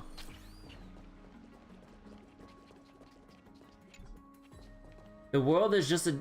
Wait, what? The world is just a gargantuan sandbox game. Within a person's lifetime, they can only involve themselves in 1/1,000,000th of the known universe. What? So wait, you know what I can do? Herta marks the map and Numby runs towards the chat. Wait, is that an interaction? Take a look. This is pure genius in action. Bro, that is cheap. Ah, the drumos. So those two we can't get into yet.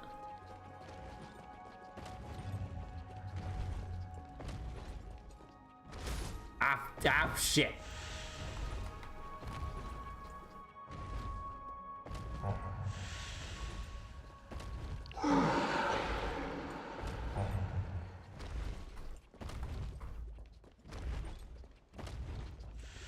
Oh, you can board it? Said that many in their childhoods have experienced the exhilaration of being lifted high above their heads by the parents. If those families had to steal like dromas, the children would have been bursting with excitement. That enough said, you decide to climb on the back of the dromas. Wait! Oh, cool!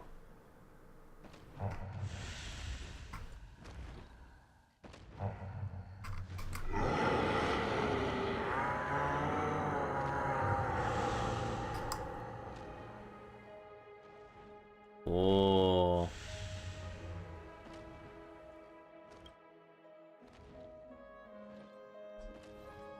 You arrive at the next step along your route. Oh, cool.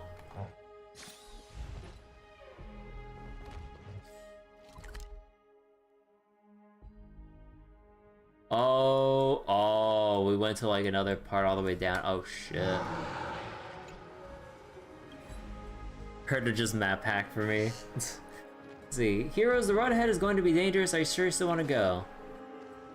Okay, heroes always had to inscribe legendary chapters. Remember to come home and visit. The crying face. Take a look. This is pure genius in action.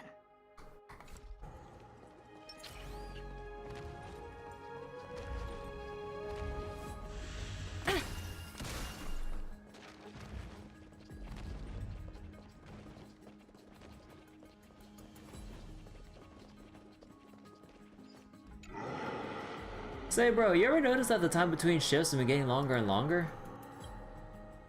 I heard the number of migrants has been increasing, so some of our people were dispatched there to maintain order, leaving us understaffed.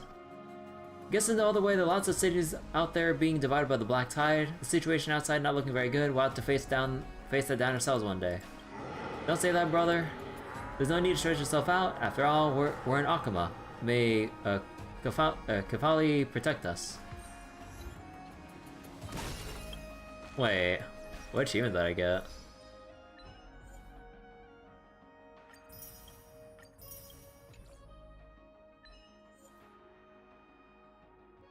Listen in on the people's conversations in Amphoreus.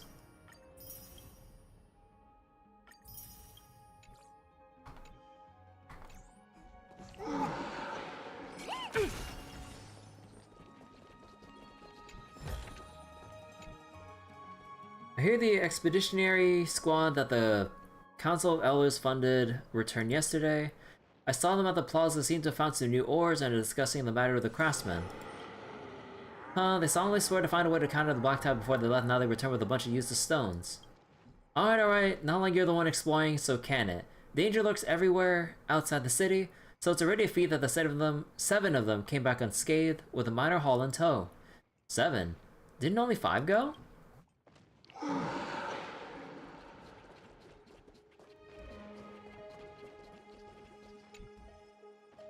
World-bearing Titan. What is immortal and legends must perish in the mortal realm. The last holy city lays before you as a sun on the shoulder of the world-bearing Titan, shines down on humanity. All Akamans can catch a glimpse of the majestic silhouette. Allow me to protect the city of the gods until the hero's rebirth.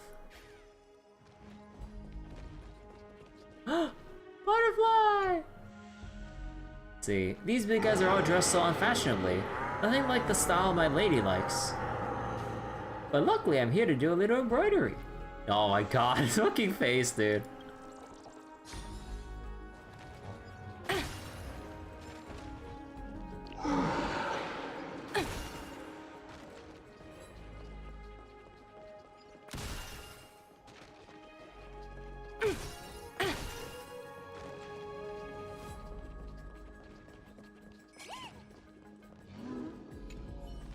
See, that arrow pierced its eye, knows its heart. Who are you? Message sent by Thanatos? I'm not ready yet. Thanatos? Who are you talking about? I see, my apologies. I sometimes struggle to tell the difference between reality and fantasy. You're new to Akuma, right? I'm Marcus. I used to be a border guard. I shouldn't have been taken aback by the black tie. Why did it leave me behind? Are you okay? Do you need help? I'm okay, just my head hurts. The past is a blur. Give me a moment. I remember that day the black tide attack were ordered to guard the border. The sky was suddenly eclipsed by the veil of Evernight as a prophecy of Orynyx came to pass. Then the monsters appeared, endless numbers of them. My allies, my captain, they were devoured by the black tide one by one. No, that's not right. The light of Aquila dispelled the darkness. I remember we were actually victorious. Do you believe me? We were victorious, weren't we? Kefali will praise us for our courage, won't they? I believe you. You were extremely courageous. Really? Thank you. The people around here don't trust me very much. Only you and a very small number of people believe me. Thank you. So few are ever willing to listen to me talk about this. I keep thinking that those people that were taken, have they already found peace in the kingdom of Thanatos? But I clearly remember that arrow. It pierced its eye, nose, its heart. Everyone was saved when we held the feast together. But now, why am I the only one trapped in this place? Where are they all now? Something's not right. I can't remember. I really can't. Oh. Brutus.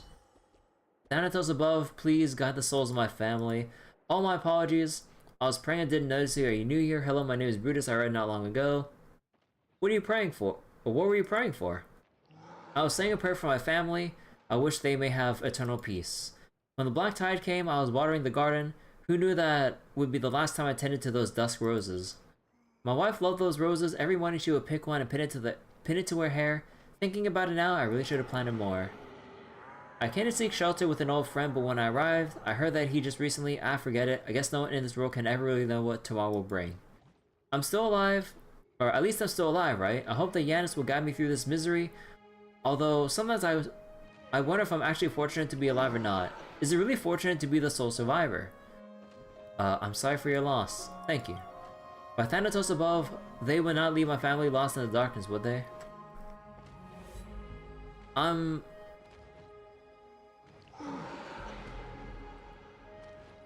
there is a place of peace and quiet. I'm pretty sure they mean I'm sure there is a place of peace and quiet for my family to rest. I think they kind of like were thinking of two different sentences and blended one word together. My little son was afraid of the dark. I hope he was not scared where he is now.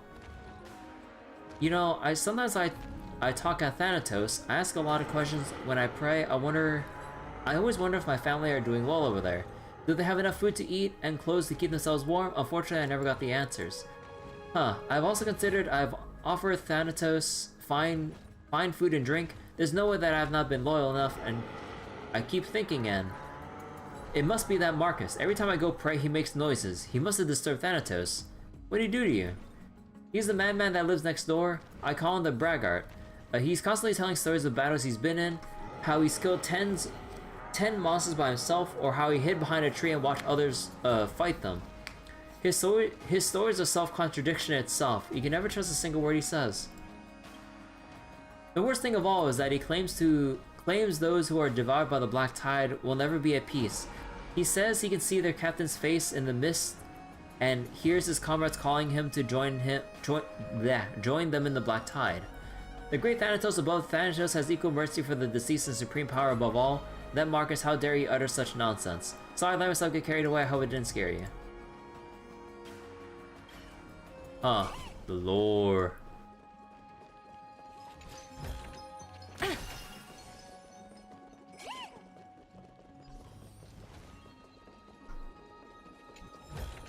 Take a look.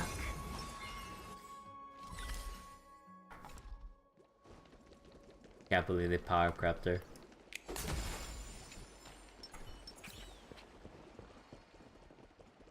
There's like so much lore here to read, holy shit.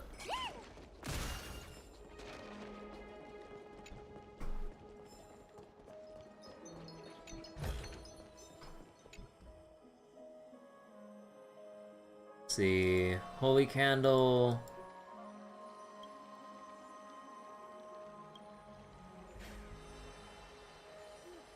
Girl, I thought the commotion I found in the workshop just now was something happening with the beast down there, so I came rushing over, didn't realize you actually reignited, Jorios' holy candle. Jorios' holy candle? Though the old man's excited, through the old man's excited explanations, you realize that this holy candle is an offering from, Jorios' followers, but was eventually abandoned for unknown reasons. But the chest next to it... What's up with the chest? Since you rekindled the holy candle, then this must be Jorios' reward. From the dust on its surface, this must be a treasure that's been buried deep. Jorios once used divine powers to command the land to offer its bounty forcibly. Such events have also been recorded. I didn't expect to witness the legends with my very own eyes. I truly am fortunate. Alright, little girl, this old one's got to get back and handle his flock. May Jorios bless your path. Oh.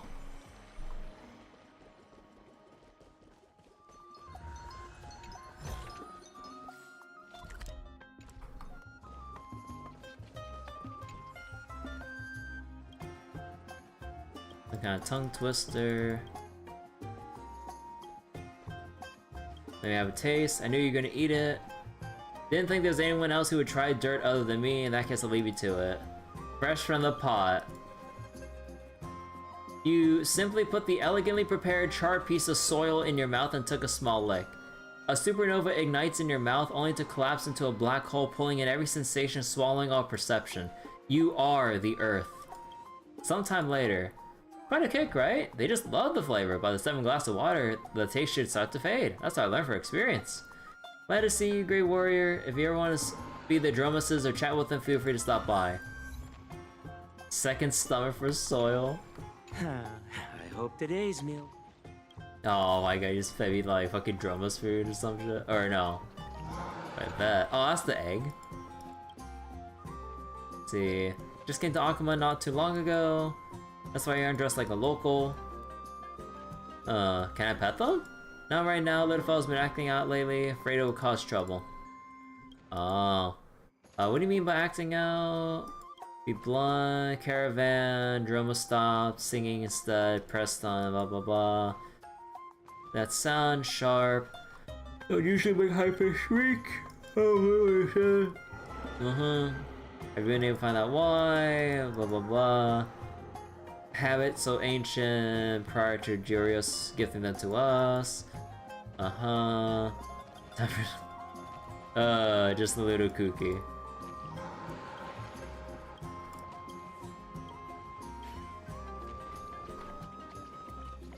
Wow, oh shit!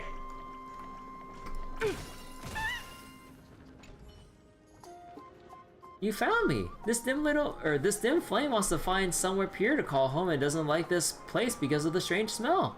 Don't stop and don't turn back, or the spiritual flame will be extinguished. You by the side of the road, you who have found me, I want something good, give me something good. Tell me your story. I, Jurios' kin, have been the witness to plenty and been burning forever. I fear darkness, fret over dampness, and dread being extinguished. I like stones, I like fire, I like good things. Give me, give me, give me. What do I get from this? Yes, worry not, the dim flame does not lie, the dim flame will protect you at night. I give you tranquility. Good, excellent, and desired. The dim flame is stronger, here for you. Jurios' embers. Huh. So you just have random embers that just ram into you that you can just get collectibles from? Huh.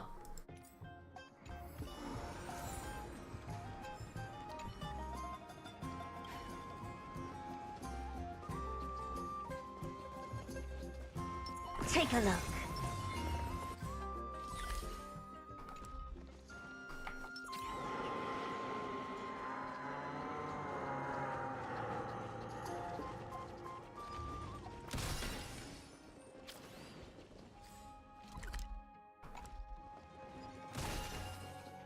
Actually, are there any butterflies around here?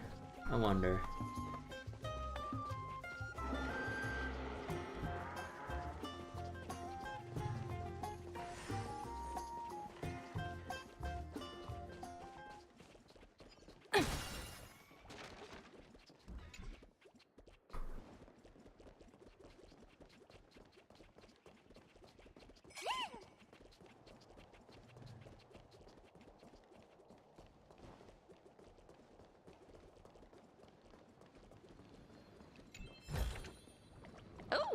Oh shit!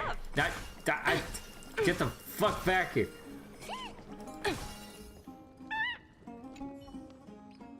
See, who are you? My spiritual flame is dwindling. Sharing is off the table. Unless you can add firewood to the dying fire and make it burn ferociously, then you can take your share, otherwise stay away. Tell me your story. It was Jurios that sculpted me, used a core flame to give me sentience. I've guarded the small flame for all these years. But even the hardest boulder will weather. As you can see, this is what little I have left.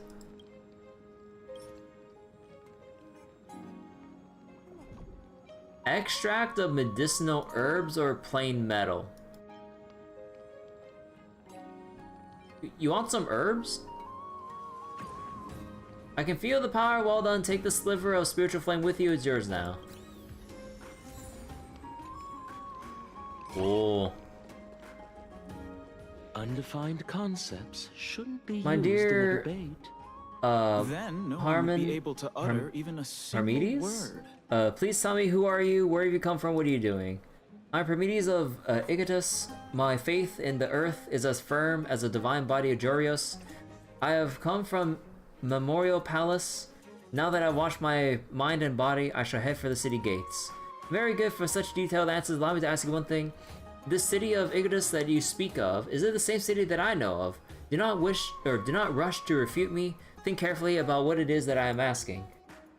All who can read in Akuma know that Igitus was long since destroyed by the Black Tide. How could you have come from a city that does not exist? Keep listening. I made a mistake in my last remark. I originally came from Icatus. That is my home. Before the Black Tide descended, I took all of my worldly belongings and fled to Akama. I come from an Icatus that has not yet been destroyed. This point is absolutely true. Are the Icatus that existed before its destruction and the Icatus that has now been devoured by the Black Tide the same thing?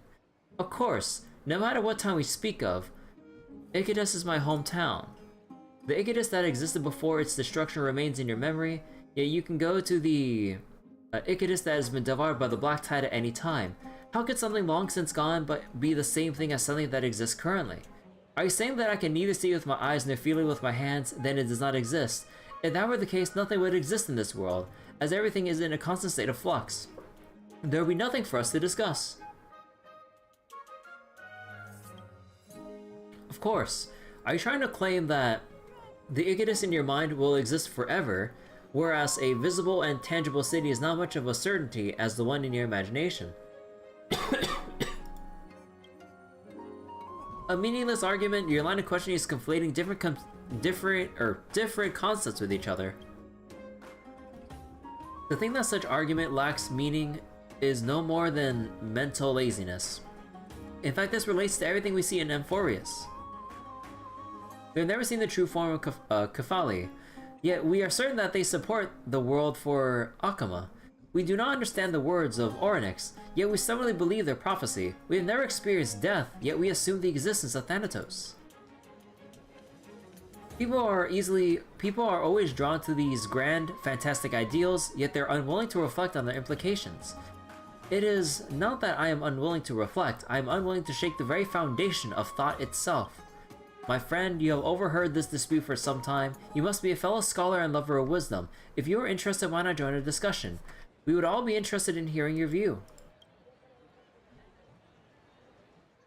How about you introduce yourselves first? I am Zeno of Akama. I make a living by instructing people on the art of debate. Parmenides of Icatus. Parmenides? Parmenides? I don't fucking know, dude. As you can see, I am a teacher in the study of rhetoric. I find the title of teacher overly flashy. I do not enjoy it personally. People always think that I can teach them something. But all I can teach them are the skills of reflection and debate. Does it really count as anything? If that is true, logic classes would be completely worthless. Let us not forget that this is your major. Is it not rare for a student to surpass their teacher? If we follow your view, surely the world will only ever be regressing. Alright, now you know what their main jobs are. Let me join the debate! As this wise one has seen fit to join us in debate, let us select a topic that is both intuitive and profound. Parmenides of Icatus, I shall step back and pass the rights of topic selection to you. Very well, I think we may as well continue the debate that we were having before. Ideals or reality, which is more reliable? If I were to convert it into a more direct topic, it would be, does a pure Icatus truly exist? A very fine topic, I must say. This question has troubled me for a long time. Having been devoured by the Black Tide, one can no longer see nor touch Icatus. Even if you go to its location, all you will see is a pile of ruined remains. Even before its destruction, the area and population of the city were undergoing constant change. The city that you saw as a child was undoubtedly different to the one you saw as a youth. If that is the case, how can you conclude that it was indeed Icatus? Based on the principle of simplicity, I think that Icatus does not in fact exist, and all we can be certain of is that there is a city. I believe precisely the opposite. Icatus does not simply stop existing because it was destroyed.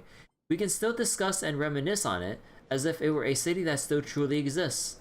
When I mention Icatus, everyone knows what that is.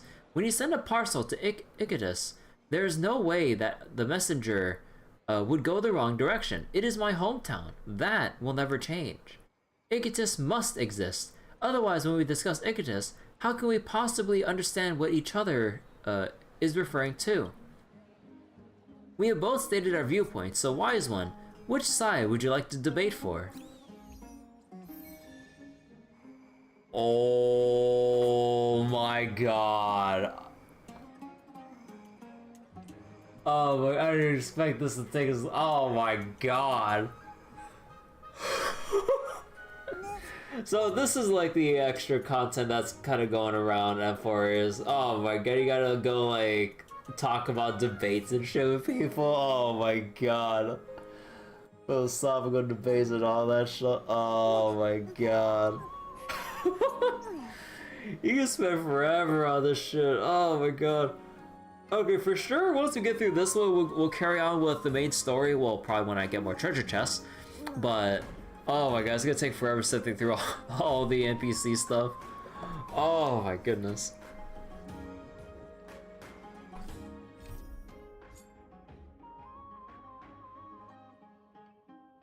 The culture of debate has been popular in Akuma for a long time, and you just so happen to have met with 2 teachers that are proficient in the art of rhetoric. Go and see what kinds of interesting perspectives they put forward. Does it exist or does it not? I agree with Parmenides or Parmenides? I don't know. I'm so torn on how the pronunciation is. I'm fucking guessing. Huh, I knew that you would favor his argument. If Akuma were to publicly doubt the truth of Icatus' existence, it would be certain to incite outrage. I do not mind, however. I am willing to defend my theory. Listen, Icatus cannot be known through our senses, and we lack any method of observing it. It is no more than a lie created by the imagination of mankind. If there is no real existing evidence, how can you prove its existence? Let's see, question, your theory is flawed, your means of refutation is flawed. Theory Icatus does actually exist. Huh. So we lack any wait. Cannot be known through our senses, we lack any method of observing it. It's no more than a lie. If there's no real existing evidence... your means of refutation is flawed? Putting the facts aside, your method of proof itself is flawed. If you wish to prove the existence of something, you need only a single piece of evidence. Even if that evidence is not presently available, you cannot deny that it could appear at some point in the future. However, if you wish to prove that something does not exist, you have to fundamentally deny the possibility, indicate that there is no possible way for us to ever find the evidence, or to find evidence of fuck.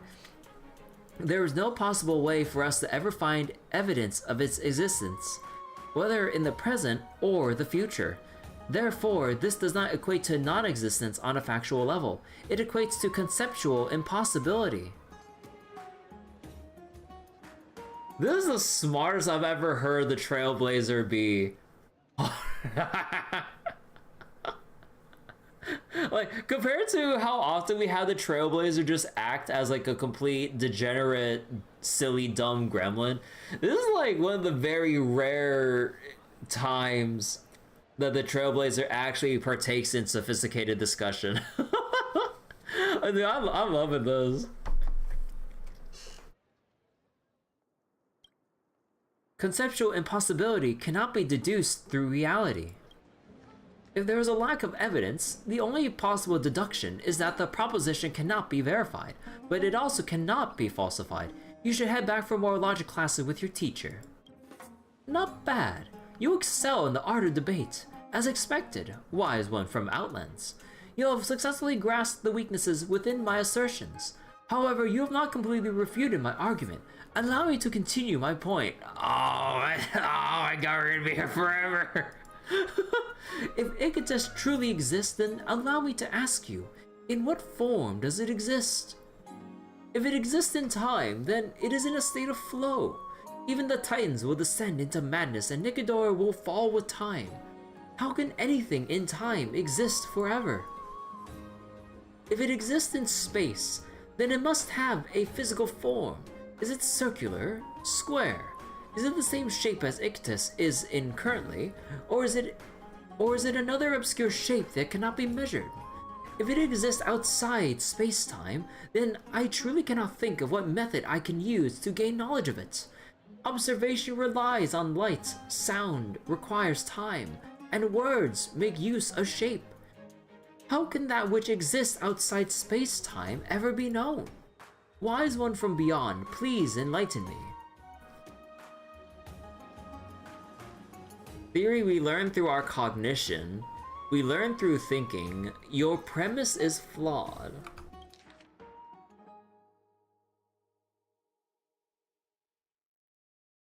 If Icatus truly exists, then allow me to ask you, what form does it exist?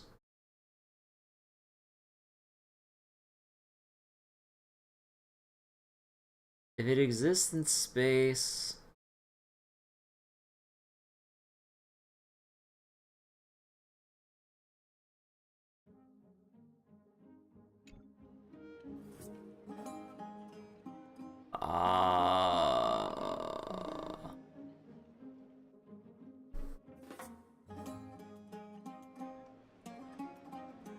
Your premise is flawed, or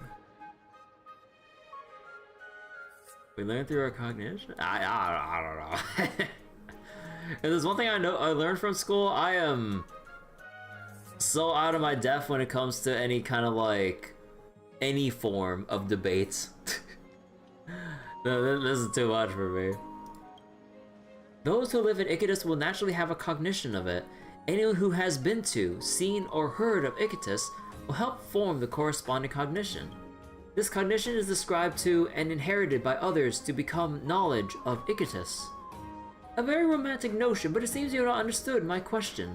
The cognition of mankind is not reliable. It becomes even harder to ascertain the verity or falsity of any information that has been passed on or left in record. No matter how many falsehoods have been piled up, it does not make them truths. Not bad. You excel on the art of debate. Oh, let me continue my point. Okay, wait. I guess we're just repeating it until we pick the right one then. Okay. Your premise is flawed. Of course, some objects exist out of time. When we measure time, we can count from 1 to 10 precisely because the earlier numbers exist by the time I reach the later numbers. I must count the earlier numbers to reach the latter. There are also objects that exist outside of space. When we measure space, we have to measure the distance between objects and compare the locations in space. We can only say something is close to something else, or that something is or that something is beside something else. Time cannot be measured without numbers preceding it. Space cannot be measured without an object to serve as a reference. So does that mean space-time is a giant box that encapsulates all things, or is it something that only has meaning by attaching itself to something else?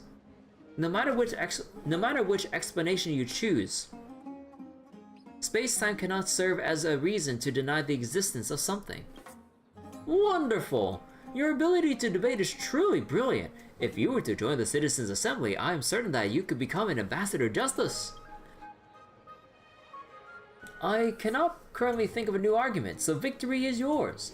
However, please be aware that my loss does not mean that your view is absolutely correct.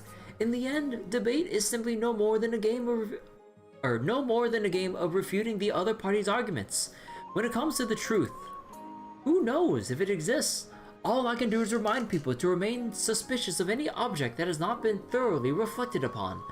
Whether that be Icatus, the Titans and gods, or even a prophecy of absolute truth. The world can never be fully known. The only things that are free of doubt are doubt itself, and the fact that I am doubting.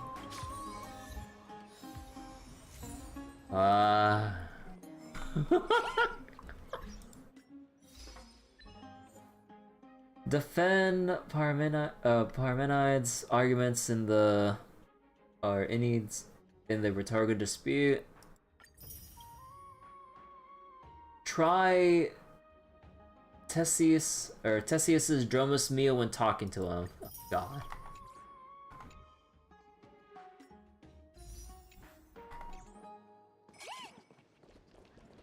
Oh yeah, wait, hold up. Oh.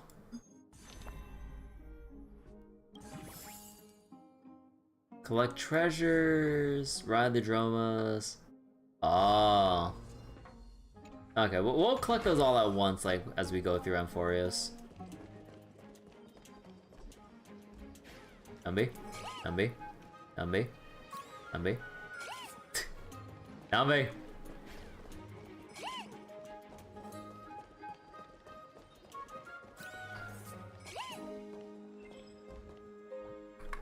Hidden passage. Hidden passages between or two different appearances to quickly traverse. Ah. Oh. Cool, okay. Let me go shopping first. Let's see. What's a Chrysos Erdolium?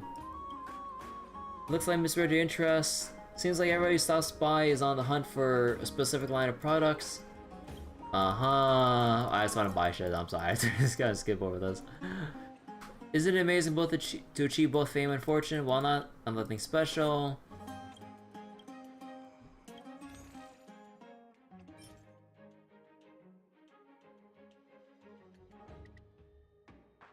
Upon use, increases all damage dealt by 10% and increases damage dealt by Memo Sprite skills by 10%.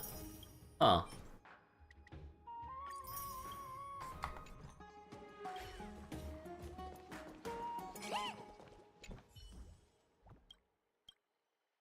The young woman sits, or the young woman before you sits frozen, her gaze vacant, seemingly detached from the bustling city around her, lost in a world all her own, as if she's surreal, or rather she is sleeping. Leave quietly, do not disturb her. Did I experience a rebirth? Just moments ago, I was bound to the Dawn device, facing my brother's judgment. His visage grew fierce as he uttered the command, instantly eradicating the Titan blood from within me. In my previous life, I was the prophesied savior of Amphoreus. My birth instilled hope in every faithful disciple of Circe's. With the grove sparing no expense in bringing me up for the day when I'm prophesied to stand against the encroaching black tide. Later did they suspect that I was the great-great-great-great-great-granddaughter of Thanatos, clandestine lineage, fated to sow death and disorder in the realm of mortals. Following Circe's will, my brother imbibed the golden blood and executed me personally to prevent further calamity. The time I was reincarnated as a librarium owner. I guess I must have been dreaming about the new story world last night. Let's see. Nice to have dreams. Oh my god.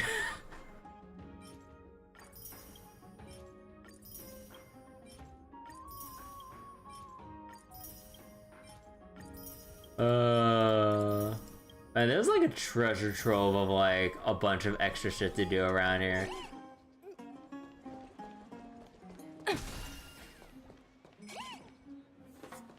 Wait. Can I hit that with... Wait, where'd he go? Breaking news!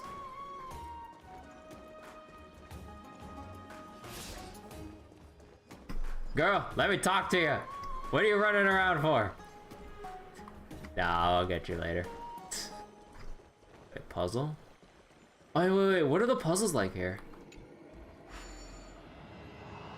Whoa.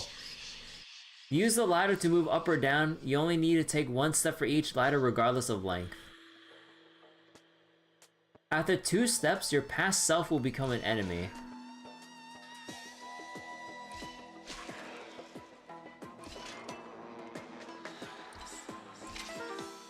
Oh, okay, so that's how it is.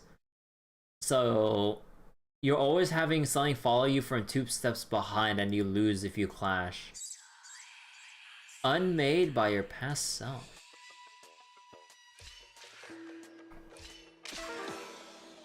Okay, that's funny.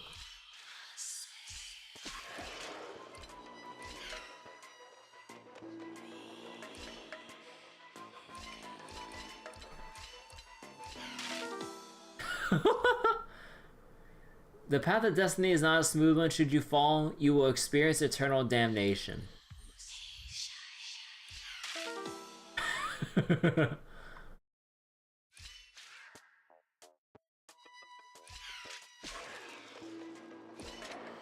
Oh.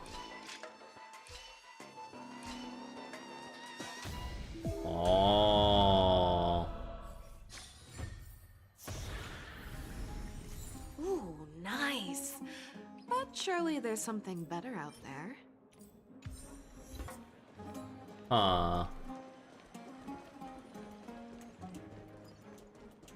Okay. I need to get back on track here. But wait, before we get back on track for real though, we need to claim some treasures.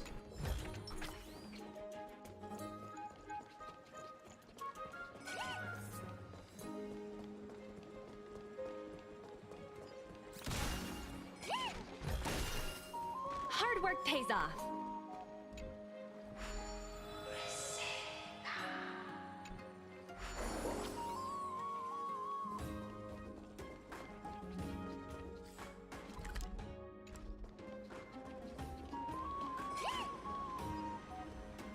Numby? Numby? Wait, where's the treasure around here?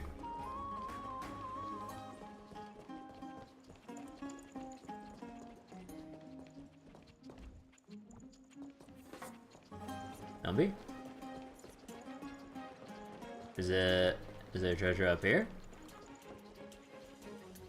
Wait a second. This golden necklace is so sweet, I want to share it with all my friends. Thief! Someone's stealing the golden blood! Stealing? How do you figure that? Why I'm golden myself too? As they say, like fancies like. Oh, I'm feeling so dizzy right now. Don't tell me it's my brain growing. Okay.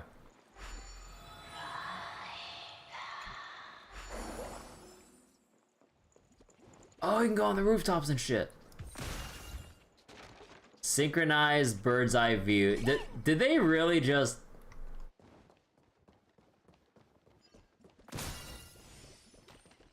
Eyeless, my cherished Eyeless. Eyeless, my cherished Eyeless. Oh my god, wait, the butterfly's inside this basket? What the fuck? Oh my god. You're coming straight this way. I see the mirror didn't distract you, did it?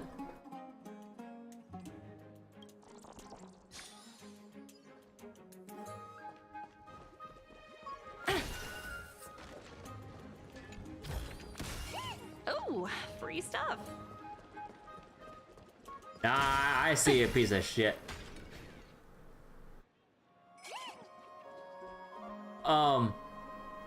Oops.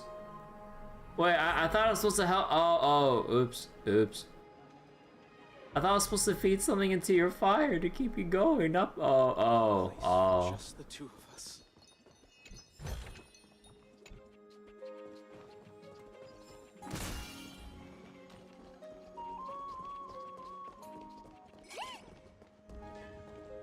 Wait.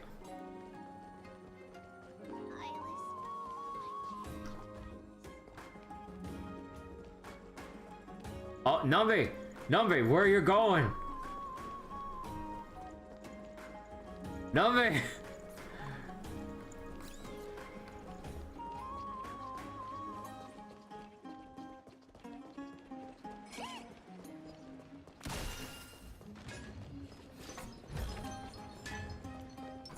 Take a look.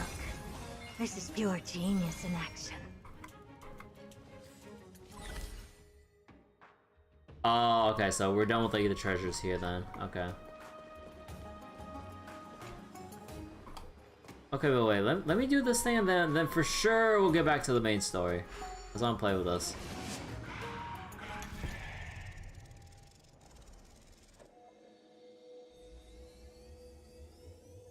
Man, how is this much of a puzzle if they tell you the bar of like how close you are to progressing? And it's not like we can turn this any other way. We can only turn it horizontally. We can't even turn it like vertically.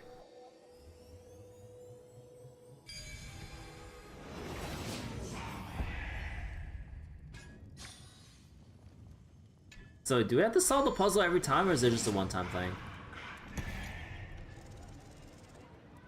Oh, okay, it's just a one-time thing. Okay. You know, maybe if it wasn't like a simpler puzzle interaction, people would probably cry about it. Cause like I've seen a thing or two when it comes to another butterfly. I was gonna think or two with people like complaining about puzzles or whatever they can't solve like just on a glance. I'm like, not that bad. I don't know. Wait, it's midnight already? Holy shit. Let's see, I see a wing sticking out. I just started letting this technique let me move around a bit.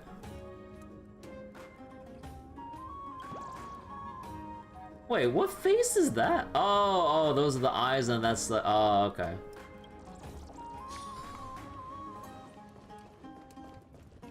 Alright, that's blocked off.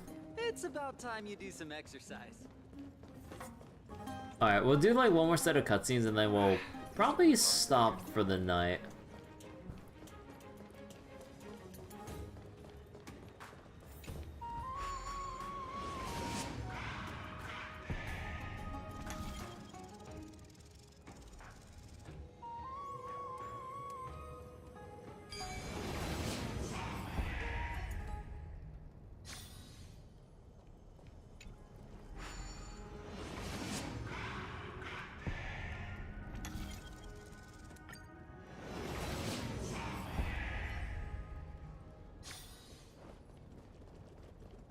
There seems to be Excuse me, do you guys need help? You are... What strange clothing and accent you have. Oh, are you the warriors that followed Lord Finon back from the frontier? We speak with an accent? Let's see, the frontier? Looks like Finon is helping Aglaya keep that secret too. There must be some kind of understanding among the Crisis heirs. Yes, that's us. Thank goodness. I hear you're both exceptional warriors, as masterful as the Chrysos heirs. Could you help us restore this column here? Nothing has been going right these days. First those minions of Nicator attack, and now this column collapses right outside our home. Can we really keep going? Restore it? With just human effort, that's going to take a couple of days at least. not with human effort, of course, silly. High Priest Treeby. Oh, Kefali on high, our prayers are heard. We won't need to trouble you any further, kind warriors. Oh, he thought we can summon miracles. I did feel something strange in me. Huh? When we all arrived in Akama? Come to think of it, we felt something a bit odd too. Maybe you also have the ability to learn Ornyx's prayers too? Is that rare? Not at all! We have lots of priests here, but some are more gifted than others. Why don't you both try chanting? Treeby will see if you get it. In Amphoreus, memory-laden objects can be found everywhere. When the Trailblazer approaches, they reveal an energy ripple over them. At this point, by holding down the button, you can use Ornyx's prayer to rewind them to their previous state from a certain time ago. The power of Ornyx's prayer has limitations. Under normal conditions, it can only be sustained for 3 seconds. If it is used beyond 3 seconds without the object rewinding to the critical time point, it will return to its state prior to activating the ability. Huh.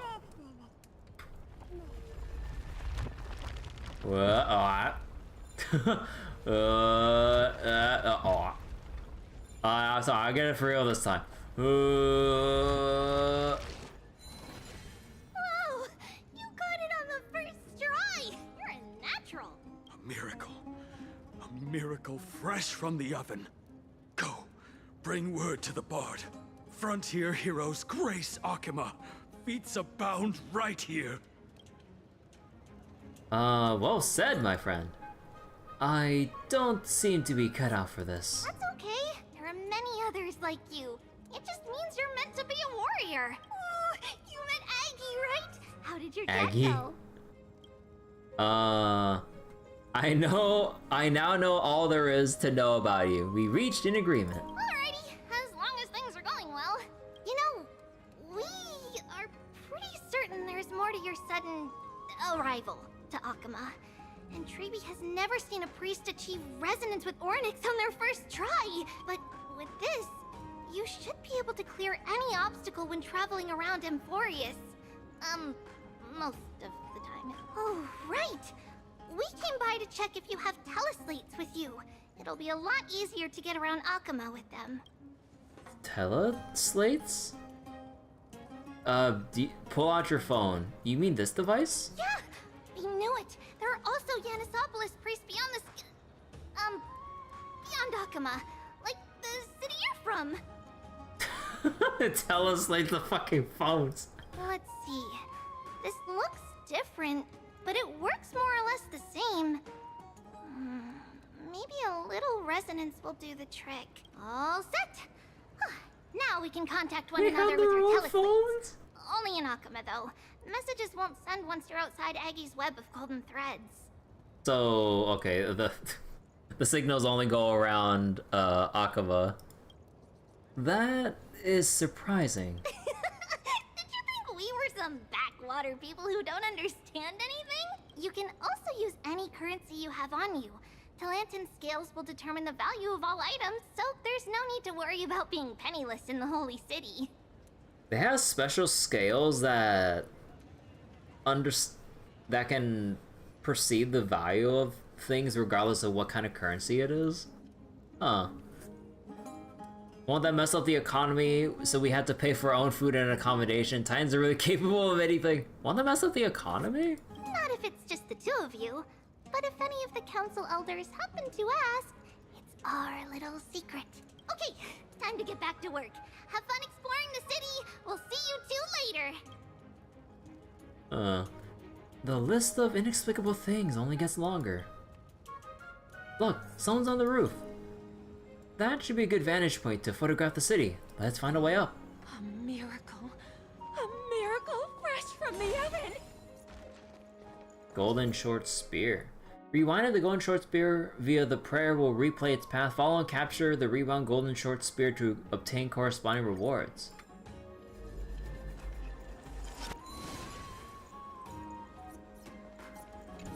Try to grab it. Oh, whoa. Does it really work?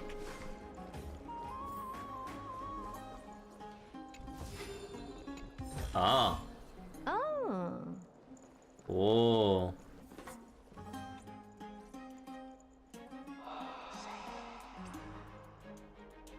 An excellent lookout over the city. We can even see that Titan statue. Let's get a photo of this view. Oh, what are you two doing up here? I know you. Oh, you're the heroes who helped defend our city, right? Damionis, saw your valiant figures in the battle. Nice to meet you. We're soldiers from a faraway city. It's our first time in Akama, so I thought we'd find a nice vantage point to, capture? To remember the city and its sights by. Oh, you mean to say take a photo, don't you? They have phones? There, try hard to hold back your laughter. There, Dono. Yes, I meant to say that. Aha! See, you met the right person. The name's Damionis, and I may have some humble insight on travel and photography. After all, everyone in this holy city knows me as the explorer. All right, pass me your photo stone. Photo stone? I'm not even going to bother guessing their logic for naming things. You give March 7th's camera to Damionis. Oh, this is an entirely foreign make, but that's not gonna stop me. I'm guessing this here and that. Easy peasy. I know how to use this now. What is it? Can I cut your tongue? Oh, it's no biggie. Okay, strike your poses and look this way. And we're done. Here, have a look. Not bad. Could you apply some filters? A greater aperture and a shallower depth of field would work better. That was so nitpicky. Well, I mean, as long as you're happy with the photos. Say, I've been wanting to ask you guys something. I didn't think I'd actually get the chance, but Wait, is he gonna ask? You're not really from another city, are you? I don't think I understand your question. I've heard some things here and there. I mean, refugees that just came into the city are saying that the people Lord Finon picked up are from beyond the sky. Did he really pick us up? Remain silent. I think the silence is kind of like a dead giveaway. Let's just try to laugh it off. Did he really pick us up? Sorry to disappoint you, sir. I'm afraid those rumors are just rumors. We're from Thalassopolis, a sparsely populated frontier village.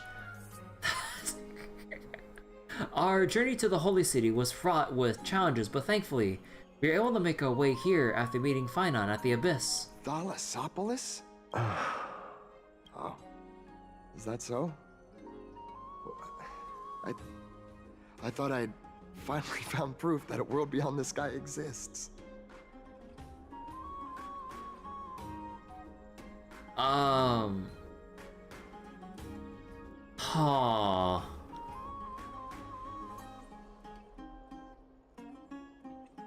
But what is it about revealing that there is more beyond the sky, as in space and other planets and stuff itself, that Aglaya would ask us to promise to not tell the people about, or to intentionally keep them ignorant about the space beyond? Huh.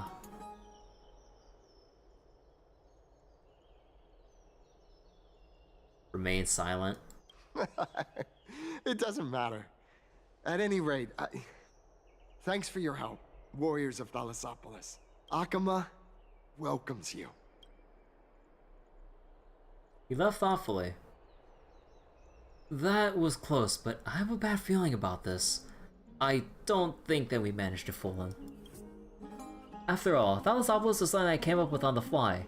If he's truly an explorer familiar with the geography of Amphoreus, I'm afraid he'll already seen through our lies. Fortunately, there's no evidence, but it seems like even though the starry sky is taboo on Amphoreus, there are people who still yearn for it. Looks like we'll have to be even more cautious.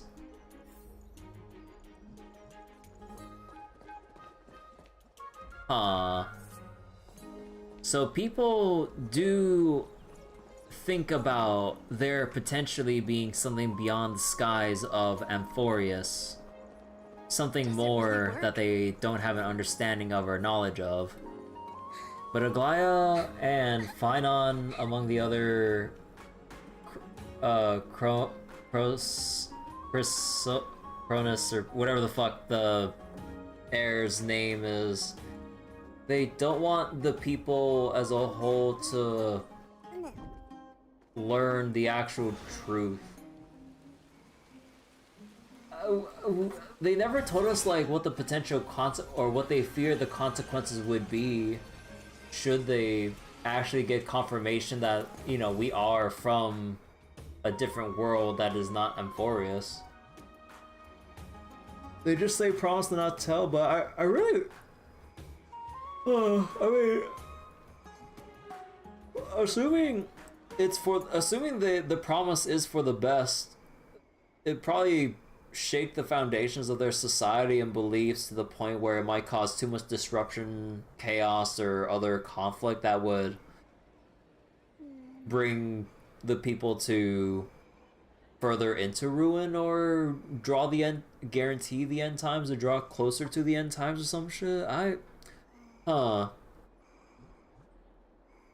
I mean, like, we're not exactly the best at lying, so that guy probably has a suspicion of what's up, assuming he's even a recurring character or NPC or something like that. But, this is interesting, to say the least. Okay, you know what? I'm getting a little bit impatient. I want to collect my shit now.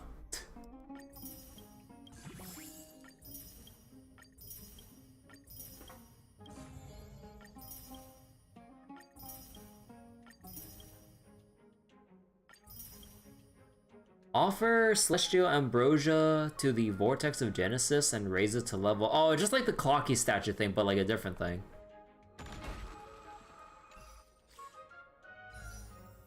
Alright, are y'all ready to cope with me for one more time before we go for tonight? I'm so angry that I lost both my 50-50s! But anyways...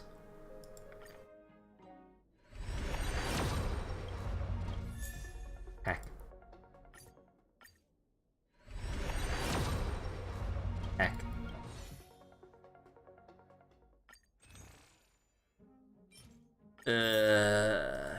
Pain. Pain. Well, how much is it to go buy some pools? Just kidding. Like, oh dear God, dude, like, holy shit. Dude, I'm so sad that, like, I failed my 50-50 and my guarantee for Herta went all the way into the 80s. And then I failed my fucking 50-50 on Jade at, like, the 70-ish mark. Like, come the fuck on, dude. Fuck the 50-50 system so goddamn much. Like, on one hand, it's nice having an actual guarantee, but the 50-50 just leaves such a bad fucking taste in your mouth. But obviously it's the way that Hoyo monetizes their game, so it's not like this is going away or changing up substantially anytime soon. They would have to completely shake up their whole monetization model, which would be too much effort for what it's worth, but holy shit, it sucks when you don't get anything going for you. Oh my god, I am depressed beyond belief, dude. Okay, anyways. Wait, that's Herta's phone case? It's a phone case of multiple expressions or images of Herta like sleeping or looking smug or doing a little blep with her tongue there. Oh my god. Alright. So that'll be for tonight. Thank you all so much for watching and everything. Oh, so depressed over my pools. I had a very sinking feeling that it would be a fucking worst case scenario. Oh my god, part of me wanted to just rage spend, but obviously that's not financially smart or anything, but oh my god, I'm so fucking mad, dude. Because like, it's hard enough to get anything going in this game if you don't spend that much money.